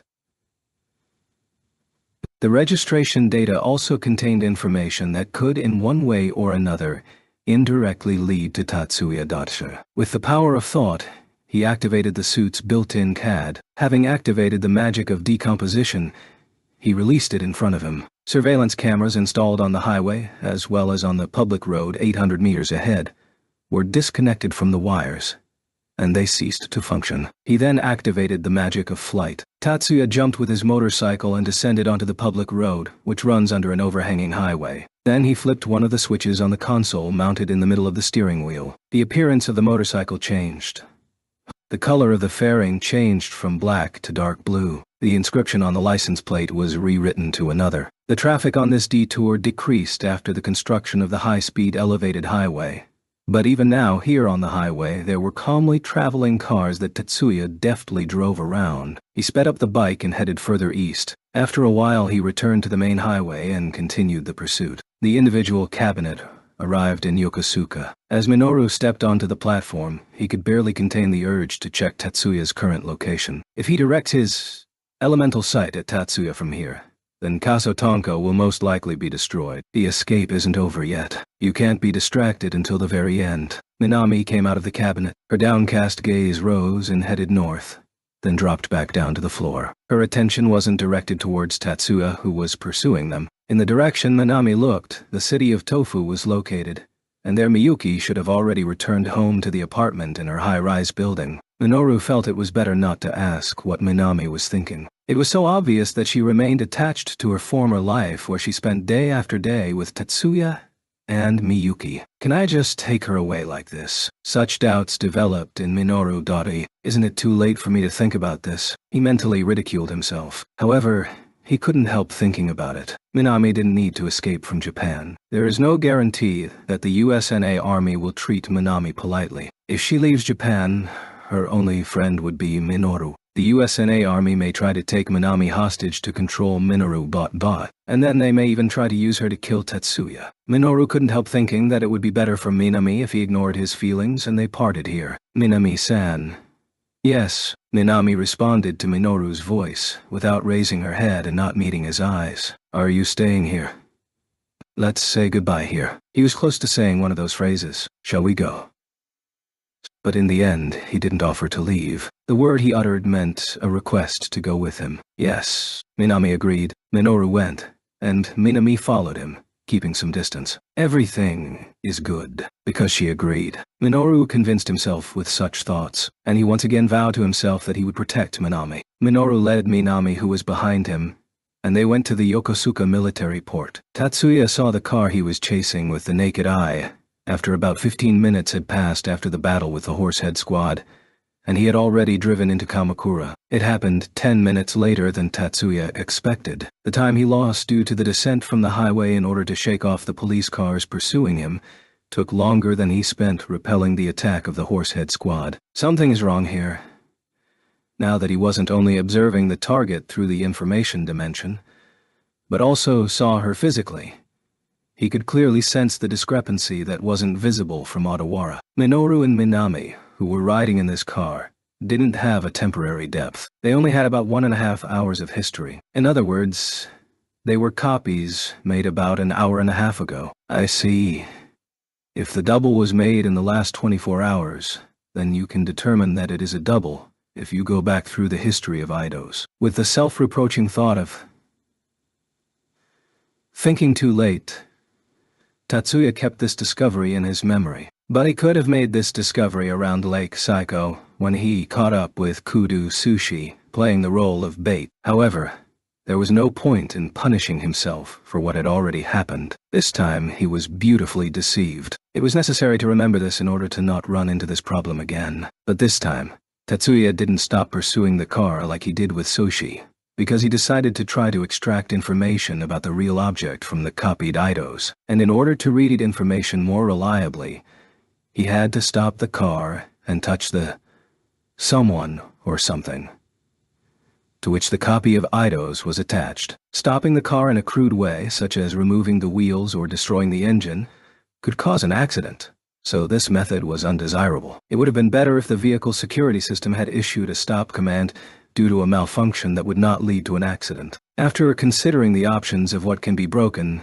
Tatsuya decided to disconnect the wires of the computer controlling the crash mitigation system. Carefully aiming, he activated decomposition magic. The computer controlling the airbags, seat tilt angle, and emergency brakes was disconnected from the system. As Tatsuya planned, the car slowed down and stopped at the curb. After passing by the car, Tatsuya parked the motorcycle in front of it, went to the front passenger seat, and pulled the door handle. The door was locked, so he destroyed the locking mechanism with magic. Opening the door, he put his left hand on the head of a gynoid, the android in the form of a woman, sitting in the passenger seat. On the gynoid there was a copy of Minami's eidos. Tatsuya went back through the history of the eidos to the time this copy was made, and this time he went even further, in search of the original eidos, which became the source for copying. Something like that could be done, because the eidos used for masking the gynoid was reproduced by copying information from the original. At the time of the copying process, the copy is always in contact with the source,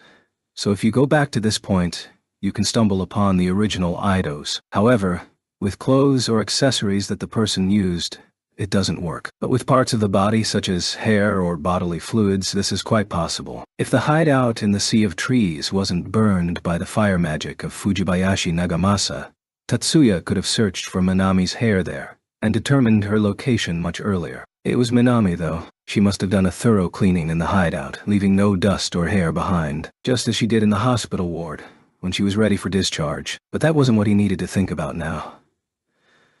For the first time since the abduction of Minami, Tatsuya came into contact with her real eidos, unaffected by parade and Timon Tonku. Now Tatsuya won't lose sight of her, if he doesn't deliberately look away from her. No matter how Minoru disguises her, he won't be able to fake the information obtained as a result of a search in records about the past. Tatsuya had a short chuckle. The copies of eidos from Minoru and Minami, attached to the androids, suddenly disappeared. Perhaps Minoru noticed Tatsuya's touch and cancelled his magic, or the condition, cancel if someone touches, was imposed on the magic in advance. But whatever it was, the result was the same.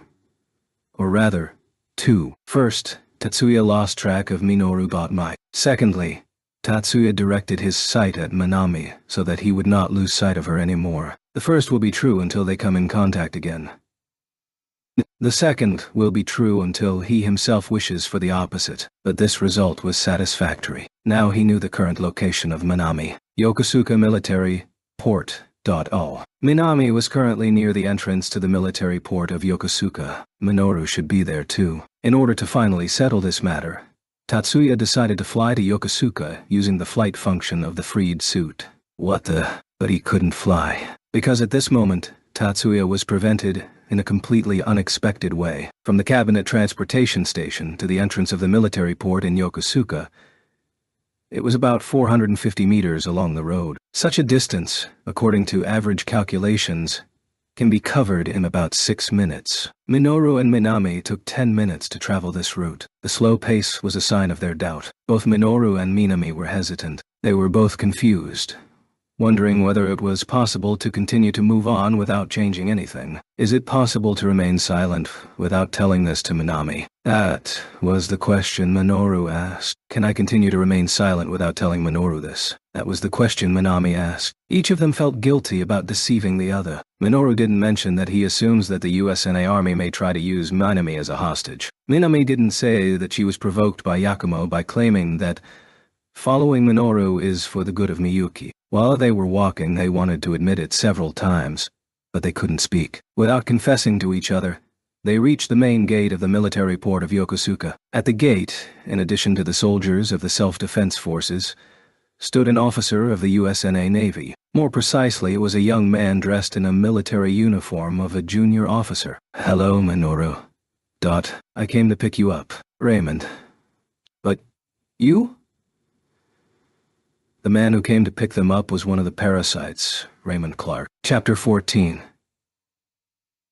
At that moment when Tatsuya tried to take off with the help of the magic of flight, the top and bottom were swapped. He stood in the clouds of the evening sky, and on top was the smooth surface of the freeway. Logically, it was an illusion. In a state of heightened vigilance from this ability, which managed to cover his mind with an illusion in an instant, Tatsuya interrupted the activation of flight magic and began to prepare to use Gram dispersion to dispel this illusory vision. But at that very moment, when he interrupted the magic of flight, the inverted world became normal again. I have the feeling this illusion technique, with the word feeling, Tatsuya expressed a certain atmosphere, the distinctive features of magic which he couldn't clearly describe. Words weren't important at the moment. The problem was that he remembered this magic of illusions. Tatsuya activated the magic of flight. This time, he didn't interrupt it immediately before activation. Gravity control was already in effect. However, he decided not to take his feet off the ground. Again, heaven and earth changed places just before activation. The magic of flight is, roughly speaking, falling in a chosen direction by changing the gravity vector. If Tatsuya were already in the air, he would lose his sense of direction and couldn't control the magic of flight. But Tatsuya didn't lose his awareness of where the top, bottom, left and right were, because he could feel the surface of the road through the soles of his feet. Interference with a sense of direction is almost the same as that of Kimon Tonko. So, the techniques borrowed from the same source as that of Kimon Tonko were introduced into ninjutsu. If the purpose of the illusion was to not allow Tatsuya to take off, then in this situation, the goal can be considered fulfilled. However, now that the magic of flight was in the process of execution, he couldn't cancel the illusion. Tatsuya considered the sequence of illusion magic which continued to operate, and from the history of the activation process he determined the place where this magic was released. Tatsuya cancelled the flying magic, and at the same moment released Gram Demolition. When Gram Demolition is released on a magician who isn't using magic on himself, it doesn't have the effect of cancelling magic. However, this action has the effect of smoking out a hidden enemy. The flow of psions under high pressure shakes the psionic field enveloping a person, and this concussive wave spreads into the surrounding space in the form of random vibrations. If the caster applied the illusion magic in motion, Gram Demolition would seem to be a simple shot into the void. However, apparently, this enemy didn't want to hide completely. Tatsuya was confronted by a thin-built man in monastic attire. Tatsuya knew this man by sight. The one who had used the illusion to prevent Tatsuya from going any further was Kokonoe Yakumo, whom he called Master. An open-top car with Raymond behind the wheel, in which Minoru and Minami got into, drove slowly through the grounds of the Yokosuka Naval Base. Raymond, have you had any problems with your stay in our country? It was already 8 o'clock in the evening, so there were few people on the inner road of the base, as well as people driving cars too, so there was no need to worry about eavesdropping. Problems, remarked Minoru. At the same time, no pretense was read in his voice. You were harassed by the police in Osaka, weren't you? I thought the search activities were still going on. Oh, that's what you mean. As long as we don't leave the base, there won't be any problems. The USNA Army had the right to use the naval base at Yokosuka, but it wasn't subject to extraterritorial rights, allowing them to not comply with Japanese laws. However, it was also a fact that it was difficult for the police to obtain the right to conduct an investigation on the territory of a military base. Minoru, who didn't know what the relationship between the army and the police, easily agreed with this, deciding that it was so. Minoru, you also got here safely. Tatsuya never caught up with you? Raymond asked with a big smile. Yes, that expression on his face is familiar to me,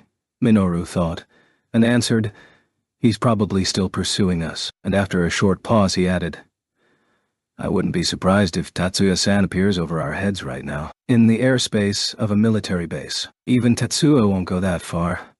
Raymond shook his head at first.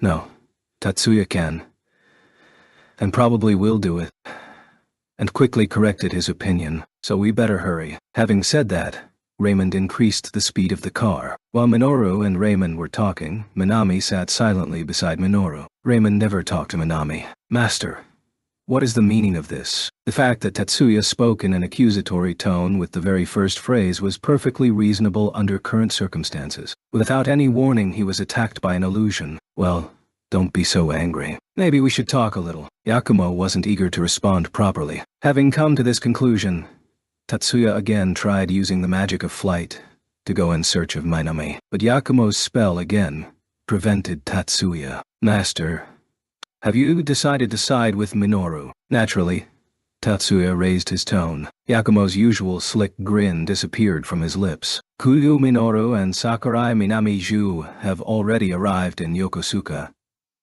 Thought, perhaps they are already boarding the ship. That's why I have to hurry. Why? What? What? From his manner of speech, Tatsuya's politeness finally disappeared. Tatsuya-kun.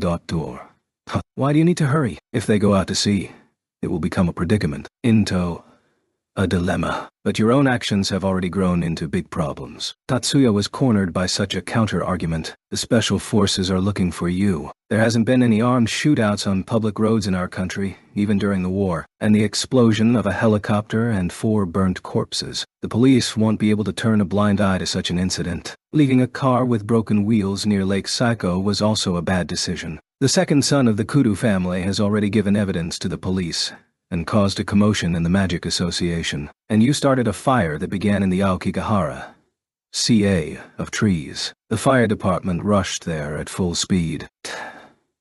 You should be well aware that excuses like, I didn't do it, and it wasn't my fault won't work here. And it's not only about today's events. Automatic dolls were blown up near the hospital in Tofu. Do you know what kind of excitement was caused by just a few demons being released? The death of Kuduretsu and the related unrest in the army was also indirectly caused by your quarrel with Kudo Minoru. It can also be argued that the confrontation around Minami-ju also has to do with the fact that the events on Miyakijima didn't go unnoticed. Is that why you are interfering with me now? Do you think I should let you go? In response to Tatsuya's question in a desperate voice, Yakumo replied coolly, without moving an eyebrow, Minami-ju is still a human being, right? Is this not proof that Kudo Minoru respects her opinion? He himself is undoubtedly a demon, but he doesn't harm Minami-ju. That is, do you mind if Minami becomes a parasite? It's not for me to decide. Whether to remain human or not depends on her own choice. This isn't something that you or Miyuki-kun should get involved in. Tatsuya clenched his teeth tightly,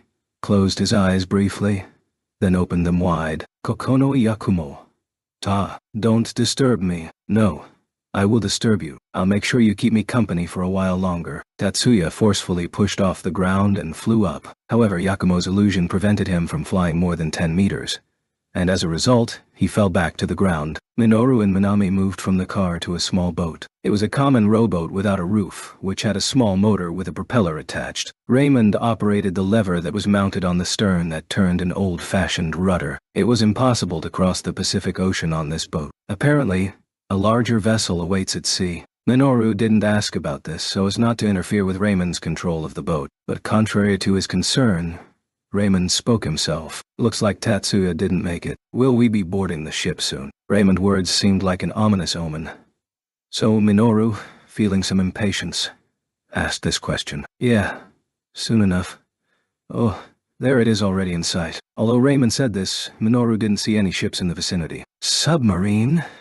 Minami muttered, sitting next to Minoru. Hearing her voice for the first time in a long time, Minoru looked again at the surface of the sea. Over there, in the place where he was looking, some kind of dome-shaped object was barely visible from beneath the water. Notice. Finally, Raymond answered Minoru for some reason with pride in his voice. High-speed transport ship, fully submersible type. Coral. Well, it would be easier to call it a transport submarine. Fully submersible type. ... Yeah. And the vibration damping function. Oh, let's talk about it when we are inside. Without slowing down, Raymond tilted the engine forward to lift the propeller and rudder out of the water. They drove directly to the dome, the back of the transport submarine. Raymond grabbed the slender pole, which only became visible as they approached it. It seems that it served as a signal, because a gap appeared in the curved hull of the submarine. A large hatch opened. All right, let's get in. Raymond jumped off the boat. Minoru also stepped onto the hull of the submarine. Through the soles of his feet he could feel the sensation of a soft surface that wasn't as slippery as he had expected. He extended his hand to Minami and helped her off the boat. They followed Raymond up the steps that led down from the opening hatch. Behind them, the crew dragged the small boat inside the ship. The hatch closed automatically when they descended the stairs. Raymond turned and spread his arms wide. Welcome to the USNA Naval Transport Ship, Coral. Raymond said this to Minoru and Minami in a dramatic, theatrical tone. Tatsuya, who had been forced to fall by Yakumo's illusion, barely managed to land on his feet. Repositioning himself after landing, he flew again.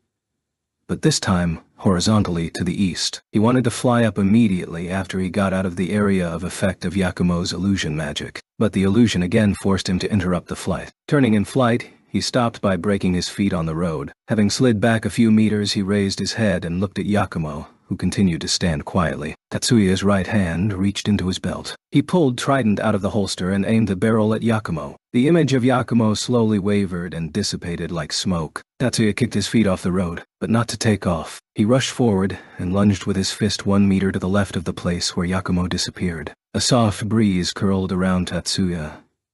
The air around Tatsuya suddenly became heavy and viscous like oil. Tatsuya's index finger pulled the activation switch on his CAD, which had the form of a trigger, but not to blow away the air that enveloped his body. And, in order to erase the magic that gives the viscosity to the air, and return freedom to his body, Tatsuya lunged with his left hand, not with a fist, but with his palm forward. The left palm, with fingers held together, pointed upward, struck a space that seemed to be empty. There was a sound, and it wasn't the sound of a hand striking another hand. It was a high-pitched echo, like a metal hammer striking a shield. The transparent haze cleared, as if blown away by this sound. In its place, the figure of Yakumo appeared, blocking Tatsuya's left palm with his right hand. Tatsuya jumped back. The throwing knife kunai, thrown by Yakumo from his left hand, only pierced Tatsuya's afterimage. Tatsuya returned the trident from his right hand to the holster. Instead, he pulled out a combat knife with hand protection. He abandoned his favorite CAD because he decided to switch to close combat.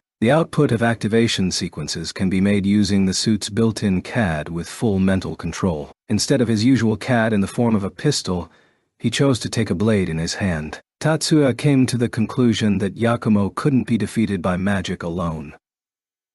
Yakumo grinned and threw another kunai. Tatsuya didn't evade it, but deflected it with the knife in his right hand. Tatsuya tried not to take his eyes off Yakumo, but as soon as he turned his gaze to the kunai for a moment, Yakumo disappeared from his sight. Tatsuya switched his perception to elemental sight. However, at that very moment, 9 Yakumos appeared in his field of vision. They ran and jumped around Tatsuya. However, in reality, only the dull landscape of the highway was visible around him. Occasionally cars drove by, avoiding the lane where Tatsuya was standing. Is this the multiple mirage matoi? Muttered Tatsuya. He gathered scions in his left hand and squeezed it into his palm. He stretched his left hand forward, and immediately released 9 psionic shells at once. 9 compressed psionic balls pierced the physical space along the coordinates where each Yakumo should have been. The 8 Yakumo, which he saw in the information dimension, disappeared, and the remaining one appeared,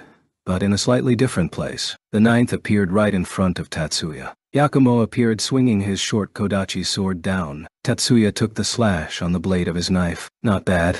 After the blades were crossed, Yakumo's lips curved into a grin. Tatsuya's face, still hidden under the helmet, didn't change. Tatsuya extended his left hand. Yakumo stepped back with a big leap to dodge Tatsuya's left hand, which tried to grab his wrist. So, you want to capture me? Do you think that if you grab me you will know where I am, even if I use illusion techniques? Tatsuya's face, hidden under the visor of his helmet, didn't express any concern that he had just been shown exactly what he was planning on doing. With the gliding motion of his feet, Tatsuya moved closer to Yakumo. The image of Yakumo trembled and disappeared. Ignoring this, Tatsuya lunged with his right hand holding a knife. There was a scrape of metal on metal. At first there was only sound. Yakumo's figure appeared next. He held the kodachi horizontally, sliding it over Tatsuya's knife. Tatsuya extended his left hand forward again, but Yakumo removed his right hand from the handle of the kodachi and used it to deflect Tatsuya's left hand. Tatsuya's hand protection that was built into the knife handle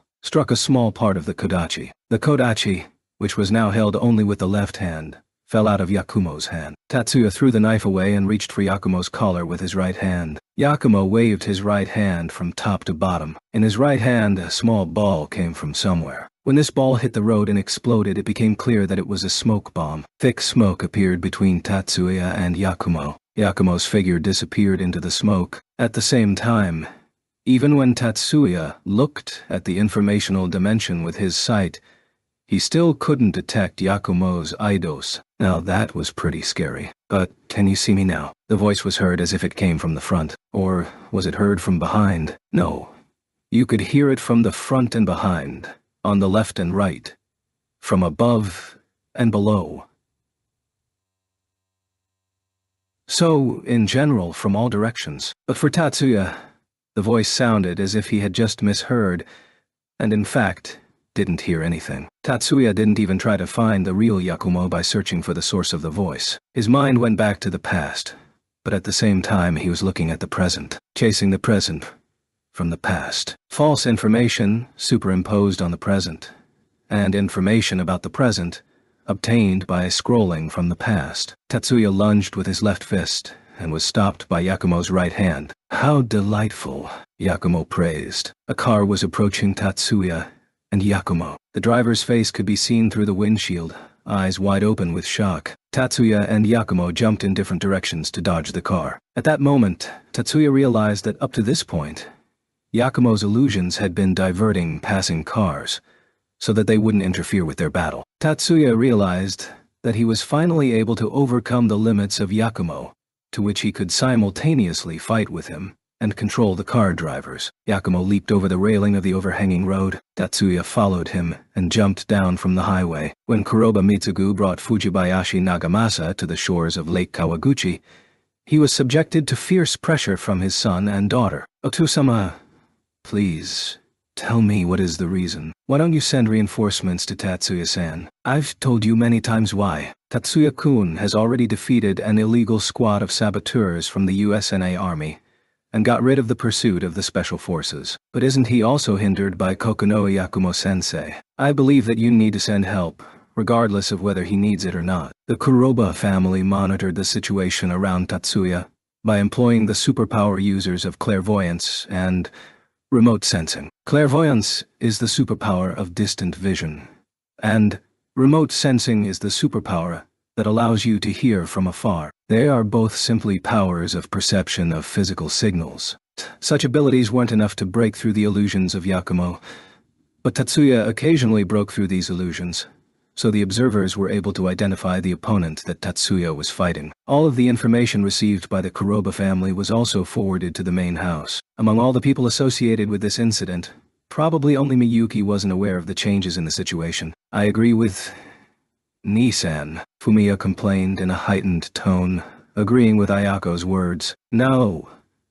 The main enemy of Tatsuya Nissan is time. It's not important for Tatsuya and Isan to win or lose, but to get out of there as quickly as possible. I believe that our help won't be completely useless. Umiya. Indeed, as you said, Tatsuya-kun's main enemy is now time. However, the real enemy standing in his way is a man known as one of the best users of ninjutsu of our time. Trying to fight him with a large number of people isn't the best option. Most likely, if you go there to help, then, on the contrary, you'll only hinder Tatsuya-kun. Mitsugu tried to dismiss Fumiya's protest, at first glance, with plausible arguments, and he realized that it worked when he saw an expression of frustration on his face. Oto-sama, I don't think so. However, Ayako wasn't convinced. Kokonoha-sensei is a ninjutsu user. The field of application in which ninjutsu performs well is the magic of illusions based on interference with the mind. Yes,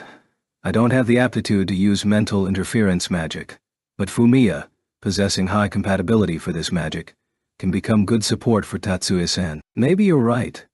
Mitsugu was a loving father. He valued the abilities of his son and daughter like no other. In fact, he also believed that Fumiya would be able to compete with Yakumo. Thus, only because Ayako was his daughter, Mitsugu couldn't deny her arguments, which coincided with his true feelings. In addition, there are also many ninjutsu users in our family who have learned from the teachings of the Koga clan. It may be too much of a burden for just Fumiya, but it seems to me that with the support of Oto-sama's subordinates, he will be able to at least attain Kokono-sensei. This was also entirely consistent with the opinion of Mitsugu, and he answered, "You can't, Maya-san."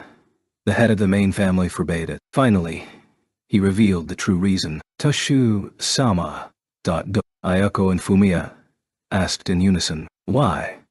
This question was also asked simultaneously by two voices. I wasn't informed of the reason. Sensing the slight displeasure in Mitsugu's voice, Fumiya realized that his father really didn't know the reason. It also seemed to be an unwelcome outcome for his father. Realizing this, Fumiya decided not to go further into this matter. But his sister Ayako had the opposite opinion. I see. Then I will ask for the reason directly from Toshu-sama.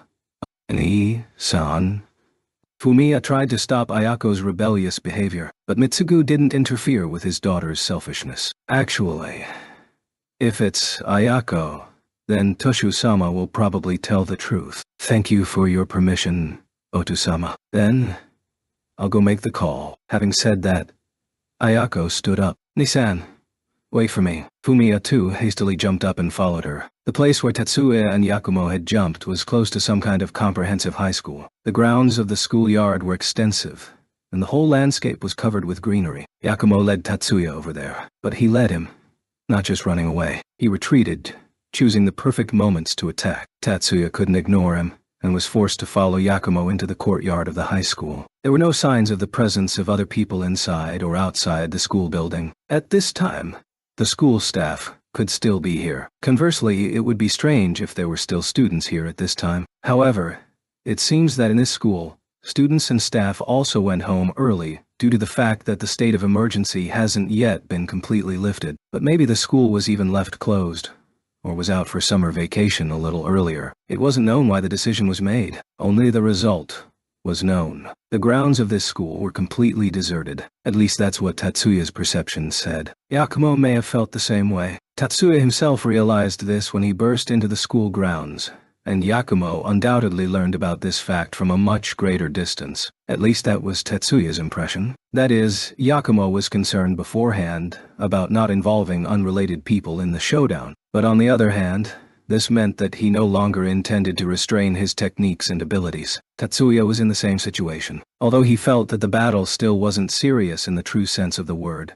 But to the extent that it is possible in a battle not to the death, he stopped holding back some time ago. More precisely, Tatsuya thought that he wouldn't repent if it came to the decision to kill Yakumo. Honestly, he didn't want to kill Yakumo for Minami's sake. Tatsuya didn't believe that Minami was more important or valuable than Yakumo. But since neither Tatsuya nor Yakumo had any intention of retreating, even the worst outcome could be expected. And giving up the chase was Tatsuya's best choice in order to avoid this worst outcome. This is a request from the sponsor Sama. When Ayako asked Maya on the phone about the reasons for the ban on sending reinforcements, She answered her without hiding the facts. Sponsor Sama. Ayako didn't hide her surprise on the videophone screen, and it was only natural. It was extremely rare for sponsors to interfere with the Yotsuba family's work, which was already in the middle of completion. In recent times, such cases, one can only recall the acceleration of the resolution of the vampire incident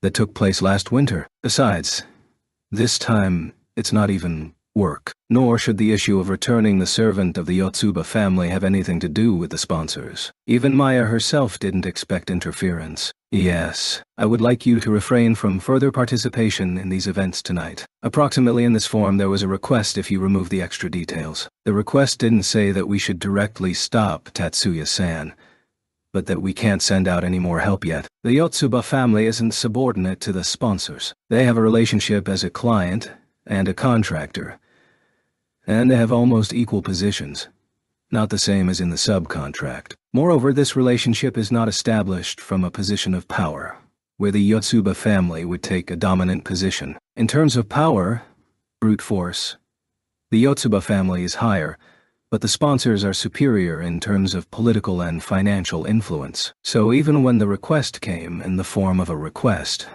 Maya couldn't reject it. Does that mean we're leaving Minami-san in the request from sponsor Sama? It was spoken exclusively about tonight. We aren't going to abandon Minami-chan. I said something stupid. Please forgive me. I understand your feelings, Ayako-san, but I can't allow reinforcements to be sent today. As you say. Fumiya-san, did you understand everything? Yes, Tushu-sama. After asking for the opinion of Fumiya on the monitor, Maya ended the telephone conversation with Ayako. And yet, what are these gentlemen really thinking of? She spoke in such a tone as if she was talking to herself. But she was clearly speaking to Hayama, who was standing behind her. Perhaps they very much want to cleanse our country of the parasites. I think it would be quicker to destroy them, rather than let them go abroad. In fact, Maya's dissatisfaction with the sponsor's instructions was no less than that of Ayako. Perhaps the gentleman thought that eliminating Kudo Minoru took too much time. If so, they would have said so then. Following the rules of decency, Hayama kept silent, without reacting in any way to Maya's dissatisfaction, which she expressed like a young girl. The signal for the beginning of the battle was a swirl of leaves in the wind. Elm, oak, and mountain cherry. Even though it was midsummer, green leaves began to fall from the trees growing in the schoolyard, as if they had been torn off or cut off. Both this leaf fall and the wind were unnatural. Tatsuya jumped aside before this swirling of leaves reached him. He didn't manage to dodge some of the leaves, and they grazed him on the arm, leaving a line of cuts. The leaves looked thin, but they were able to cut the freed suit, which possesses properties of being bulletproof and resistance to piercing and cutting blows. Leaves and blades. It was probably imitation magic that used Kotodamas, the word of spirits. The swarm of leaves flying past spun into a big arc and came back at Tatsuya. Tatsuya's body was covered in a blinding cyan light. Contact. Type. Gram demolition. It was a special ability of Tamatsuka Hagane, with whom Tatsuya once fought. With the help of psionic manipulation techniques, he developed a technique that has a similar effect with the unique ability of Tamatsuka. When the wind touched the psion armor, it lost its power, and the leaves lost their blade-like properties and fell to the ground. Is this a kind of Mokuton Jutsu? Hidden foliage. Tonjutsu. Ninjutsu techniques for stealth and escape, with the participation of the 5 elements. Roughly speaking, the use of each of the elements to distract the attention of the enemy. Fujibayashi Nagamasa's fire spell, for example, was also from Tonjutsu. Not so bad. Distracted attention, having burnt the whole house. Prefixes for Tonjutsu. Moku is tree, Ka is fire, Du is earth, Kin is metal, Sui is water. Read more about the 5 elements themselves. https://n wikipedia.org wiki Sin. Tatsuya cancelled his psionic armor and began to look for signs of Yakumo's presence, not using his elemental sight. In the course of the battle on the highway, it became clear that Yakumo possesses techniques capable of deceiving elemental sight. Relying only on that is too dangerous. Rather, On the contrary, there are more opportunities to fall for some trick of Yakumo. Tatsuya's perception caught not the location of Yakumo, but signs of magic activation, right under his feet. Tatsuya abruptly jumped back from this place. While he was in the air, all the leaves that had fallen to the ground caught fire at the same time. The fire was quite strong, as if dried leaves were burning, not fresh and green. Is this katonjutsu the magic of fire adhering to the system of the 5 elements? According to the system of the 5 elements, wood makes fire. By forcefully applying this concept to reality, this magic burned the fresh leaves as if they were dry. Perhaps this, too, can be called the magic of the spirits of word. The fire didn't go out even after the leaves burned. Tatsuya was pursued by a physically impossible fire magic, burning without combustible substances. It wasn't a real flame, it was an illusion of a flame. However, Tatsuya knew that if you touch this flame, it will burn the skin. Tatsuya threw a projectile of compressed science into this illusory flame. Gram demolition. Illusions are nothing but information that doesn't possess a material entity, and the scion pressure just blew it away. He didn't use gram dispersion because he was cautious, suggesting that a trap might be waiting for him in the process of reading the magic sequence. Of course, this could be unnecessary suspicion, but if the goal of Yakumo is to seal Tatsuya's special abilities, making him cautious, then it turns out that Tatsuya has already fallen for his trick. But Tatsuya wasn't so simple either. If he follows the 5 elements, then the next one will be earth. Otonjutsu. Tatsuya, who had extinguished the flames while still in the air, tucked both legs high in the air a moment before landing, and at the moment of landing, he strongly stamped them on the ground. Psionic waves, propagating from the soles of his shoes, shook the surface of the earth. Magic sequence that began to infect by coming into contact with the ground obtained from the ashes of the burnt leaves was broken by the psionic shock wave. You are well versed in the 5 connected tonjutsu technique. Yakumo's voice echoed in the schoolyard, the source of which couldn't be determined. It was the first time Tatsuya had heard the name 5 connected tonjutsu technique, but he decided not to be distracted by it. It was probably magic that uses the principle of the interaction of the 5 elements, connecting together the elements of wood, fire, earth, metal, and water in a chain. Tatsuya himself suggested this when he was able to predict the attack using Datonjutsu, earth magic. However, he didn't devote the slightest bit of his mind's resources to this thought. Instead,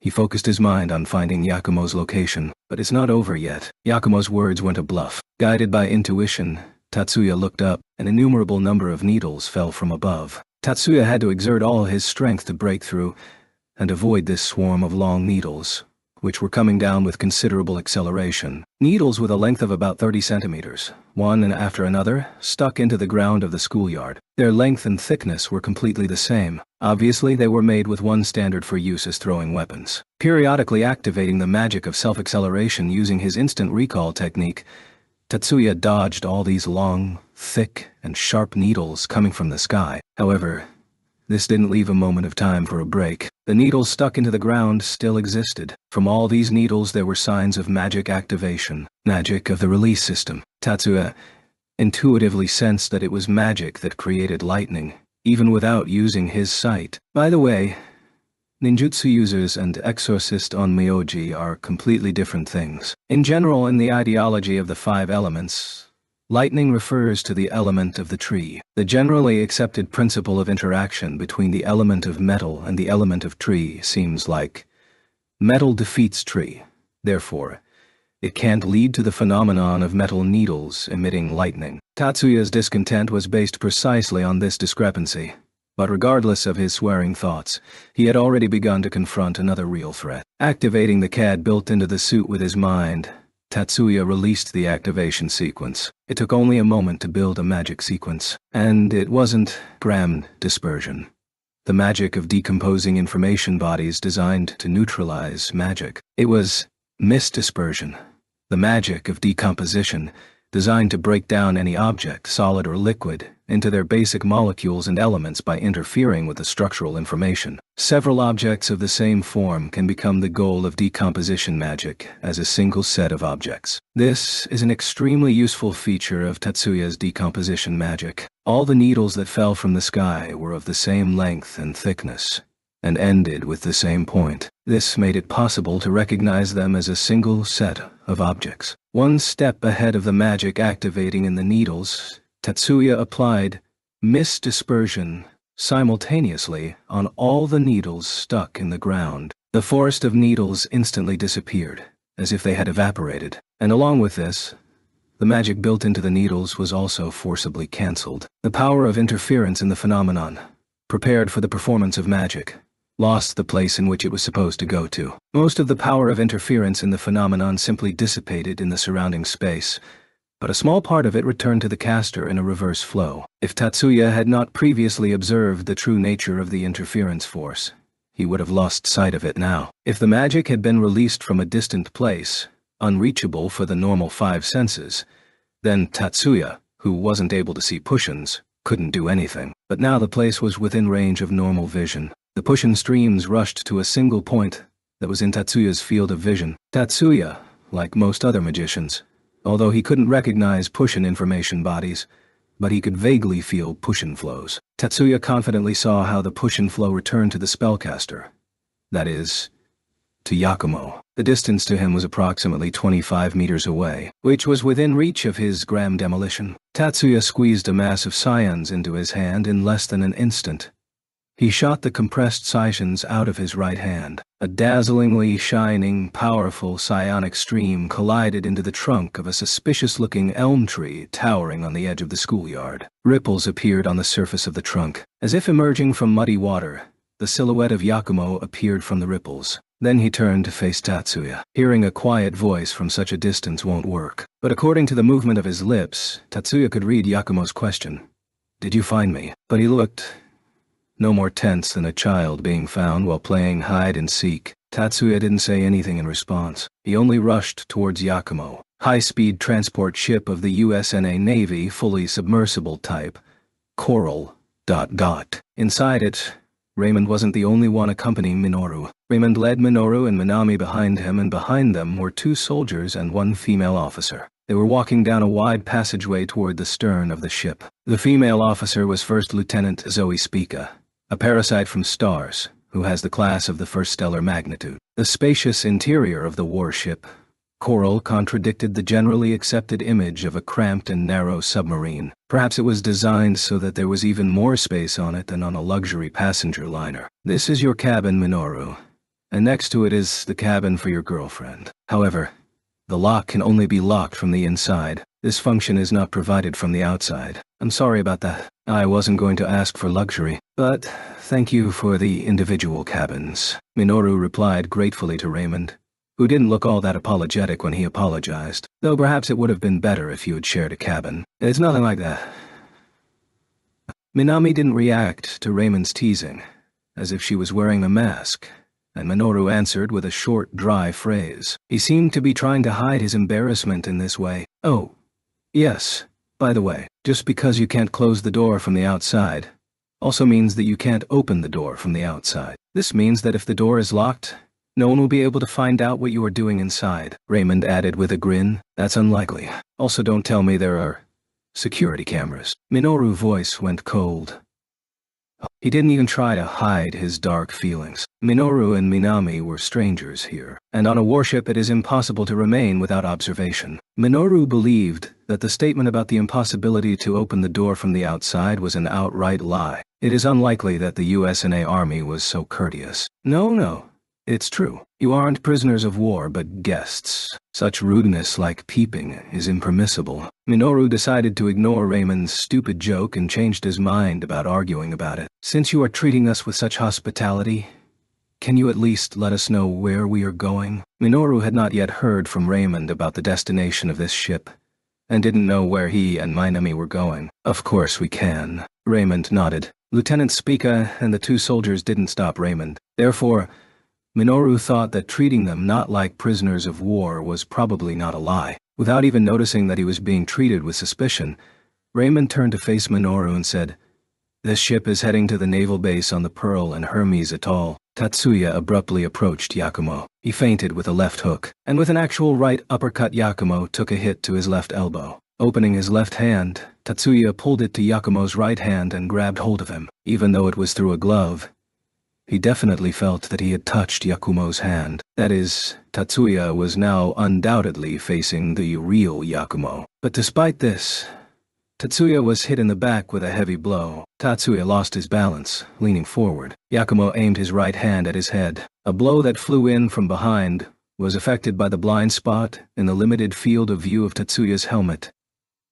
Tatsuya semi-intuitively tilted his head diagonally forward and to the right. It wasn't possible to completely dodge, and Yakumo's right hand grazed his helmet. Without resisting the impulse of the impact, Tatsuya rolled in the direction in which he had tilted his head. As he stood up, he took off his helmet and cast it aside. The last blow had the power to break through the helmet. More precisely, this power really did break through the helmet. His armor or helmet won't protect him from Yakumo's attack. Such a helmet, which impeded visibility, is only a hindrance when the enemy can deliver blows that penetrate armor. Tatsuya took off his helmet, because he knew it instantly. With his head now exposed, Tatsuya rushed to Yakumo at an even higher speed than the last time. His left jab was aimed at Yakumo's face, but the enemy didn't even budge or evade. It was an illusion. Tatsuya stopped his left jab a moment before his hand was fully extended, then opened his hand and pointed it down. And with his palm in this position, he swung his left hand down. This hand touched Yakumo's monastic attire. The illusion was cancelled,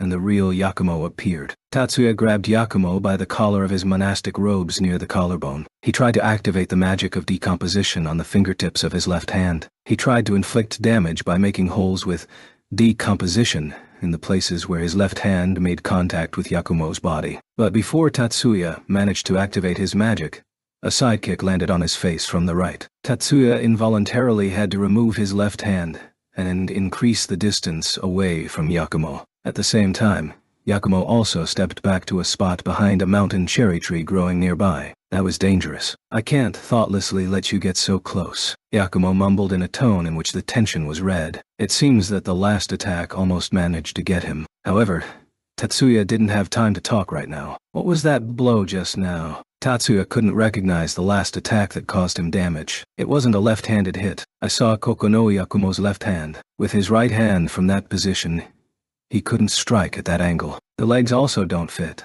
I saw the left leg. As for the right leg, the angle is even greater than that of the right hand. Was it direct pain? Tatsuya involuntarily voiced the thought that came to him. The magic of mental interference. Direct pain. This is magic that causes pain directly to the mind, bypassing the physical body. Other than Fumiya, are there other users of it? Direct pain is magic that is masterfully wielded by his second cousin Kuroba Fumiya. However, Tatsuya didn't know anyone other than Fumiya who could put it into practice. Tatsuya considered this magic to be a kind of innate superpower that only Fumiya could use. But it turned out that... was I wrong? Wrong. This isn't direct pain. Seeing Tatsuya's doubt, Yakumo spoke to him. This technique is called Gishin Ankiti, pure ninjutsu. Well, more precisely, only one of the many secret techniques in ninjutsu. Literally something like dark spirit deceiving the body. Ishin Anki.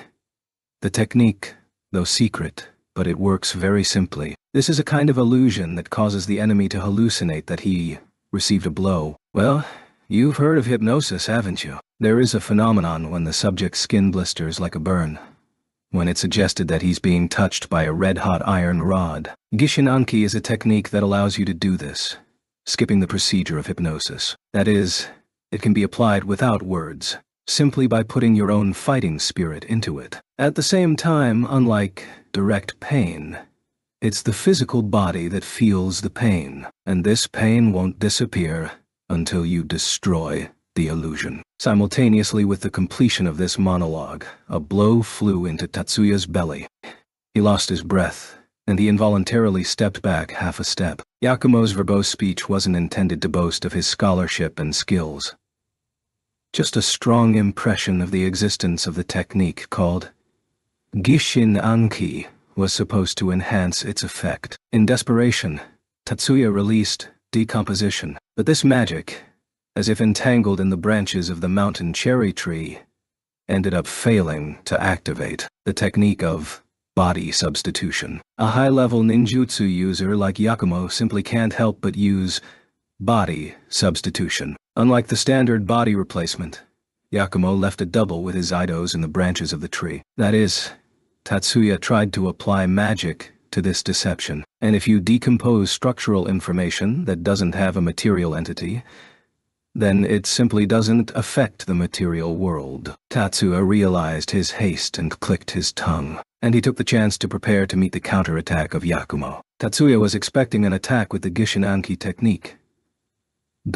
Therefore, he directed elemental sight at himself. He thought that if the pain was caused by a hallucination, the illusion technique should be directed straight at his body. In the information dimension, the point of view isn't fixed. Therefore, he could see himself even without a mirror. In the information dimension, Tatsuya saw how two large snakes crawled out of the ground right under his feet, twisting in a spiral around his body. These snakes were chains of magic sequences. In order to use only one illusion, Yakumo constructed dozens of magic sequences, divided into two groups. Tatsuya covered his body with cyan armor. Contact type: Gram demolition. However, the snakes from the magic sequences weren't destroyed. They didn't even jump away. They just wriggled around the psionic armor, and the hallucination effect began to seep into the armor, forming scions. Tatsuya cancelled the contact type, Gram demolition, and activated Gram dispersion. This time the magic sequences of the illusion were dispersed. In order not to be deceived by the body substitution again, Tatsuya began to look for Yakumo's eidos with his sight. He found 9 informational bodies of Yakumo. Probably one of them was real, and 8 were doubles. The surname, Kokonoi, and 9 doubles. A very symbolic coincidence. Kokonoi. Approximate translation, if surnames could be translated: 9-fold, 9-layer. Instead of releasing the decomposition magic of information bodies to erase the duplicates themselves, Tatsuya tried to activate decomposition, aimed simultaneously at 9 information bodies at once. At this point, he has already increased the number of objects that he can simultaneously target up to 32. If you don't follow the 2-step procedure of erasing the doubles and targeting the real body, but simply target both the doubles and the real body at the same time, this will save some time and increase reliability. However, immediately after Tatsuya set out to target 9 information bodies, he was again attacked by the snakes of illusion magic. Yakumo was an experienced combat magician. He wasn't stupid enough to silently wait for Tatsuya's attack. Tatsuya neutralized this illusion with Gram dispersion, and again found every eidos double of Yakumo. But an instant before he had managed to aim the magic at them, the illusion reappeared and attacked him. All this was repeated many times. Apparently, Tatsuya and Yakumo had exactly the same speed of magic activation, but it was Yakumo who made the very first move. So, Tatsuya couldn't overtake him in constructing magic. Yakumo couldn't attack, but at the same time Tatsuya couldn't attack. It all came down to a draw with alternating repetitive actions. But the time went and repeated, and the loss of time in this battle meant victory for Yakumo and defeat for Tatsuya. The illusion attacked. The illusion disappeared. It took time to activate Gram dispersion to erase the illusion, so Tatsuya didn't have time to attack. To destroy the illusions, it was necessary to abandon the attacks. Do I really need to destroy these illusions? Tatsuya thought with another part of his consciousness, not responsible for the application of magic. If I don't destroy the illusions, then I'll get hit by the Gishinanki technique. Then my body will have to endure the pain. And at that moment, the direction of his thoughts changed. But why should this pain bother me? Even when something hurts, it doesn't mean that the motor functions are damaged. It's only pain. Am I not already accustomed to such pain, which exists only in the form of sensations? Tatsuya's regrowth during the reverse tracking process recognizes the information received by the object in a concentrated form in an instant. When using regrowth to heal wounds, all this pain accumulated from the moment of injury until the application of regrowth, he feels in a single moment in a concentrated form. He has already experienced pain tens or hundreds of times more intense than the pain of a fatal wound. He experienced the pain of hundreds of people, amplified tens and hundreds of times. The pain can simply be ignored, thought Tatsuya. Such determination greatly simplified the matter. A sharp pain shot through Tatsuya's chest. Ignoring it, Tatsuya activated the 2-fold decomposition. First, he laid out the data reinforcement covering the shoulder joints of the 9 information bodies corresponding to the doubles of Yakumo and his real body. Yakumo, himself, and his doubles became partially defenseless. With an absolutely zero time delay, he laid out the tissues of the body. Decomposition of the skin, muscle breakdown, blood vessels, nerves and other tissues found in the body that met in a straight line.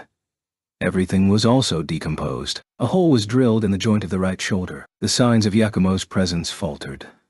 In the information dimension, only the real body remained, and the duplicates disappeared. At the same time, the figure of Yakumo appeared within sight of the naked eye. Tatsuya instantly moved to Yakumo, who had dropped to one knee, and he put the edge of his hand to Yakumo's throat, on the edge of which was prepared for the activation of decomposition. Master, this is the end. I admit, I lost. The killing intent immediately disappeared from Tatsuya's eyes. No, I lost.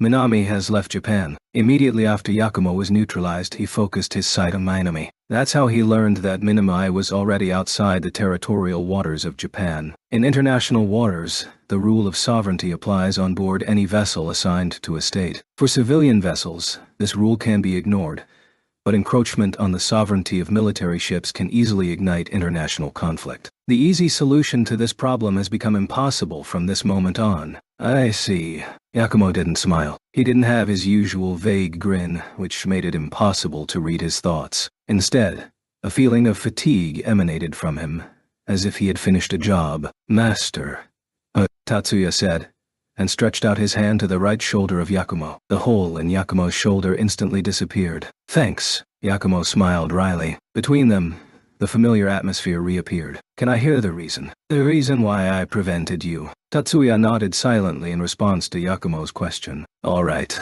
Yakumo agreed, continuing to sit on the ground, but he didn't start right away. Muttering, "Let me think." He seemed to be pondering how best to explain everything. In our country, there are people who really don't like the filth generated by demons. I'm aware. Tatsuya nodded. No, I'm talking about an organization unknown to you. Yakumo shook his head with a bitter smile. The people in this organization don't hold any positions in the government. They have no official status. But in our country, they occupy second place in terms of influence. Secret state rulers. Well, you could say that. This time I worked at the request of these people. The request was to banish these monsters, parasites, from our country as soon as possible. So you helped Minoru to escape. Sealing monsters doesn't seem like a good option for those people. Everyone understands that a seal is something that might break one day. Therefore, it is obvious that these people want to drive out the monsters, since they can't be destroyed. And you can't go against these people, Tatsuya asked in a sarcastic tone. Yakumo answered him in exactly the same tone. Among these people is also His Excellency Tudu Oba. The expression disappeared from Tatsuya's face. With the face of Yakumo, too. An awkward silence arose between them. This silence was broken by Tatsuya. Master, you always said that you are a hermit. Even by this vague phrase, one could understand what Tatsuya wants to say. At that moment, Yakumo's face broke into the bitterest smile of the evening. Yes, here you definitely got me, Yakumo muttered in such a tone as if they weren't speaking about him at all. That's for sure. This can no longer be called a mortal existence. In addition, Tatsuya said nothing more, but turned his back to Yakumo, who continued to sit on the ground with his legs crossed and walked away. Chapter 15. After picking up, wingless, the electric motorcycle that had been left on the highway, fortunately it wasn't picked up by the police, Tatsuya got on it and drove home. He arrived at the multi-story building in Tofu a little after 9 o'clock in the evening. Welcome back, Onusama. I've returned. Tatsuya felt embarrassed that Miyuki had come out to meet him directly at the front door. Today he didn't warn Miyuki in advance that he was going to break into Minoru's hideout. While he was riding home on his motorcycle, he was constantly thinking about how to explain to her that saving Minami was now getting harder and harder. However, he couldn't think of anything. In the end, he didn't know what to say. Onsama, I heard from Hayama-san about today's events. It was none other than Miyuki herself who came to Tatsuya's aid. When Kuroba Mitsugu appeared in front of Tatsuya, it became clear that the main house was following Tatsuya's actions, and there was no reason to hide it from Miyuki, so it was reasonable to expect that she would be told. I see. Yes. The situation has become more complicated. Even Sensei stood on the other side and prevented you, so there's nothing you can do about it. Miyuki only needs to know that Anui-sama has returned safely. I see. I'm sorry I made you worry. I don't...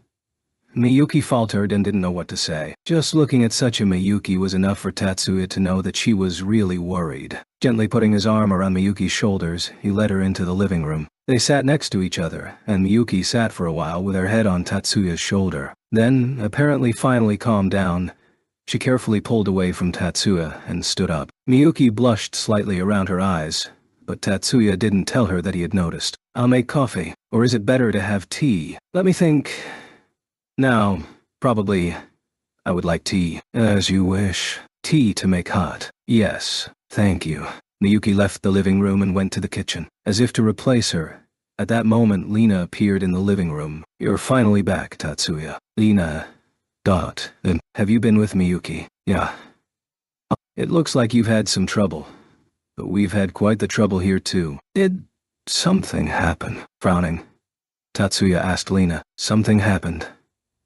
Serious incident. I'll tell you when Miyuki returns, although she might want to tell you about it herself. I see. Tatsuya didn't ask any further. Lena also fell silent. It seemed like she felt uncomfortable with the silence that followed, but it was she who suggested that they wait for when Miyuki returned. However, it seems that she didn't plan on canceling her last statement. Miyuki returned to the living room. Lena.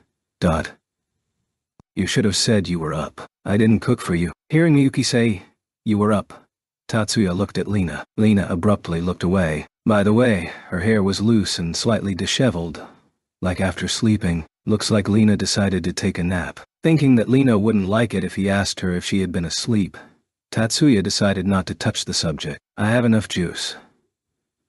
Still turning away from Tatsuya, Lena answered frantically in a mock-cold voice. After that, she pressed a button on the console and ordered orange juice for herself on the home automation system. In an elegant manner, Miyuki placed a saucer and a cup of tea in front of Tatsuya. She put her kit on the table on the opposite side of Tatsuya. By the time she sat down next to Lena, the non-humanoid robot of the home automation system had already brought Lena's glass of orange juice that she ordered. Now they all had drinks now, and everyone exchanged glances again. Miyuki.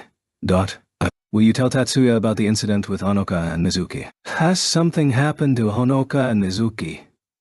Tatsuya looked at Miyuki with a serious expression. Miyuki didn't look away. She planned to tell Tatsuya about today's events from the very beginning. Yes, the truth is, Miyuki told Tatsuya about the abduction of Honoka and the attempted abduction of Mizuki. Erika is with Honoka now. It seems that the effect of the drug still persists, but according to the doctor organized by Hyago-san, there will be no irreversible consequences. I see.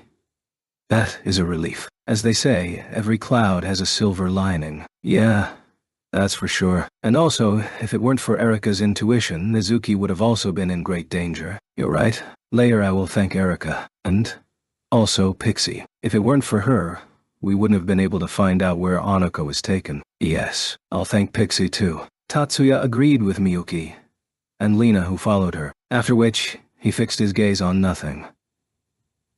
Anisama. Oh, sorry. What are you thinking about? Miyuki and Lena stared at Tatsuya, urging him to answer. No. What I was thinking is perhaps an exaggeration. Neither Miyuki nor Lena took their eyes off from Tatsuya. Resigned, Tatsuya continued, Honoka and Mizuki were targeted by hostile armed forces just because they are my friends. But I don't intend to torture myself with the thought that it is my fault that they met danger face to face. This may sound insensitive, but the villains here are the illegal saboteurs and the USNA government that sent them. It isn't unfeeling. What Ansama said is an indisputable fact. That's right. As Miyuki said, the villains here are the illegal map and the Pentagon. Tatsuya was taken aback by the menacing faces of the two girls. The fact that Miyuki would protect him was to be expected for Tatsuya, but he didn't think that Lena would join her. I'm not going to take responsibility for the actions of the USNA. But I also can't pretend that I had nothing to do with it either. Does that mean you feel responsible for the safety of Honoka and Mizuki? Similar things can happen in the future. Do you have any specific plan? After Miyuki's question, Tatsuya showed an uncharacteristic hesitation. However, he couldn't hesitate forever with the answer, so he finally decided. Tatsuya met Miyuki's eyes, which had been watching him from the very beginning, and gave his answer. I thought, why not take care of the protection of Hanuka and Mizuki with the forces of the Yotsuba family? No, by my own strength, of course, if they themselves want to. At that moment, he realized that such an answer wasn't enough. I wasn't only thinking about Hanuka and Mizuki, but you don't have to worry about Shizuku, because she has all the power of the Kitayama family behind her, and whether or not we should also consider Erika, Leo, and Mikihiko as those who need protection?